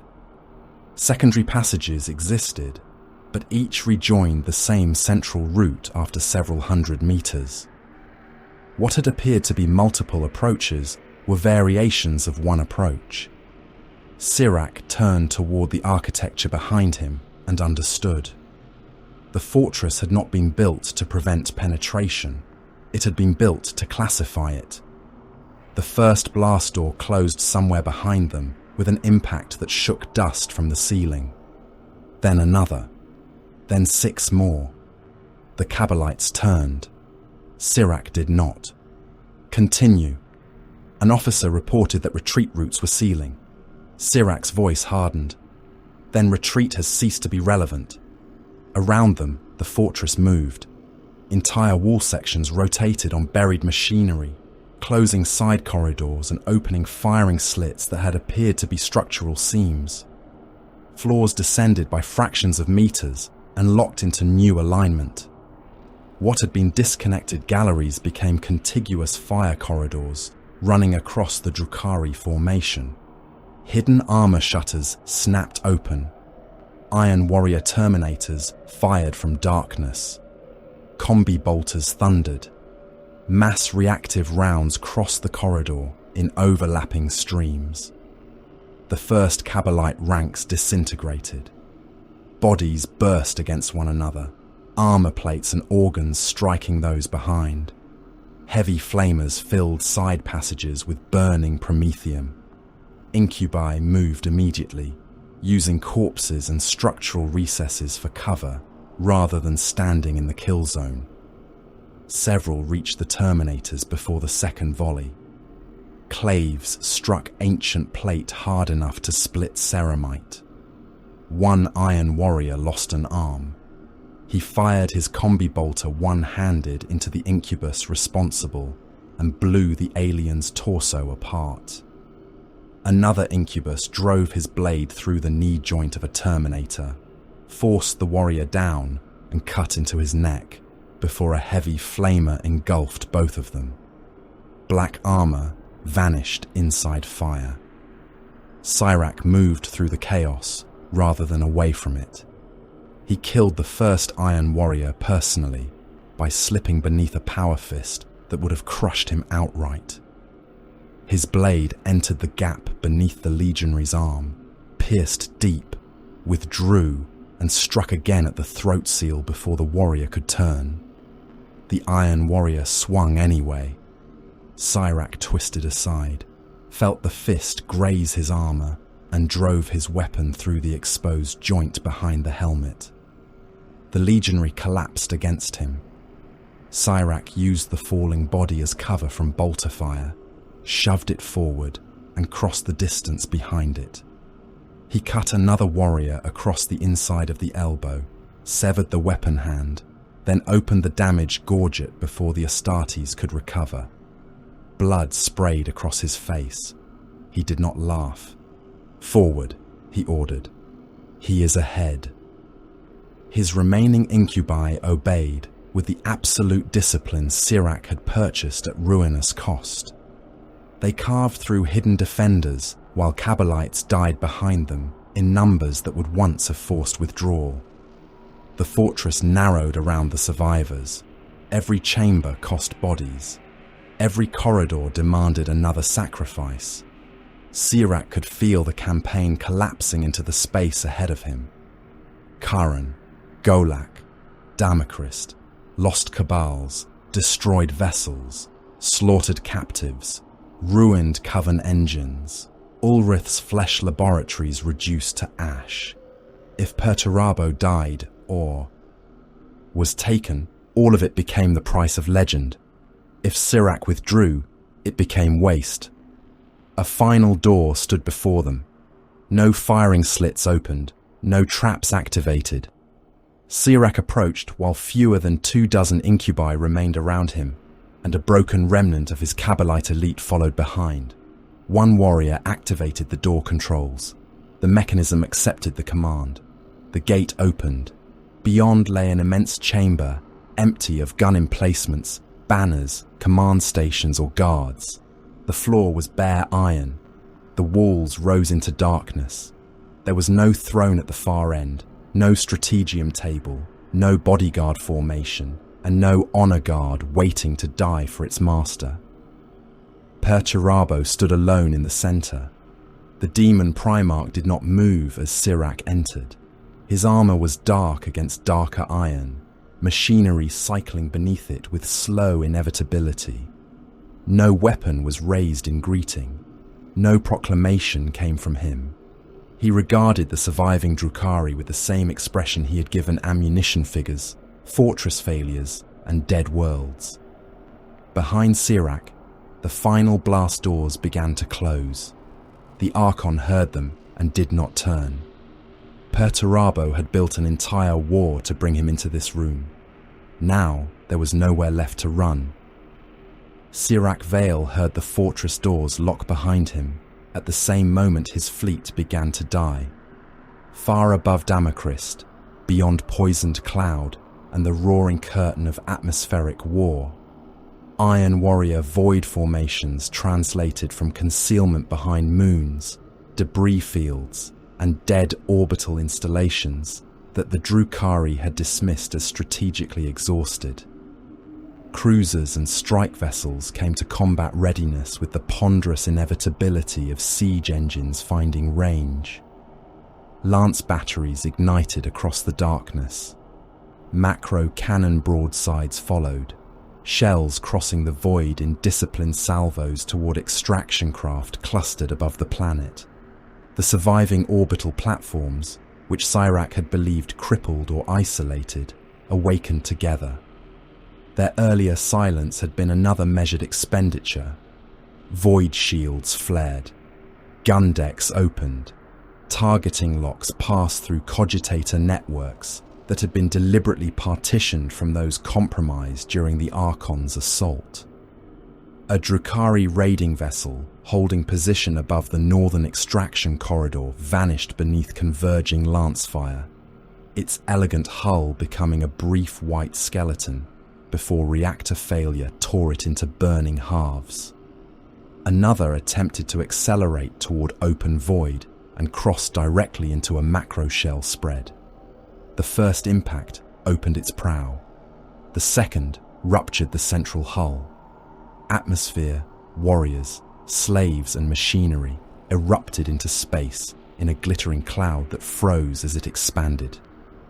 Perturabo had not merely allowed Sirak into the citadel. He had timed the Archon's commitment to coincide with the instant every element of the Grand Raid became most dependent upon a withdrawal network it no longer possessed. Across Damacrist, webway portals began failing, not because the Lord of Iron had conquered the impossible realm beyond them, but because he had finally destroyed everything in real space that made their use at this scale practical. Portal staging grounds vanished beneath artillery. Buildings that concealed activation equipment collapsed after buried charges detonated in their foundations. Ravagers assigned to protect extraction sites were bracketed by siege batteries that had known their likely positions before the first shot was fired. Kabbalite crews responsible for controlling captive columns died beneath heavy bolter fire from bunkers that had remained sealed throughout the assault. A portal opened successfully in the eastern ruins, only for its approach plaza to disappear when demolition galleries beneath it fired. The ground dropped by several meters, taking raiders, slaves, and Drukhari infantry into a crater filled seconds later by falling ferrocrete. Another aperture flickered above the western trench belt, while thousands fought toward it. Iron Warriors did not attempt to interfere with the webway phenomenon itself. They destroyed the roads feeding it, the commanders organizing it, and the open ground necessary for vehicles to reach it. Small Drukhari groups escaped through scattered apertures, individual raiders breaking free wherever local circumstances allowed. Perturabo did not care. He was not exterminating a species. He was dismantling an army. Kravek Morn received the release order through a Vox channel that had remained silent since the assault began. He stood amid the defensive center with the iron mantle fractured along one side, its motive systems grinding every time he shifted his weight. His dead mechatendril hung behind him like a severed limb. Blood had dried inside his left greave, where armor fragments remained embedded beneath his ribs. Last Argument's power field stuttered around the hammerhead in irregular pulses. None of it mattered once Perturabo's command entered his helm. All reserves, advance. Kravek transmitted the words across the fortress without embellishment. Gates opened beneath roads, ruined manufactoria and trench networks the Drukhari believed cleared. Armor that had been withheld through millions of mortal deaths came into daylight at last. Vindicators emerged first, tracks biting through corpse-filled mud, while demolisher cannons traversed toward enemy concentrations. Land raiders followed with iron warriors packed inside. Predators climbed from subterranean ramps already firing. Defilers rose from excavated pits where they had waited chained and raging, demon engines shrieking through external speakers as their clawed limbs struck the surface. Havoc squads ascended on ammunition lifts into hidden firing nests and immediately engaged airborne transports. Every reserve Perturabo had refused to spend was released in a single movement. The effect was not a counterattack. It was industrial extermination. Drukhari forces that had pushed deep into the fortress region found armor emerging behind them, flak opening above them, and artillery striking the routes ahead. Raiders carrying captives accelerated toward portals that no longer possessed protected approaches. Autocannon shells ripped through gravitic veins. One transport rolled through the air and broke apart above a trench, its chained human cargo and Kabbalite crew falling together into the fighting below. A captive struck the glacis of an advancing Vindicator and disappeared beneath its tracks before his body finished bouncing. Another raider exploded when a missile entered its underside. Burning prisoners remained attached to sections of deck by chains, turning in the air like pieces of meat before striking the ground. Kabbalites thrown clear of wrecks rose with astonishing speed, only to find the Iron Warrior armor already upon them. Tanks did not alter course. Alien bodies vanished beneath tracks and emerged behind as dark paste mixed with mud, splinter rifles and fragments of black armor. Havocs fired heavy bolters into infantry, sheltering behind shattered masonry. Mass reactive shells punched through cover, entered torsos and detonated inside them, showering nearby warriors with bone and wet tissue. Defilers caught disabled vehicles in enormous claws and ripped them open. Demon mechanisms dragging screaming occupants into grinding assemblies where armor and flesh were crushed together. Kravek advanced behind the armor without attempting to match Drukhari's speed. He denied it somewhere useful to go. Close Furnace Road. Demolish the eastern transit arch after the second cohort passes. Havoc's northern elevation. Fire by sector rather than target. Do not chase individual craft. A lieutenant reported that several raiders had broken toward the old evacuation corridor. Kravek checked their vector and saw where it ended. Ignore them. Seconds later, a concealed Hydra battery opened and shredded the leading craft. The others banked away into a field already covered by Predator autocannon. Kravek's damaged armor protested as he stepped over a Drukhari warrior who had lost both legs below the thigh. The alien raised a pistol. Last Argument descended without its power field functioning. The hammer's mass crushed helm, skull, and upper torso into the mud. Kravek did not look down. Third Armor Group, accelerate. Their central force is attempting to disengage. An Iron Warrior replied that friendly mortal formations remained in the line of advance. Then they will move or be moved. Inside the citadel, the Incubi attacked Perturabo as a single weapon. Sirak gave no theatrical command. The survivors had crossed too much blood to require one. They spread without disorder, some moving directly toward the demon Primarch, while others used lateral approaches designed to divide his attention. Two sacrificed themselves to test range. One came high. Clave aimed at the junction beneath Perturabo's shoulder. Armor.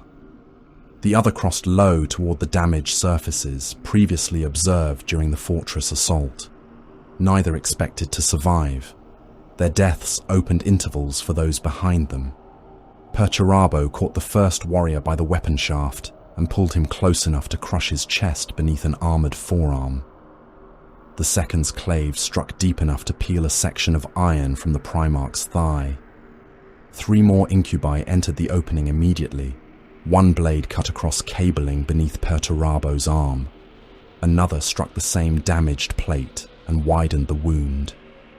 A third drove his clave between 2 layers of armor along the Primarch's flank. Black fluid, sparks, and something thicker than mortal blood spilled from the penetration. Sirak saw it and felt the impossible become marginally less impossible. Perturabo registered the damage exactly as he had registered fortress failures. He did not roar. He did not recoil in outrage at being wounded by lesser creatures. He altered the battlefield. His hand closed around a structural brace, supporting an elevated firing platform built into the chamber wall. Metal shrieked as he tore it free. The platform collapsed sideways, bringing tons of armor plate down upon 2 Incubi maneuvering for another attack. Their speed could not evade architecture falling across the entire space they occupied. Black-armored bodies vanished beneath the impact. Perturabo stepped through the dust, seized another warrior by one leg as the incubus twisted away from a strike and smashed him into the floor. The first impact cracked armor. The second cratered the iron plating. The third burst the Xenos warrior apart, blood and shattered bones spreading around Perturabo's feet. Another incubus used the violence to reach his back. The clive descended. Perturabo drove one shoulder into the chamber wall before the blow completed. The entire section buckled inward. The incubus was caught between Primarch armor and fortress plate, and crushed so completely that fragments of his helm remained embedded in the wall when Perturabo moved away. The remaining Incubi adapted. They used height, obstruction, and one another. One vaulted from a fallen platform, while 2 attacked from opposing sides, forcing Perturabo to rotate. A clave cut into an armor seam near his neck. Another removed a cluster of external mechanisms from his back. The airborne warrior struck the Primarch's face hard enough to draw blood. For several heartbeats they achieved what no ordinary infantry could have imagined. They made Perturabo give ground. Sirak moved with them, not ahead of them, allowing his purchased killers to create the pattern. He carried weapons and protective technologies refined across lifetimes of murder in Commorragh. Defensive fields shimmered around him whenever debris or stray fire approached. His speed surpassed that of his bodyguards when he finally committed. He crossed the chamber while Perturabo's attention shifted toward an incubus and struck through the damaged seam beneath the Primarch's arm. His blade penetrated. Perturabo looked down at him. Sirak ripped the weapon free and moved before the Primarch's hand closed. The Archon's field distorted around him as an answering blow passed close enough to shatter the floor where he had stood. He attacked again from another angle, blade leaving a burning line across Perturabo's breastplate. The remaining incubi pressed simultaneously. For one ecstatic instant, Sirak believed the histories of the Dark City were about to split around his name. The Iron Monster could be wounded. The Iron Monster could bleed. All the dead Cabals, all the destroyed raiders, all the slaves burned upon Damacrist might become irrelevant if Sirak Vale returned carrying proof that he had brought a Primarch to his knees. Perturabo changed rhythm. Sirak recognized the alteration one attack too late. Until that moment, the Primarch had answered speed with direct interception, trying to catch bodies that escaped by fractions. Now he stopped following them. His next strike fell where Sirak was going rather than where he had been. The Archon twisted aside and found Perturabo's other hand already occupying the escape line. His protective field flared as the gauntlet struck him. Instead of crushing Sirak, the blow hurled him across the chamber. He hit the floor, rolled and rose before a mortal body would have finished breaking. Perturabo did not pursue. He tore a section of flooring, free, and cast the plate across the space between them. Sirak avoided it, exactly as the Primarch expected, moving into a narrower approach. Perturabo's integrated weapons fired there. The Archon's field burst into incandescent distortion and failed for half a heartbeat. That was enough. Perturabo reached him. The Primarch's hand closed around Sirak's torso and lifted him from the ground. The Archon stabbed into the gauntlet, blades scraping through plating but failing to loosen the grip. His field attempted to re-establish and collapsed under the pressure crushing him. Ribs began to break beneath his armor. Sirak snarled and drove the weapon toward Perturabo's wrist. The Primarch caught his sword arm in his free hand and squeezed until bones snapped. Sirak's weapon fell.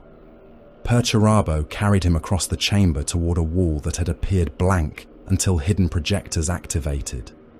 Hololithic images filled it. Sirak stopped struggling for one heartbeat. His fleet burned above Damacrist. The projection changed. A Ravager formation vanished beneath artillery at the western extraction site. Another image showed raiders trapped behind collapsed transit structures. Another displayed allied Cabal signals disappearing from the tactical map in groups. Numerical columns accompanied each image. Vessels remaining, commanders confirmed dead, portal sites destroyed, specialist cadres isolated, captured populations lost. Sirak stared at them, breathing becoming ragged beneath Perturabo's grip. "You wanted me to see this," he said. Perturabo's voice was quiet enough that the surrounding violence seemed distant. "I wanted you to understand it." Sirak's face twisted between hatred and disbelief. "You think this destroys us. Comora has swallowed empires. Cabals rise from slaughter every cycle." Perturabo tightened his hand. Armor creaked around the Archon's chest. "I am not destroying Comora." Another fleet marker vanished. "I am destroying you." Sirak looked again at the projections. The distinction was worse. This was not grand annihilation worthy of myth. Perturabo had reduced Sirak's glorious Reaving to a contained military problem. The coalition that had gathered around the Bleeding Crown was disappearing in measured sectors. His allies were not dying as heroes or victims. They were entries being removed from a ledger. Sirak had imagined himself hunting the sons of a Primarch. Perturabo had spent worlds and billions of lives simply to concentrate him into a position where killing him became economical. The Archon spat blood against the Primarch's armor. "Then kill me." Perturabo watched another group of Drukhari vessels disappear from the projection. Not yet. He held Sirak there while the destruction continued. Outside, Kravek closed the remaining pockets one at a time. A Drukhari formation occupying an ammunition complex attempted surrender through captured mortal intermediaries. Kravek ordered the structure shelled until its roof collapsed. Captured raiders were scanned for useful technology, but any vessel showing coven contamination or unstable portal machinery was destroyed where it lay. Prisoners received no holding areas. Cabalites were executed with bolter fire. Incubi too wounded to fight were killed where they had fallen. Coven bodies were treated differently. Kravek ordered them burned. Talos wreckage, Kronos remains, surgical equipment, preserved tissue, and every container suspected of holding biological material were gathered into pits and saturated with promethium. Warpsmiths searched for anything that might permit regeneration or recovery. They did not claim knowledge of every homunculus art. They simply destroyed as much continuity as fire, explosives, and siege machinery could reach. The final extraction site held longer than the others. Several Ravagers formed a defensive crescent around an unstable aperture, while hundreds of Drukhari infantry fought to reach it. Kravek committed 3 Vindicators. Fire together. The Demolisher cannons discharged almost as one. The portal itself remained beyond the weapon's concern. The ground beneath its defenders did not. Shells struck the surrounding structures and erased the approach. Ravagers disappeared in expanding dust. Cabalites were hurled through the air in pieces. The surviving portal flickered over a crater no vehicle could cross before collapsing seconds later. Those left behind turned toward the advancing Iron Warriors. Some charged. Some attempted to scatter. None escaped. Within the citadel, the tactical display finally showed only isolated Drukhari signatures. Perturabo lowered Sirak enough that the Archon's feet almost touched the floor. Most of his ribs were broken. One arm hung useless. Blood ran from his mouth and beneath the seams of his armor. His eyes remained fixed upon the extinguishing fleet markers. "You spent worlds for this," Sirak whispered. "Yes. Billions of your own kind." "Yes." Sirak laughed once, though the movement made blood bubble between his teeth. "Monster." No anger entered Perturabo's face. Perhaps the word had ceased to possess meaning 10,000 years before. "From you," he said, "that assessment lacks value." The final organized fleet marker vanished. Perturabo closed his fist. Sirak's armor folded inward with a shriek of tortured metal. His chest collapsed beneath it. Bone drove through lungs and hearts. Blood erupted from his mouth as the pressure increased. The Archon's body convulsed once in the Primarch's grasp. Perturabo continued until the ribcage became a compressed ruin and the head fell forward upon a neck that no longer supported it. Then he released him. Sirak Vale struck the iron floor without ceremony. No one cheered. The battle continued for hours because annihilation required accounting. Iron Warrior formations moved through every captured district, confirming destruction. Artillery batteries fired against scattered pockets until observers reported no movement. Armor crushed wreckage aside to open roads for ammunition carriers. Mortal troops searched ruins ahead of legionaries and died to the last concealed Drukhari ambushes. Orbital guns destroyed crippled vessels whose recovery value did not justify boarding risk.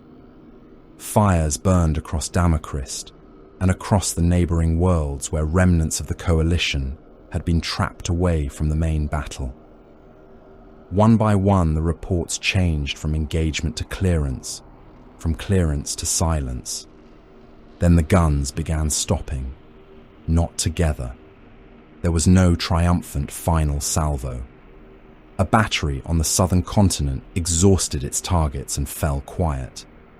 10 minutes later, a fortress group in the west ceased firing.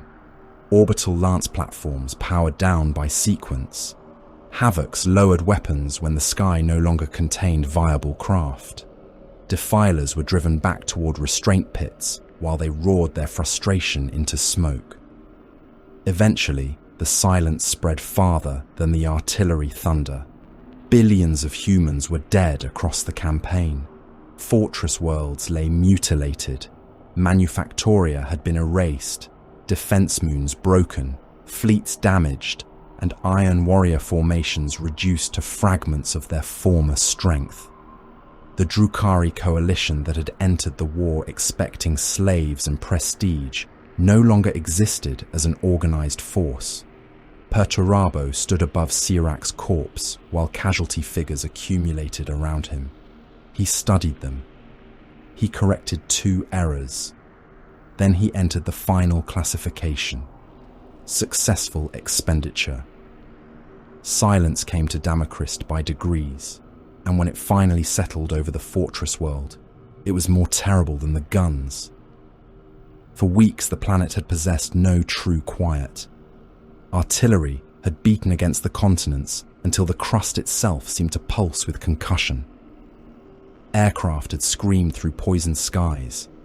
Vox networks had carried orders, death cries, coordinates, and final transmissions without pause. Now the batteries stood cold behind scorched embrasures, and the only persistent sound across vast stretches of the central fortress region was the crackling of fires too enormous to extinguish. The Western Ocean burned where industrial toxins floated in greasy sheets across its surface, flame moving kilometers out from shore beneath a ceiling of black smoke. Mountain ranges had become crater fields. Cities existed as outlines of foundations beneath ash. In the ruins around the central citadel, Iron Warriors had raised the wrecks of Drukhari raiders upon fortress walls, impaling the elegant vessels upon adamantium spars like the carcasses of predators nailed above a gate. Their hooked hulls hung broken against the sky, scorched armor creaking whenever hot wind moved through them. Corpses remained chained to several decks. The Iron Warriors had left them there deliberately. Anything returning to Damacrist would know what had happened before its warriors ever touched the ground. The dead beneath those walls could not be displayed because there were too many of them. Casualty servitors worked through the ruins with industrial claws and cutting torches, separating machinery from bodies where separation remained possible. Entire trenches had become compacted layers of human remains beneath mud, ash, and tank tracks. Recovery teams did not attempt individual identification. They measured mass. Corpse loaders lifted men by the dozens and emptied them into tracked reclamation vehicles. Where bombardment had mixed flesh with ferrocrete, the material went together into crushers. Protein was protein. Mineral was mineral. The manufactoria would separate what was useful. Across the planetary ledger, whole slave armies had disappeared. Some had been killed in the first Drukhari assaults. Others had died beneath Iron Warrior counterfire. Millions more had vanished into the webway before Perturabo closed his trap. Entire formations survived only as names attached to empty logistical columns. Armor companies had fared little better. Wrecked Vindicators and Predators littered the approaches to the citadel, some gutted by dark lances, others abandoned after their crews burned alive within them. Defiler remains lay like the skeletons of gigantic insects across the ruined trenches, demon essence long fled from broken hulls.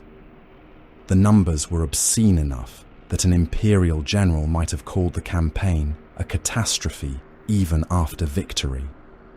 Perturabo called for the totals to be corrected.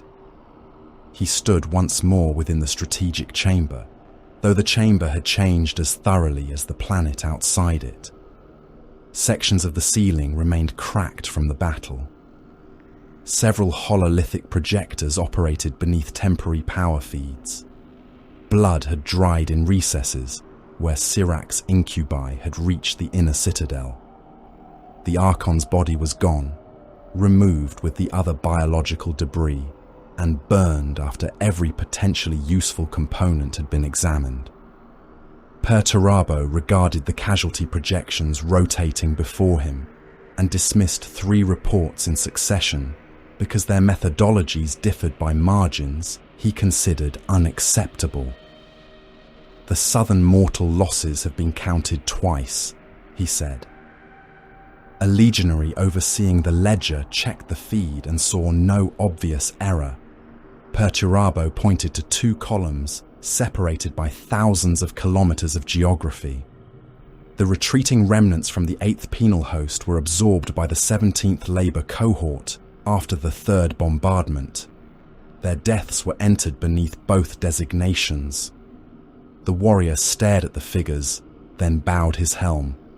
"I will correct it." Perturabo was already examining another front. Billions were dead or missing. Hundreds of thousands had been taken. Iron warrior companies had been reduced below useful strength. He did not allow the scale to obscure accuracy. Waste could not be measured if the ledger lied. Kravek Morn entered the chamber without the sound his armor should have made. The iron mantle was failing in too many places for its movements to retain their former mechanical certainty. One mechatendril had been removed completely after the ruined limb began interfering with the remaining systems. The crack across his breastplate had widened into an ugly repair line, sealed only enough to prevent further structural failure. His left leg moved fractionally slower than the right. Beneath his armor, clotted wounds had reopened several times during the final clearance operations. Last Argument hung in his gauntlet with its power generator dark. Kravek approached the hololithic dais and stopped beneath his gene sire. There were no gathered warriors waiting to applaud him. No banners had been unfurled. No slaves carried trophies through the chamber. Iron warriors did not require celebration to know that they had survived. Perturabo looked at him once. "Your ammunition expenditure exceeded revised projection." Kravek had expected nothing else. The Ravager concentration above the furnace road required additional autocannon fire. You allowed the second Havoc group to fire independently. Their command relay was destroyed. They possessed local targeting. They used it poorly. Kravek's damaged gauntlet tightened around Last Argument. Not anger, habit. The corridor was held. Perturabo enlarged the tactical record. At the cost of 17% greater expenditure than required. Kravek followed the sequence. He could see the engagements, destroyed vehicles and ammunition states from the final counteroffensive. The alternative was loss of the junction. No, the alternative was correct fire discipline. The warsmith remained silent. Perturabo shifted to another portion of the battle. Your western armor arrived 2 minutes behind optimum schedule. The road contained wreckage. You had demolition equipment. It was committed elsewhere. Then it was committed incorrectly. Again, Kravek said nothing. Around them, the casualty figures continued turning through the air. Eventually, Perturabo closed the projection. You fulfilled your assigned function. That was all. Kravek bowed his head.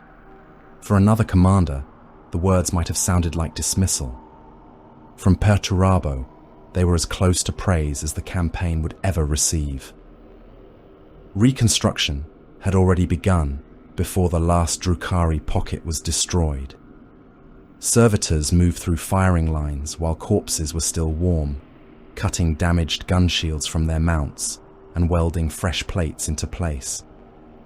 engineering cohorts filled trenches whose tactical purpose had expired and excavated new ones several hundred meters farther forward. Artillery pieces were dismantled, inspected, and repositioned according to what the campaign had revealed about enemy approach vectors. Wrecked Drukhari vehicles were dragged toward examination yards upon chains strong enough to tow super-heavy tanks. Warpsmiths opened their elegant hulls without reverence, stripping gravitic components, weapon housings, and sensor arrays for study. Anything judged too unstable was thrown into furnace pits.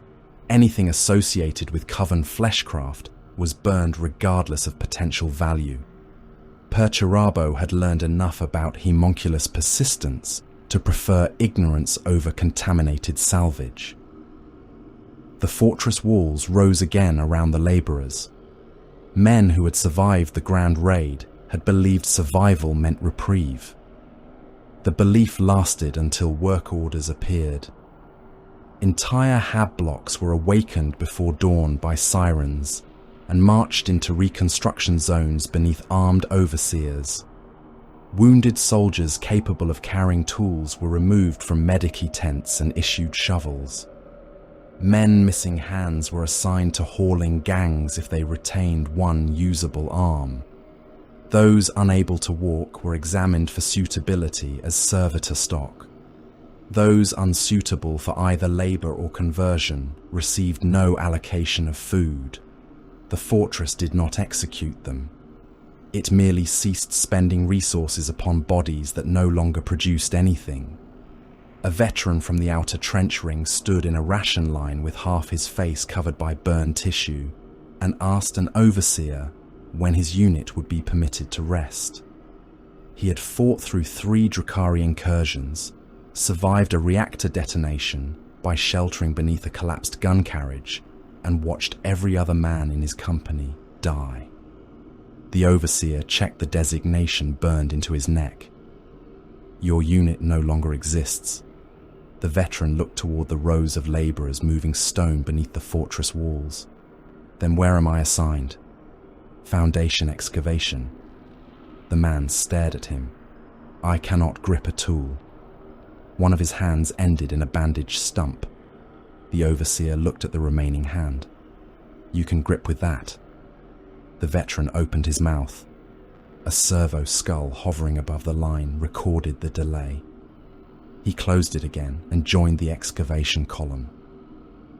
Others did not possess enough sense to obey. A group of survivors at the Northern Reclamation Camp refused relocation after learning that their wounded were to be separated from them. They had endured Drukhari raids together and believed shared suffering had earned them some collective right to remain. Iron Warrior auxiliaries surrounded the camp before midday. The protest lasted several minutes. The dead were added to the day's reclamation quota. Their dependents resumed movement under guard. Damacrist had been saved from the Drukhari only in the sense that its population remained available to the Iron Warriors. There was no liberation beneath the Iron Skull. There was continuation. Perturabo studied the campaign for the final time, while the world beneath him rebuilt itself. He rejected triumphal summaries drafted by mortal scribes and replaced them with functional observations. The Drukhari had not been conquered. Comorra remained beyond his possession, vast and malignant in its hidden domain. The species remained dangerous. Their mobility remained superior to anything his conventional fleets could reliably match. Their technology continued to permit attacks through approaches that ordinary fortification doctrine could not seal. None of that concerned him. He had learned how major slave raids behaved once they entered real space. He had learned how many raiders could pass through an extraction site before congestion became significant. He had learned the preferred distances between collection grounds and portal anchors. He had measured how Archons balanced losses against prestige, how long allied cabals tolerated danger before cohesion began failing. and how the promise of exceptional captives encouraged commanders to remain beyond rational withdrawal points. He had learned that Drukhari speed created arrogance, and arrogance created repetition. Most importantly, he had proved that mobility did not prevent siege warfare. It merely changed what had to be besieged. Kravek reviewed the same record with far less abstraction. He remembered iron warriors opened on surgical tables, brothers buried because their rescue had cost too much time, armor columns burned by dark lances, mortal regiments erased for standing in the wrong road. He remembered the Talos beneath Last Argument, the resistance changing from metal to flesh beneath each blow.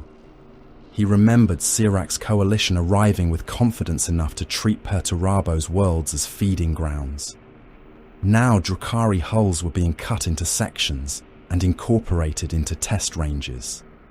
Captured armor plates became targeting markers. Alien weapons were dismantled so their effects could be reproduced against improved fortress materials. Wreckage from raiders was melted into construction alloys when the warpsmiths concluded the surviving metal held no further information. Even the trophies taken by Sirac's warriors had been recovered where possible and destroyed. The predators had arrived to reave human worlds.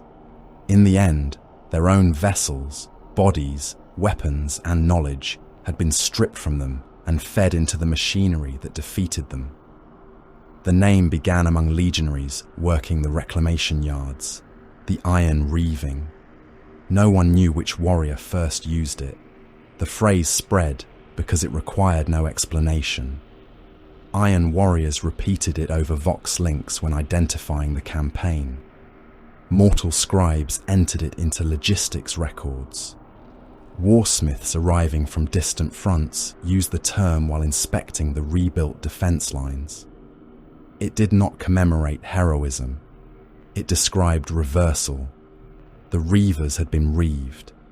Their strength had been taken apart piece by piece and consumed by a fortress that regarded enemies as another category of construction material. Kravek found Perturabo overlooking the western scar several days after the campaign was formally closed. The Primarch stood upon a platform built into a mountainside that no longer possessed a mountain. Excavation machines had cut the entire summit away to clear fields of fire for batteries still under construction. Below, processions of labourers moved between foundations. The lines extended until individual bodies became indistinguishable. Kravek stopped beside his Gene-sire and looked toward the ruined horizon. The Drukhari will return. Perturabo did not turn. Yes. Kravek had expected the answer, but he asked the question that followed anyway. Then this accomplished nothing permanent. The Primarch looked across Damochrist. Permanence is a word used by creatures frightened of repetition. Kravek waited. Perturabo continued. They will return because they remain what they are. Hunger does not learn restraint merely because it is punished. Ambition does not cease because one Archon dies. Another will take his place. He may study this campaign. He may alter his methods. He may even improve upon them. And we build again. We build stronger. Kravek looked at the ruined world beneath them. There is no final wall. No. No final siege. No. Perturabo's voice contained neither bitterness nor exhaustion, only certainty. That is why the fortress must continue. The scale of that fortress already exceeded Damochrist. Supply fleets departed the system, carrying ammunition toward worlds the Drukhari had never attacked. Mining vessels. Stripped asteroids for metals required by new defense stations.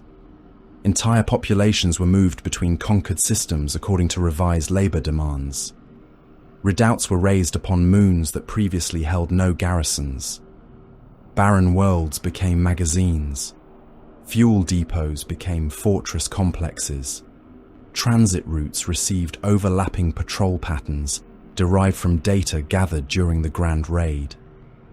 Damacrist, which had consumed billions of lives and drawn a coalition from Comorra into annihilation, became one strengthened point inside something incomparably larger.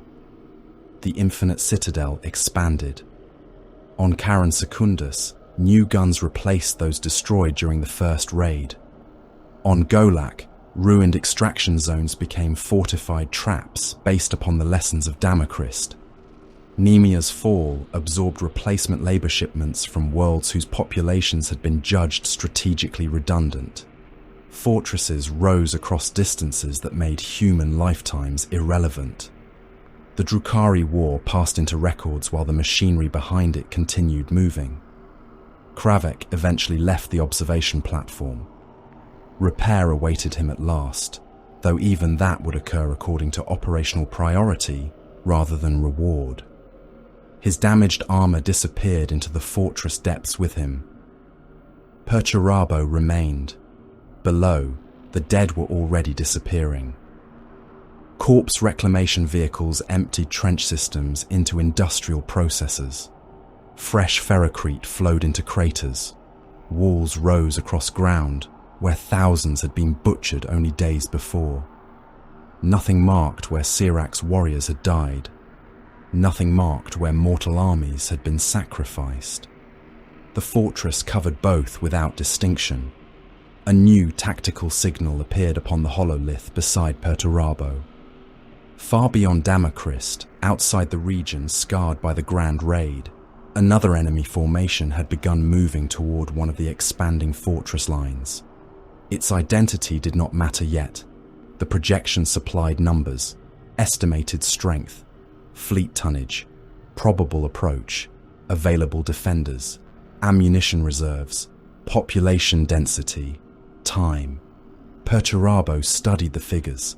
There was no satisfaction in him, no remembrance, no triumph, only calculation. The Lord of Iron began counting how many lives the next wall would require. Thank you, brothers, for watching tonight's Grimhammer video. Hope you guys enjoyed the Perturabo story. As always, before you go, be sure to like and comment any videos that topics you want to see. Be sure to check out the merch in the description below. And subscribe from the Emperor. Brothers, the Emperor demands you ready for battle. Reinforce your war gear at Lawhammer.store with fresh grimdark apparel, accessories, and collectibles worthy of any loyal servant of the Imperium or agent of chaos. New collections emerge from the warp regularly, with new designs constantly joining the armory. The Emperor protects. Lawhammer provides the gear. Gear up and join the crusade at Lawhammer.store.